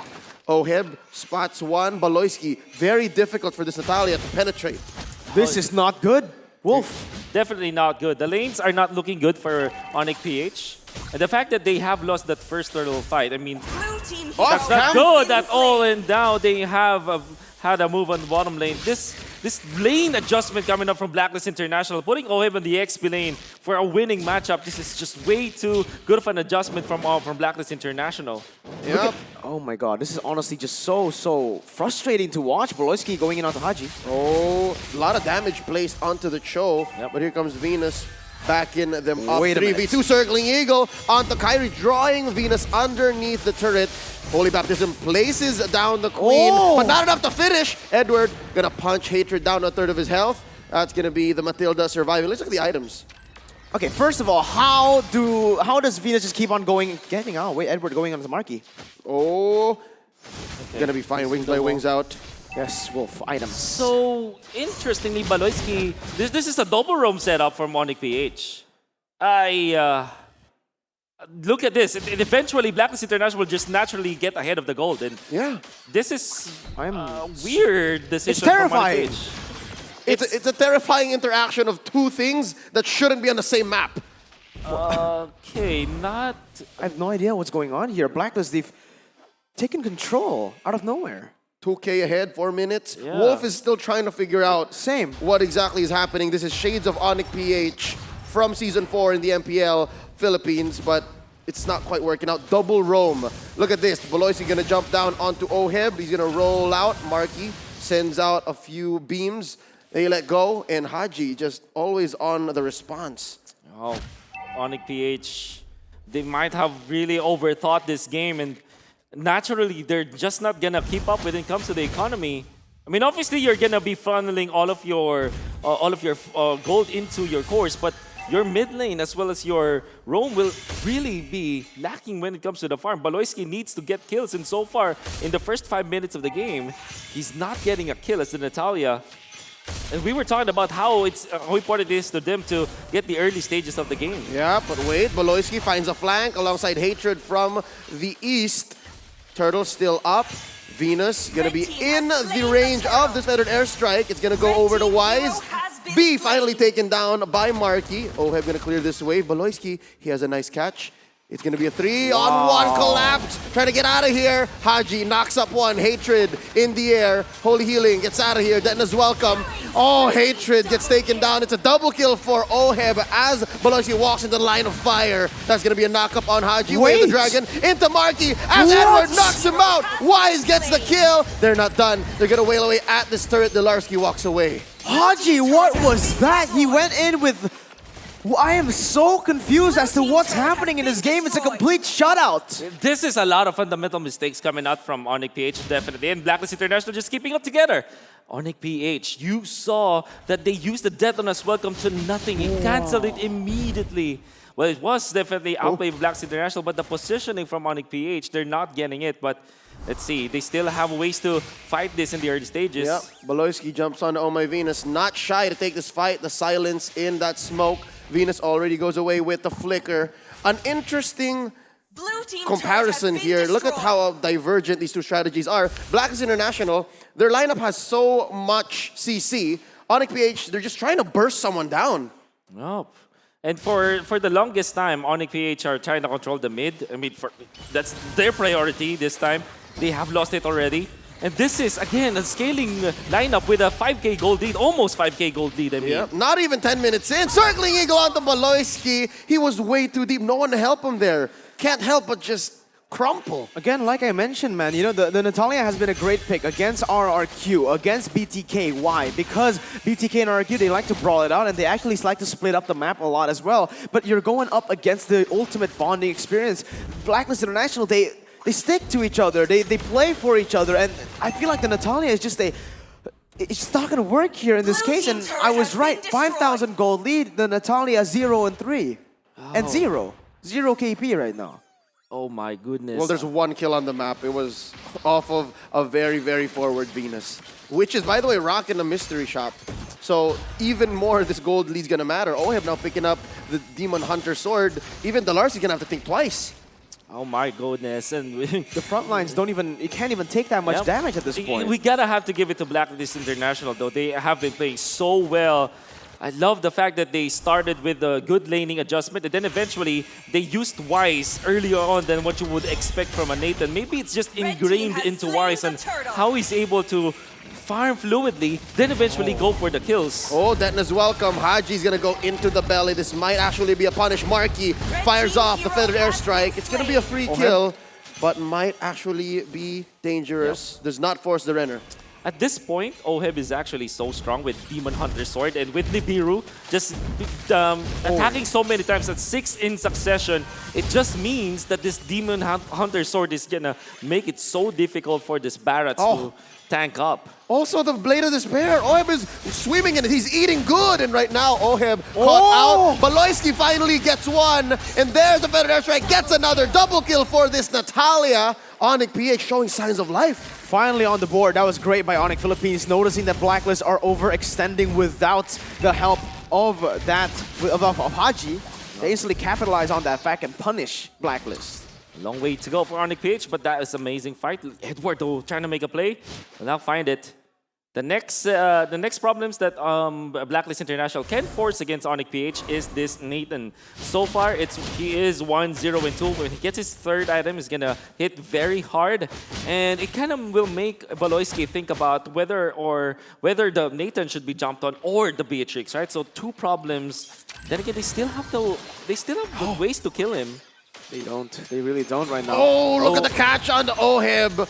The favor keeping him alive via Oh My Venus, and yet they're still pushing. They're still putting pressure on the map. There's a little bit of breathing room that Kyrie bought up there. First tier turret taken down up top. Oh, but off camera, we just missed it. Wise blasting Marky. It's not gonna be a good look for this Farsa. Aggressive entropy Oh. plays, and now Baloyski, he's running for his life. Can he go for the greed ghost step one more time? They're not even gonna chase him. Taking down that tier 2 down bottom. Tier 2 down bottom and in that mid lane. This is just good setup for the Lord. They might even just wait for the enhance to come in, 12 minutes, and then go for the end. At this point, again, sure, Onyx Philippines showing signs of life with that play, but it's just still controlled completely by Blacklist. They've only dropped one turret. Brute Force Breastplate picked up by Ohe. Make sure that he's not going to be one-shot by a lone Natalia. If it will be Natalia plus Farsa, maybe they'll get the kill. But again, might not be enough. What's Edward doing? Diving in the 3, still survives, expending that flicker. Interesting maneuver there. Both teams kind of just like, let him go. Yep, I think that Edward wants to kind of stop this push in the bottom lane. Was actually successful in doing so. Now, Athena Shield coming over to Blacklist International. More problems for Onyx PH. Love the fact that Wise also picked that up. Make sure that he will not be one-shot again with this combo. Yeah. Unless, of course, he overstays. Maybe in the late game where the Dire Kit is maximum when it comes to stacks, it could be good. Not good for Wise, but instead he bursts down Marky. Still alive, killing spree, popping on that Nathan, keeping him alive. And the pincer maneuver neutralized there. Instead, a free 1-for-none pickoff. This is insane by No Blacklist. Farsa for the defense. Yeah. Suffocation, no high ground. Well, they already tried with the Mount Shocker. Here comes Wise from the north. Baloyski, they know. Exclamation point in tow. That's going to be Detna's welcome cancelled. Nibiru's passion blasting away at the remaining members of Onyx PH. Top lane inhibitor going to go as well. Lord successfully taken down. But look at Wise putting a few beats onto Dolarski. Baloyski jumping onto this 5-man. There's the knockup. There's a takedown. Edward gets a stack on his Festival of Blood. And Marky uses the Feathered Airstrike just to clear this wave. They're not even stopping at this point. They're just going to keep on going here. Bottom side turret is going to be next. Edward jumps in. Oh! And he's going to pay the price. Hatred shuts him down. Venus uses the flicker to get out. Onyx PH wants to hold on to this inhibitor down bottom. And this is really just some mistakes from Blacklist International that allows Onyx PH to get a kill. At this point, it's really just up to Blacklist International whether or not they're going to be losing those sieges. Because if you look at their composition, this Beatrix is going to be a big problem for Onyx PH to defend against. The solution that they have is this gold lane Farsa, already up with the Winter Truncheon, still way below his gold lane counterpart, which is Ohe with 9,500 gold. He needs his next item, maybe get the Crystal on top of the Winter Truncheon so that at least they'll be posing a kill threat. However, at this point, they need to focus on minions. Yep, Baloyski might have been caught out here. Edward knows that there is a stealthy assassin afoot. Okay, this is just fancy footwork from Baloyski. Nibiru's passion into that lone bush, and he finds his target. Venus lands the circle eagle. Kaka! Into that smog, and yet they still get the pick off. I am lost for words right now. 7,000 gold lead, 8,000 gold lead right now as Blacklist completely control the map.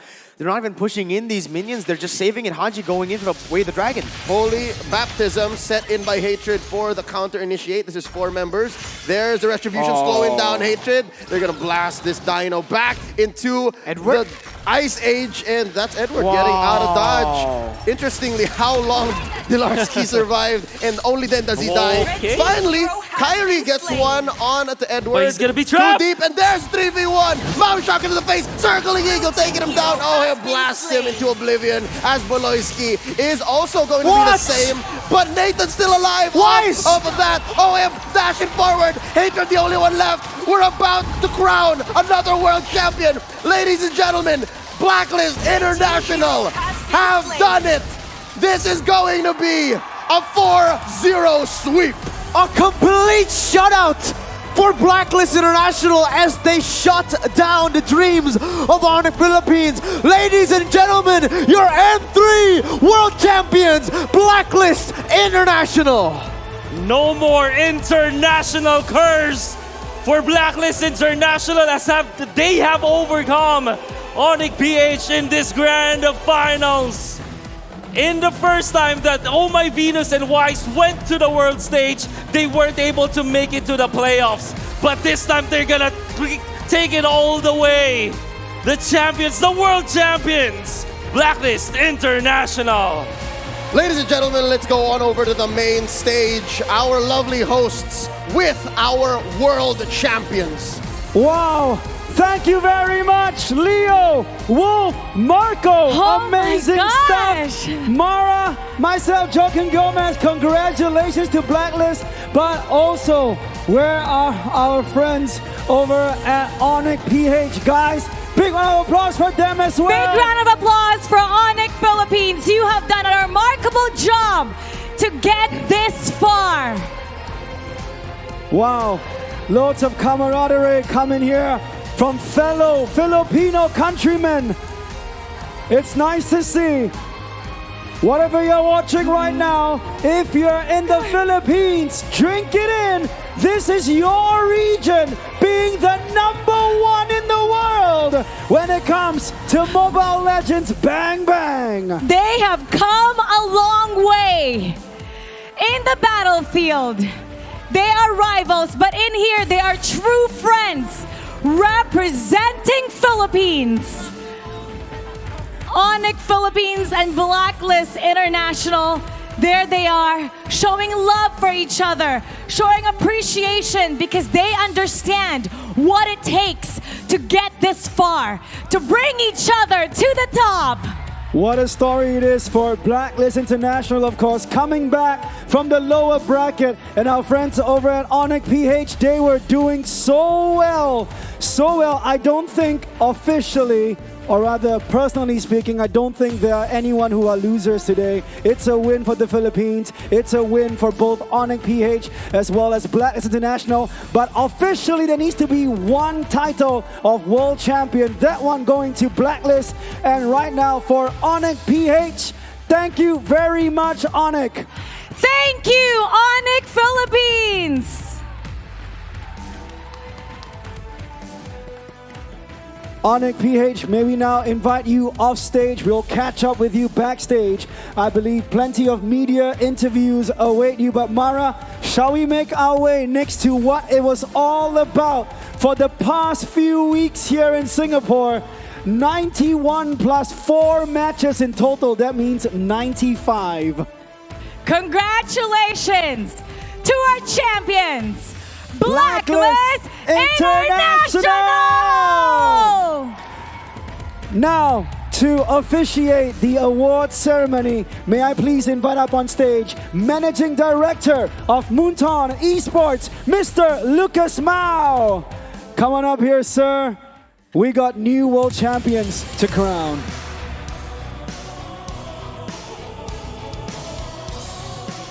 Coach Bonchan, Venus, Wise, Edward, Oheb, Haji, Now, Star, Uncle Eson.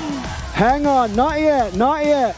Now, for Blacklist International, I will read your name in order. Please proceed to collect your medals, all right? Now, ladies and gentlemen, here in the crowd, at home, if you're watching this, keep the convo going in your comment section. Now, here we go, of course. Oh my, Venus, go get your medal.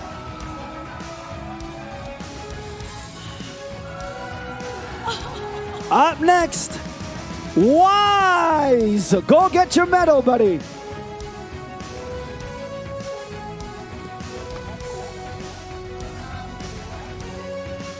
Oheb!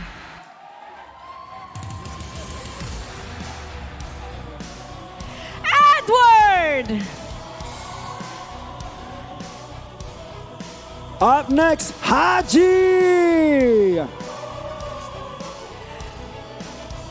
Dexter! Come on up here, Come Dexter! on up, Dexter! He stayed up day and night to strategize. Dexter, you deserve this medal. And Uncle Eson!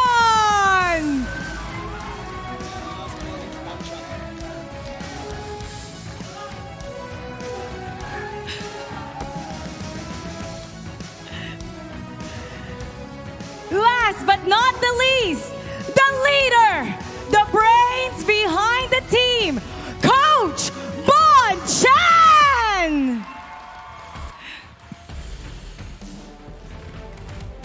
Thank you very much, Mr. Lucas Mao. We'll see you soon. Amazing stuff. Please safely make your way off stage as well. Now, Blacklist International, one more award before you get your hands on your trophy. How about MVP? $10,000 USD. And the playoffs MVP will go to the Filipino sniper, Oheb! $10,000 USD in your bank account.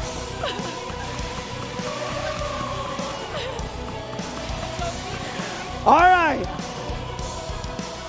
Blacklist International, this is your moment. Mara and I will count to 3. You lift the trophy as high as you want. Mara, let's take a step back. Some pyrotechnics, confetti. They're all gonna go off. Here we go. Blacklist, 1, 2, 3, champions of the world! Our MLBB M3 World Champions, Blacklist International! Woo! They have officially broken the M3 code. The title of world champions still going back to the Philippines. It's gonna be a party tonight, and I cannot wait to see what goes on in the flight home tomorrow, Mara. Beautiful stuff. To everybody watching online, you can now use the hashtag Protect the Crown, Break the Code, and it's a perfect time to write Pilipinas Lang Malakas! There we go.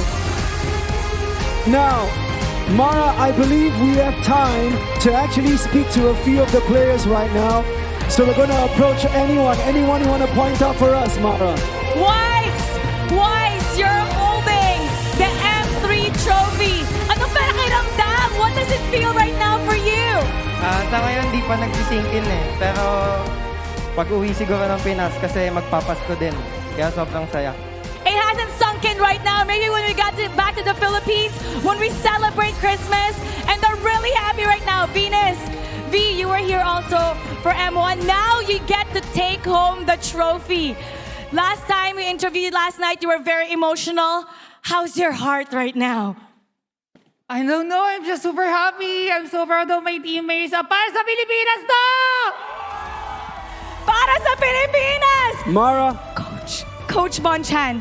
I have to talk to Coach Bonchan. Coach, you've proven that you are the best coach in the world with the best team. What is going through your mind right now? Yeah, we really want to celebrate, especially these holidays. But we are also thinking of our fellow countrymen who were a victim of the typhoon. So, as a help for them, a portion of our prize will be donated to them. It's from a Tier 1 and Blacklist International. We want to celebrate our holidays, giving a smile to the face of our country fellowmen. Mara. Coach Mon. I was actually right next to Oheb. Oheb, come on forward. Come on forward. The sniper. Oheb. Pakita mo sa kanila. Show them how the sniper goes. Oheb, I have a question for you. I mean, of course, world champions. What skin do you want to have for MLBB hero? I want to choose Estes because it's been the trademark of Blacklist International since season 7. Estes! I believe our friends over at Moontown will be working on that skin right now. Mara, anybody else want to speak to, or are we done? I think we're good. Edward, you are the baby brother of the team. You've been so excited to come to M3. Right now, take us through your emotions. Anong pakiramdam mo, baby brother? I'm so happy kasi galing kaming lower bracket, bumagsak agad kami. Tapos, ayun, umano kami sa Grand Finals, nag-champion kami. He's shaking right now. He's saying he's so happy because they came from the lower bracket and now they are the champions! Wow! Ladies and gentlemen, wherever you are around the world, if you've been following us since day one of all the M3 action, we say a big thank you. We've now come to the close of the entire tournament. Who do we thank, Mara, before we go? M3 is powered by Moontime, supported by the Singapore Tourism Board and presented by TikTok Live. Thank you so much. We say goodbye from Singapore. See you for M4. We're done. Bye-bye. Pilipinas lang malakas! Blacklist International, your world champions.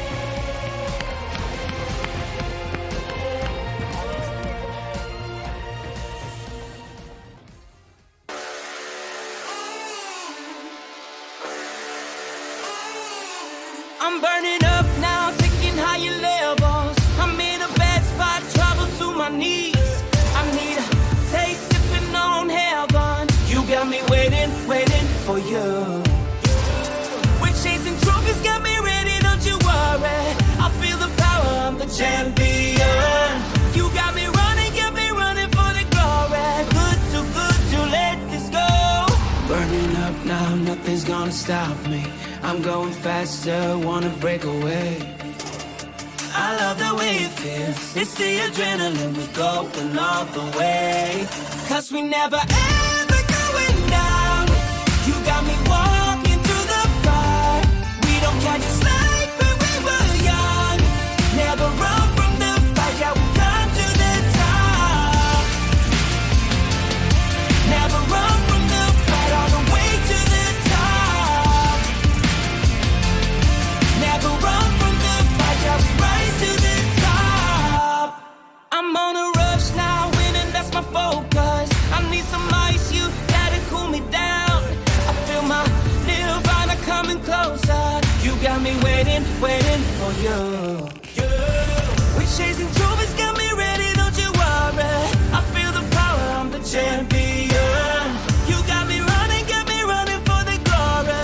Good to let this go. Burning up now, nothing's gonna stop me. I'm going faster, wanna break away. I love the way it feels. It's the adrenaline, we're going all the way. Cause we never ever going down. You got me walking through the fire. We don't catch a slide when we were young. Never run from the fight, yeah, we come to the top.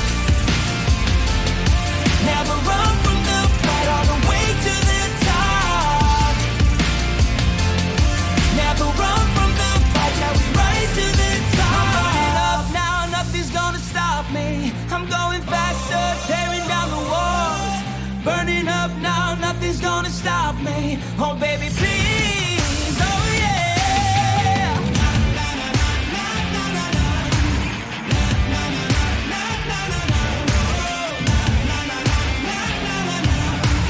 Love the adrenaline. Cause we never ever going down. You got me walking through the fire. We don't catch a slide when we were young. Never run from the fight, yeah, we come to the top. Never run from the fight, all the way to the top. Never run from the fight, yeah, we rise to the top.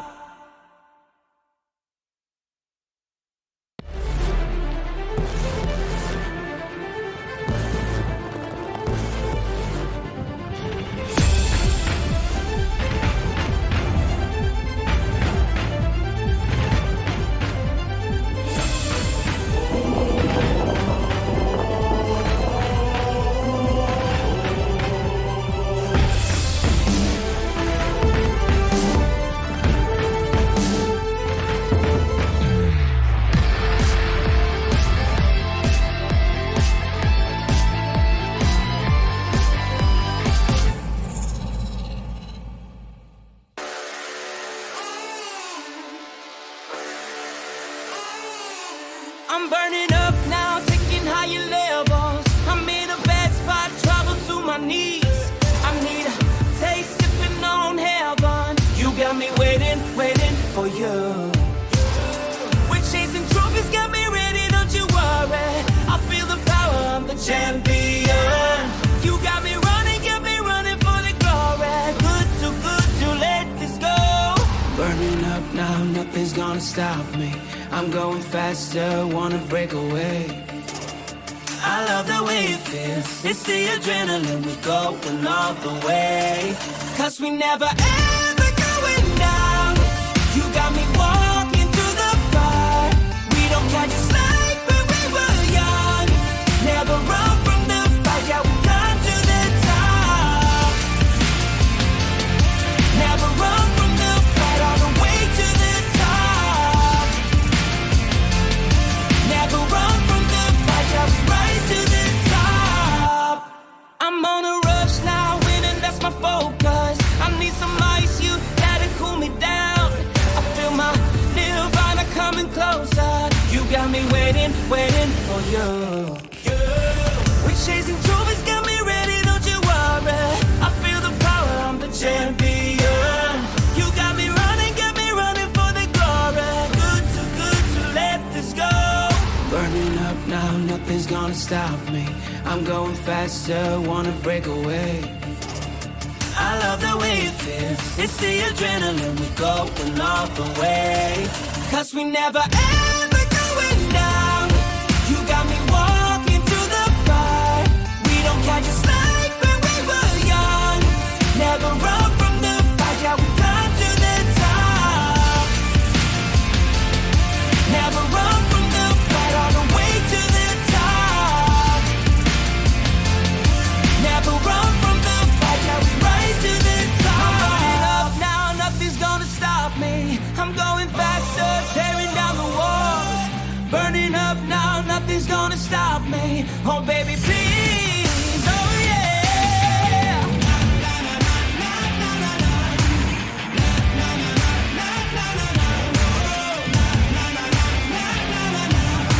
I love the adrenaline.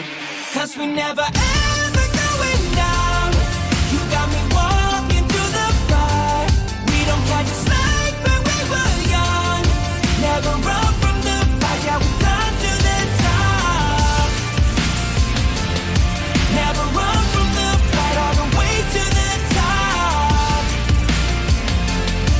Never run from the fight, yeah, we rise to the top.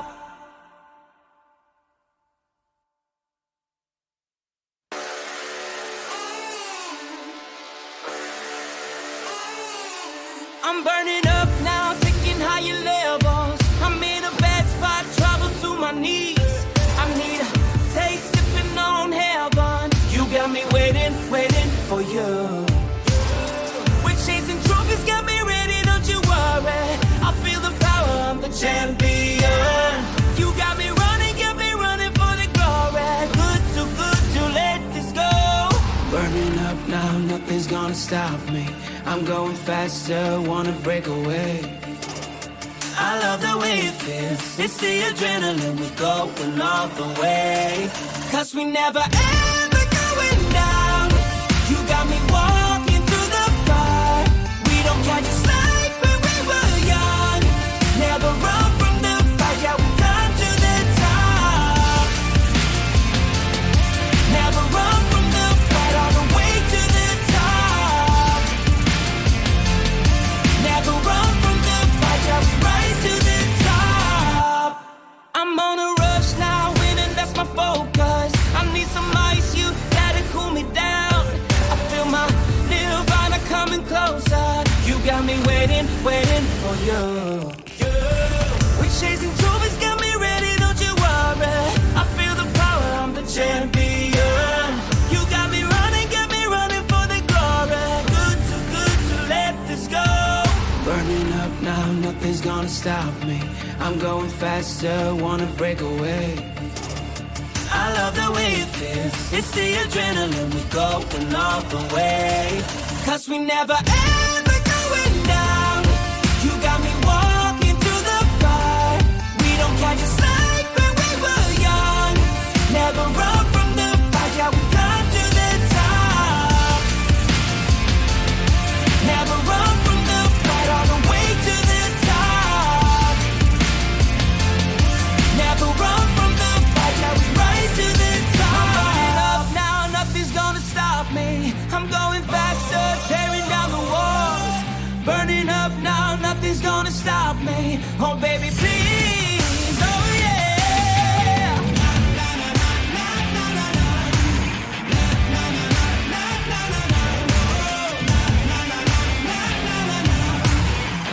the adrenaline. Cause we never ever